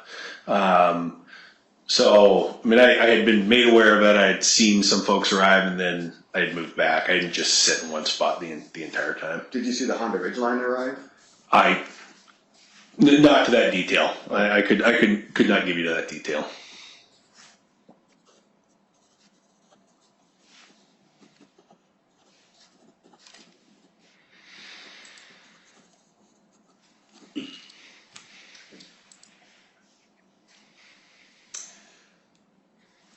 I have no further questions. Thank you. Redirect? Now, you used the term support vehicle. I did. Was it when it entered the lot, was it driving in an aggressive manner or trying to knock people over or do anything of that nature? No, as I said, it was matching the foot pace of the people, the group walking. And you were asked about Antifa and whether they had weapons, and you responded that they had helmets and they were dressed in black clothing, but you didn't see things like paintball guns. So my vantage point wasn't great as they walked up. I did see dressed in black helmets. I later saw gas masks hung on clothes. But from my training experience, that was all consistent with what I've seen when people used black bloc as a tactic before. I've seen. But they weren't. But my question is, they weren't carrying paintball guns. Not that I saw specifically or overtly, no. And were they carrying large baseball bats or bats of any kind? Not that I saw as they walked up. No further questions. Okay, sir, you may step down. Thank you.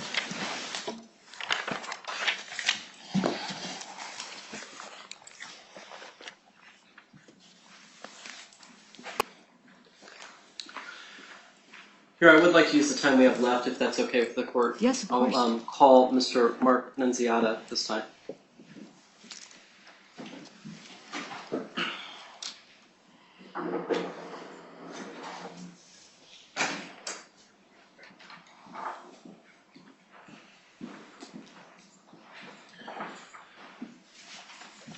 We can put it somewhere else. Yeah. Get out of it. Under the penalty of perjury, do you solemnly swear or affirm that the testimony you're about to give in this case is the truth, the whole truth, and nothing but the truth? I do. Thank you. Please have a seat.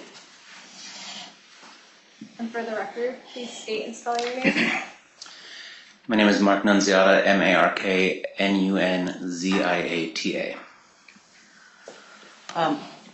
Good afternoon, sir. I'd like to get a little background information, if that's okay. Okay. First, kind of, what part of the country did you grow up in? I grew up in Vermont, New England. Okay. And have you ever lived in the Portland metro area? I have, yes. When was that? Moved to Portland in the year 2001. Lived here until 2005. Moved back to the East Coast 2005 until 2009. 2009 moved back to Portland. Lived here until 2017. 2017 moved back to the East Coast, where I've been living ever since. Okay. So you still have friends and people that you associate with here in Oregon? Yes. Okay. And back in August of 2021, did you come back to Oregon? I did. And why did you come back? A social visit, just to see friends. Okay. And did you come specifically to go to this event that you had heard about? No, that's not the reason that I came to Portland. Okay. But you came to Portland, you're visiting friends, and do you become aware that there's something going on? Yes. Okay. Is that just from friends, social media, people talking? Yes. Okay. And what did you know about what was going on? My understanding was that there was going to be a fascist rally in Portland, and that there would be a large counter demonstration mobilized. Where was that demonstration supposed to be? In downtown Portland on the waterfront. Okay. And did you go to the downtown area? I did. Okay. And at some point, did it turn out that that wasn't the location? You were going to go somewhere else? Yes, after arriving in downtown and seeing that there was, in fact, a very large mobilization of counter-demonstrators, we then learned that the original rally of fascists and Proud Boys had moved to a different location. Okay. And did you know where that location was? At the time, I did not have that information. Did and what we've been talking about through the course of this trial out on Northeast 122nd and kind of Northeast Shaver, does that sound familiar? Yes. Okay. And on that particular day, were you driving or riding in a silver Honda Ridgeline? Yes. The ones that we've seen on the videos and things of that nature? Yes. Okay. And then when you arrived at that particular location, what was your role? What were you going to do? I didn't have a particular role. My intention was kind of more focused around the larger mobilization that remained downtown. I didn't have any particular ideas. I wasn't part of any particular planning for any kind of counter demonstration. My intention was really just to be a participant, or rather a just to be present in a group of people in Portland there to just speak out against fascism. Okay. Were you carrying any weapons that day? No. Okay. And when you came to the location, did you seen the issue with the van and the people walking behind? Were you in that group? No. Okay. Where did you go?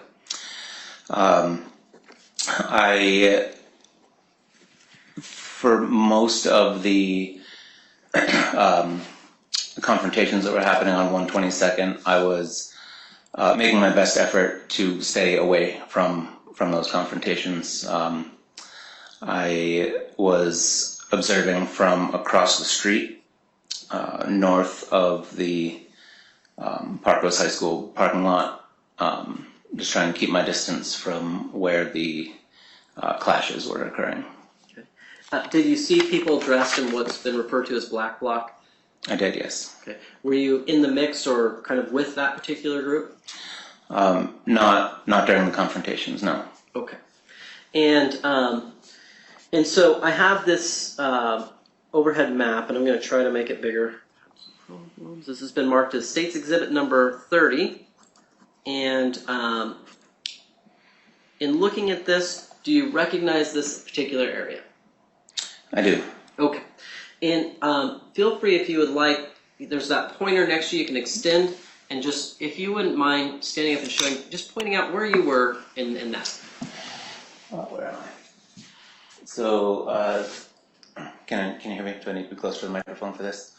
I was in this area here when confrontations were happening up and down the east side of 122nd. I was across the street from where they were happening, kind of watching from like roughly this area north of the high school parking lot with a pretty good view of what was happening across the street. Is that area just a little bit elevated?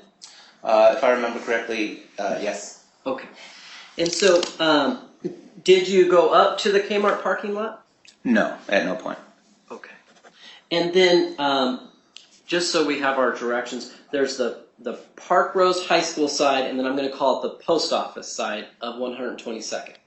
Did you go over to the side where the post office is? At one point, yes, I did. Okay. Was that when there was groups of people in a confrontation? It was before the confrontation. Okay. And then, did you stay on that side of the street, or did you go back to the Park Rose High School side? I did not stay on that side of the street in an effort to avoid being a part of the confrontation. I returned to the Park Rose High School side of the street.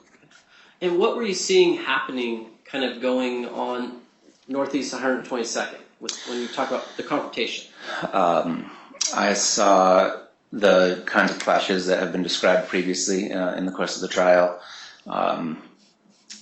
Some projectiles being thrown from one group to another, pepper spray, things like that. Okay. And did you see that stuff kind of, when you say one group to the other, was it going kind of both ways or one way, or? It was all quite chaotic, but to the best of my recollection, it was going both ways. And were there cars that were not involved in the demonstration or the counter demonstration on Northeast 122nd? Yes. What was happening with those cars? There were cars that were trying to pass and being blocked by the confrontations and people in the streets. Okay. Did you see individuals trying to leave or flee the area? I did see some cars trying to flee the area. Yes. And as that confrontation, we've heard it had some ebbs and flows, backs and forths. Did you see some of that? I did. I do recall that there was sort of what the officer described as crescendos and lulls. Yes. Okay. And do you know who, or let's say this, prior to that day or on that day, did you know who Mr. Toese was? Yes. Is that familiar from social media, things of that nature? Social media, local media. Okay. Yes. And did you see him on that day? I did. Where did you see him? I saw him as a part of the group associated with the rally, and I saw him entering the Park Rose High School parking lot.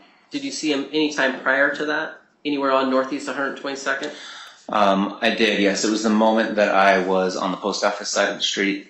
It's actually a moment that we saw in one of the videos that we saw earlier, where a group of Proud Boys were kind of walking when we were, the group was, I believe it was, the chevron is here. I think it was when they were walking toward a group of counter-protesters this way, chanting, fuck Antifa. And that was when I was like, I'm out. Okay. I don't want anything to do with this. And so you hear them chanting, and so you decide to get out. Do you see Mr. Toese with them?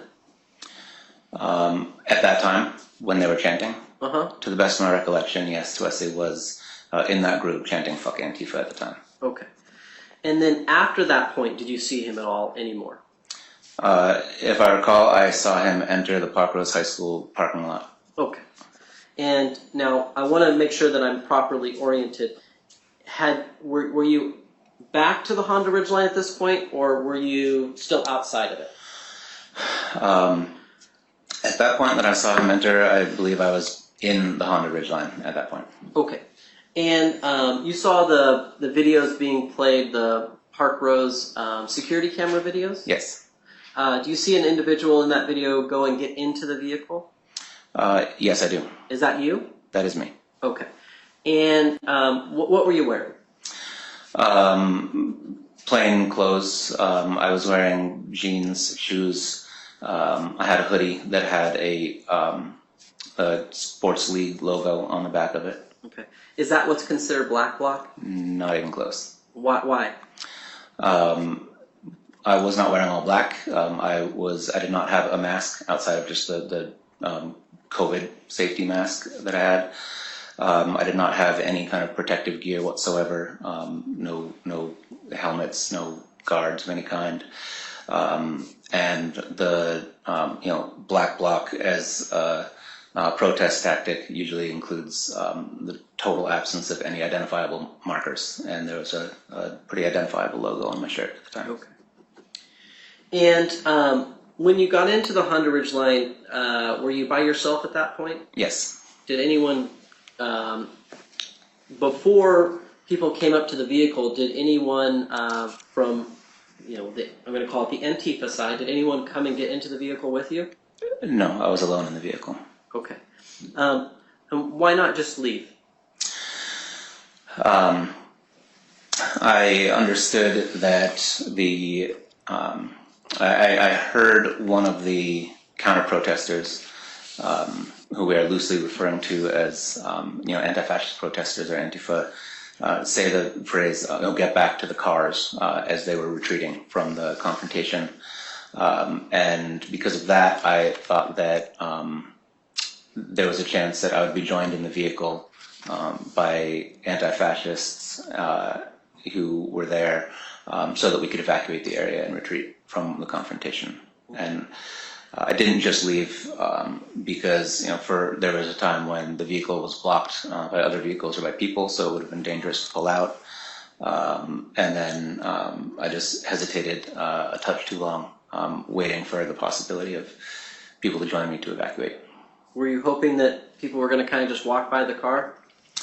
When I realized that the area was being swarmed by fascists, yeah, I think that was my quiet hope.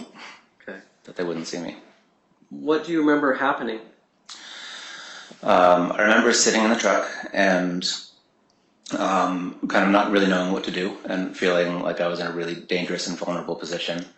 And I saw the Proud Boy protesters kind of swarming the area and surrounding the truck, and I sort of spent a moment thinking maybe I could hide in the truck, or maybe that they wouldn't notice me there.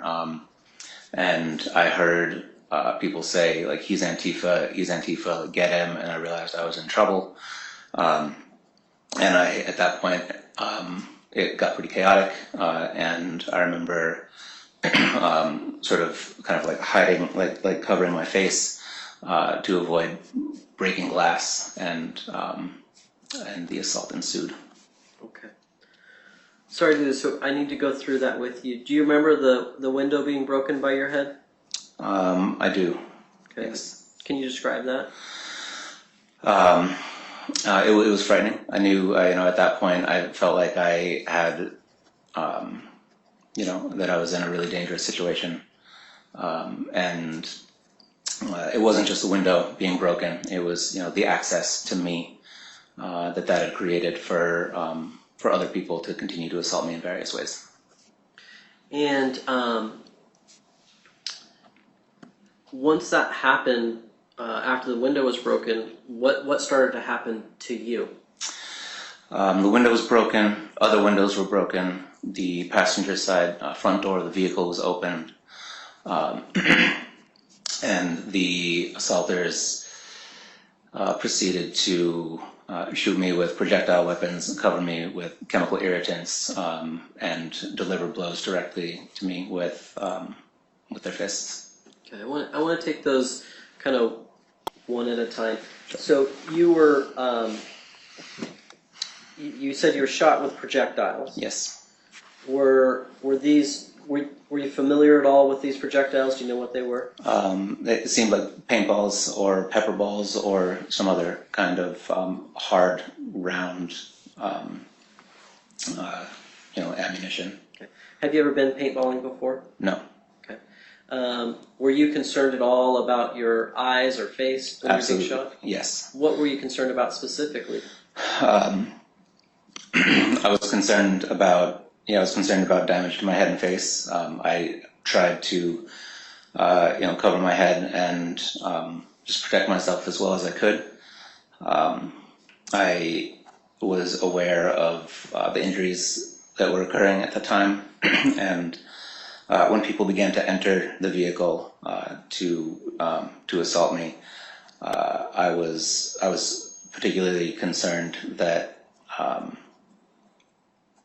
they might think that they had one of their sworn enemies, Antifa, in a vulnerable enough position to deal fatal injury. I thought that I was going to die. I thought that day, if one of them felt like kind of living out their fantasy, that I would get stabbed or shot.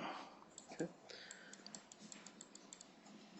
I'm going to show you an exhibit here in a moment.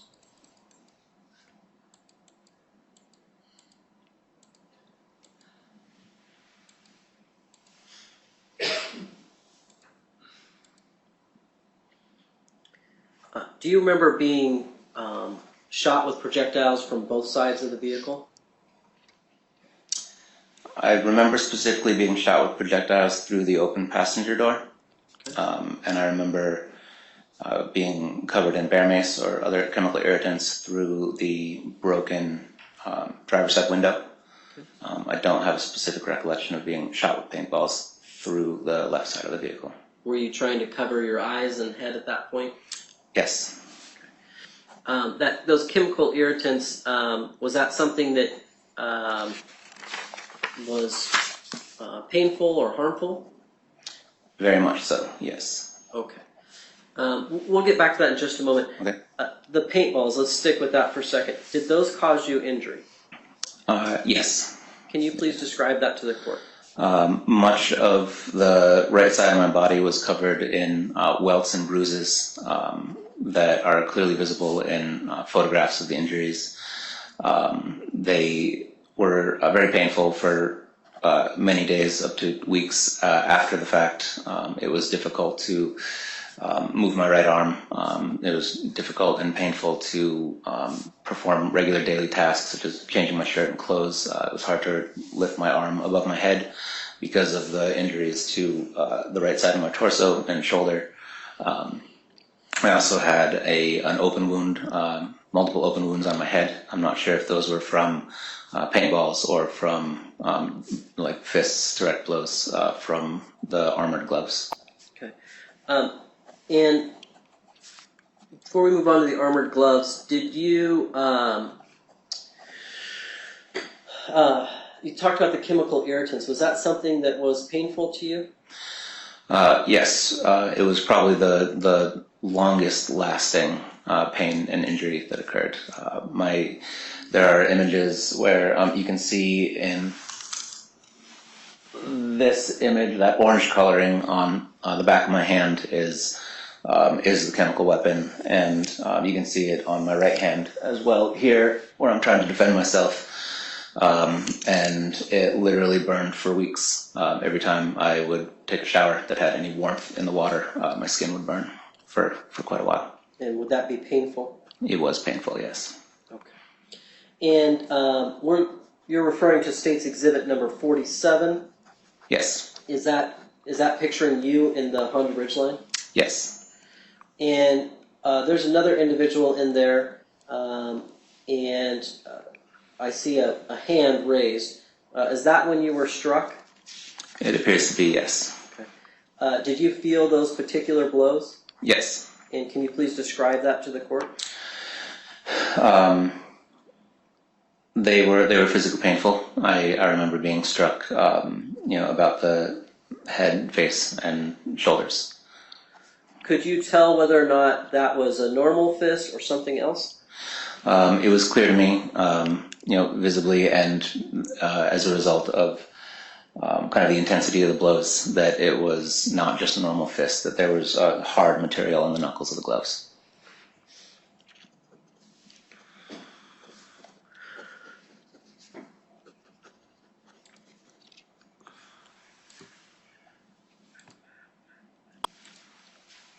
I'm going to show you a series of photographs that are State's Exhibit 60, and it goes all the way down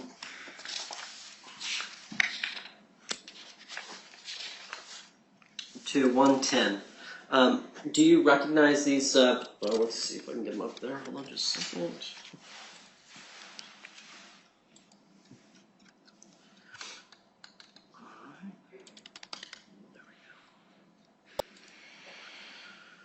Do you recognize these particular photographs? Yes. All right, I'm starting on State 60.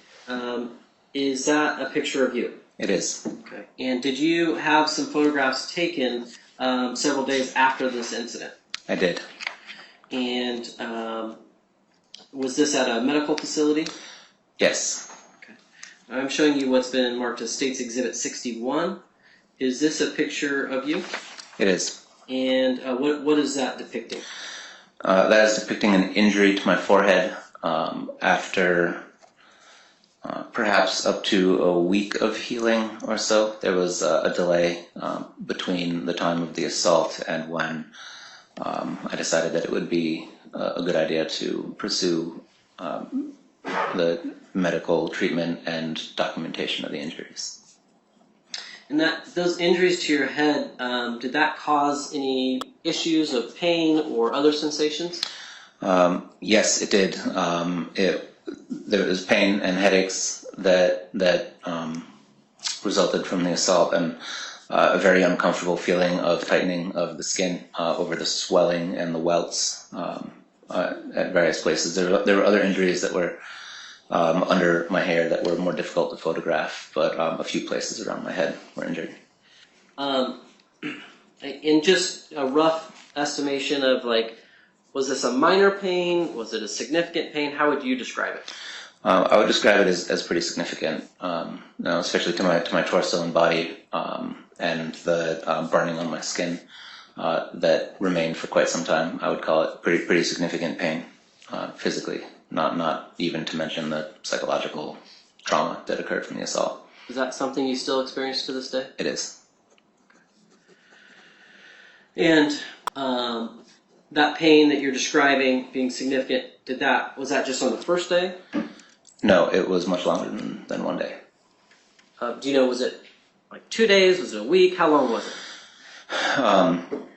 I'd probably characterize it as a couple of weeks. Until I was completely pain free from the assault. Probably at least 2 weeks, if not 3, because of the swelling. And as you can see, that my estimation of that is approximately a week after the assault. You can still tell that there's some healing left to do, some bruising that remains. It was tender to the touch for quite some time. Okay, and then State's Exhibit 62 and then 63, again, are those pictures of your head? Yes, the same injury we just discussed. And then 64? Same, the injuries to my shoulder and torso and body from the projectiles or paintballs, and that is once again after approximately a week or so of healing, still experiencing quite a lot of pain and tenderness and swelling. Okay, and then as 65 and 66, 67, 68, and 69, 70, are these all depictions of those injuries to your side, torso, and back? Yes.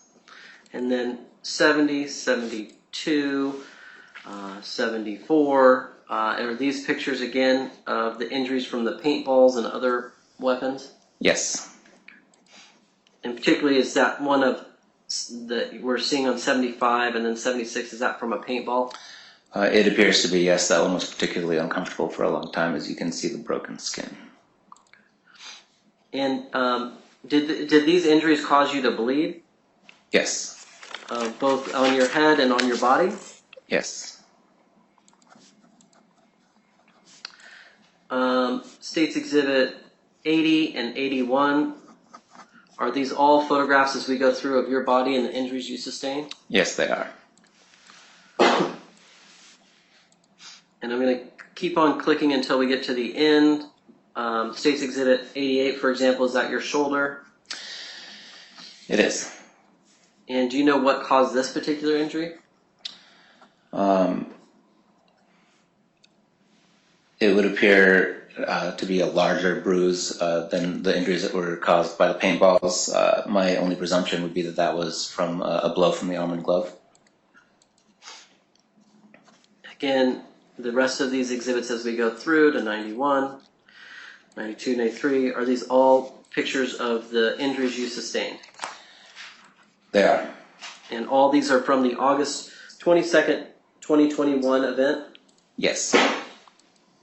Okay. Okay, now I'm having you look at State's Exhibit 108. When was this particular photograph taken? Within an hour or two after the assault, at the home of my friend that I was staying with at the time. Okay. And these are two photographs that you provided that were kind of from the injury, is that right? Yes. And it doesn't look like, it's a little bit difficult to see, but are we able to see the injury that was on your head that we saw in the photograph? In that image, yes, it is a little difficult to see. I wish that the angle that I was holding my head at was a little bit more descriptive. But you can see the injuries to my forehead, kind of right on the front, and a bit of the one that we discussed on the side of my forehead as well. Okay. I'm going to offer States Exhibit 60 through 110.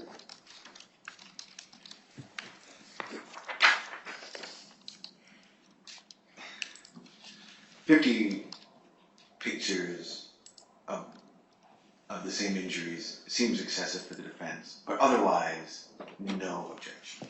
Okay. The court's going to receive States Exhibit 60 through 110. Okay. And we are past 4:30. I apologize for the breaking time today, but that's something we need to do, unfortunately. I'll pause here then, Your Honor. Okay. All right. Thank you, sir. If you'd like to step down for this afternoon, please.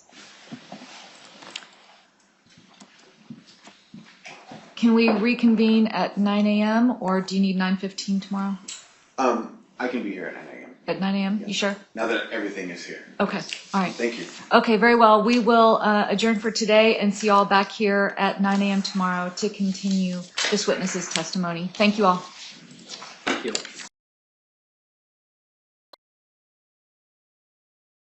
Hi there, this is Heather, and thanks for watching. If you want to know more about this case, check the links in the video description. While you're there, feel free to like, subscribe, and leave a comment. If you want to further support our work, check out our link tree in the description as well, which gives access to donation lists, our Patreon and our sponsors pages, as well as our Discord. Don't forget to be courteous in the comments, and I'll see you all next time. Special shout out to Miss Betsy for being our sponsors donation of the month.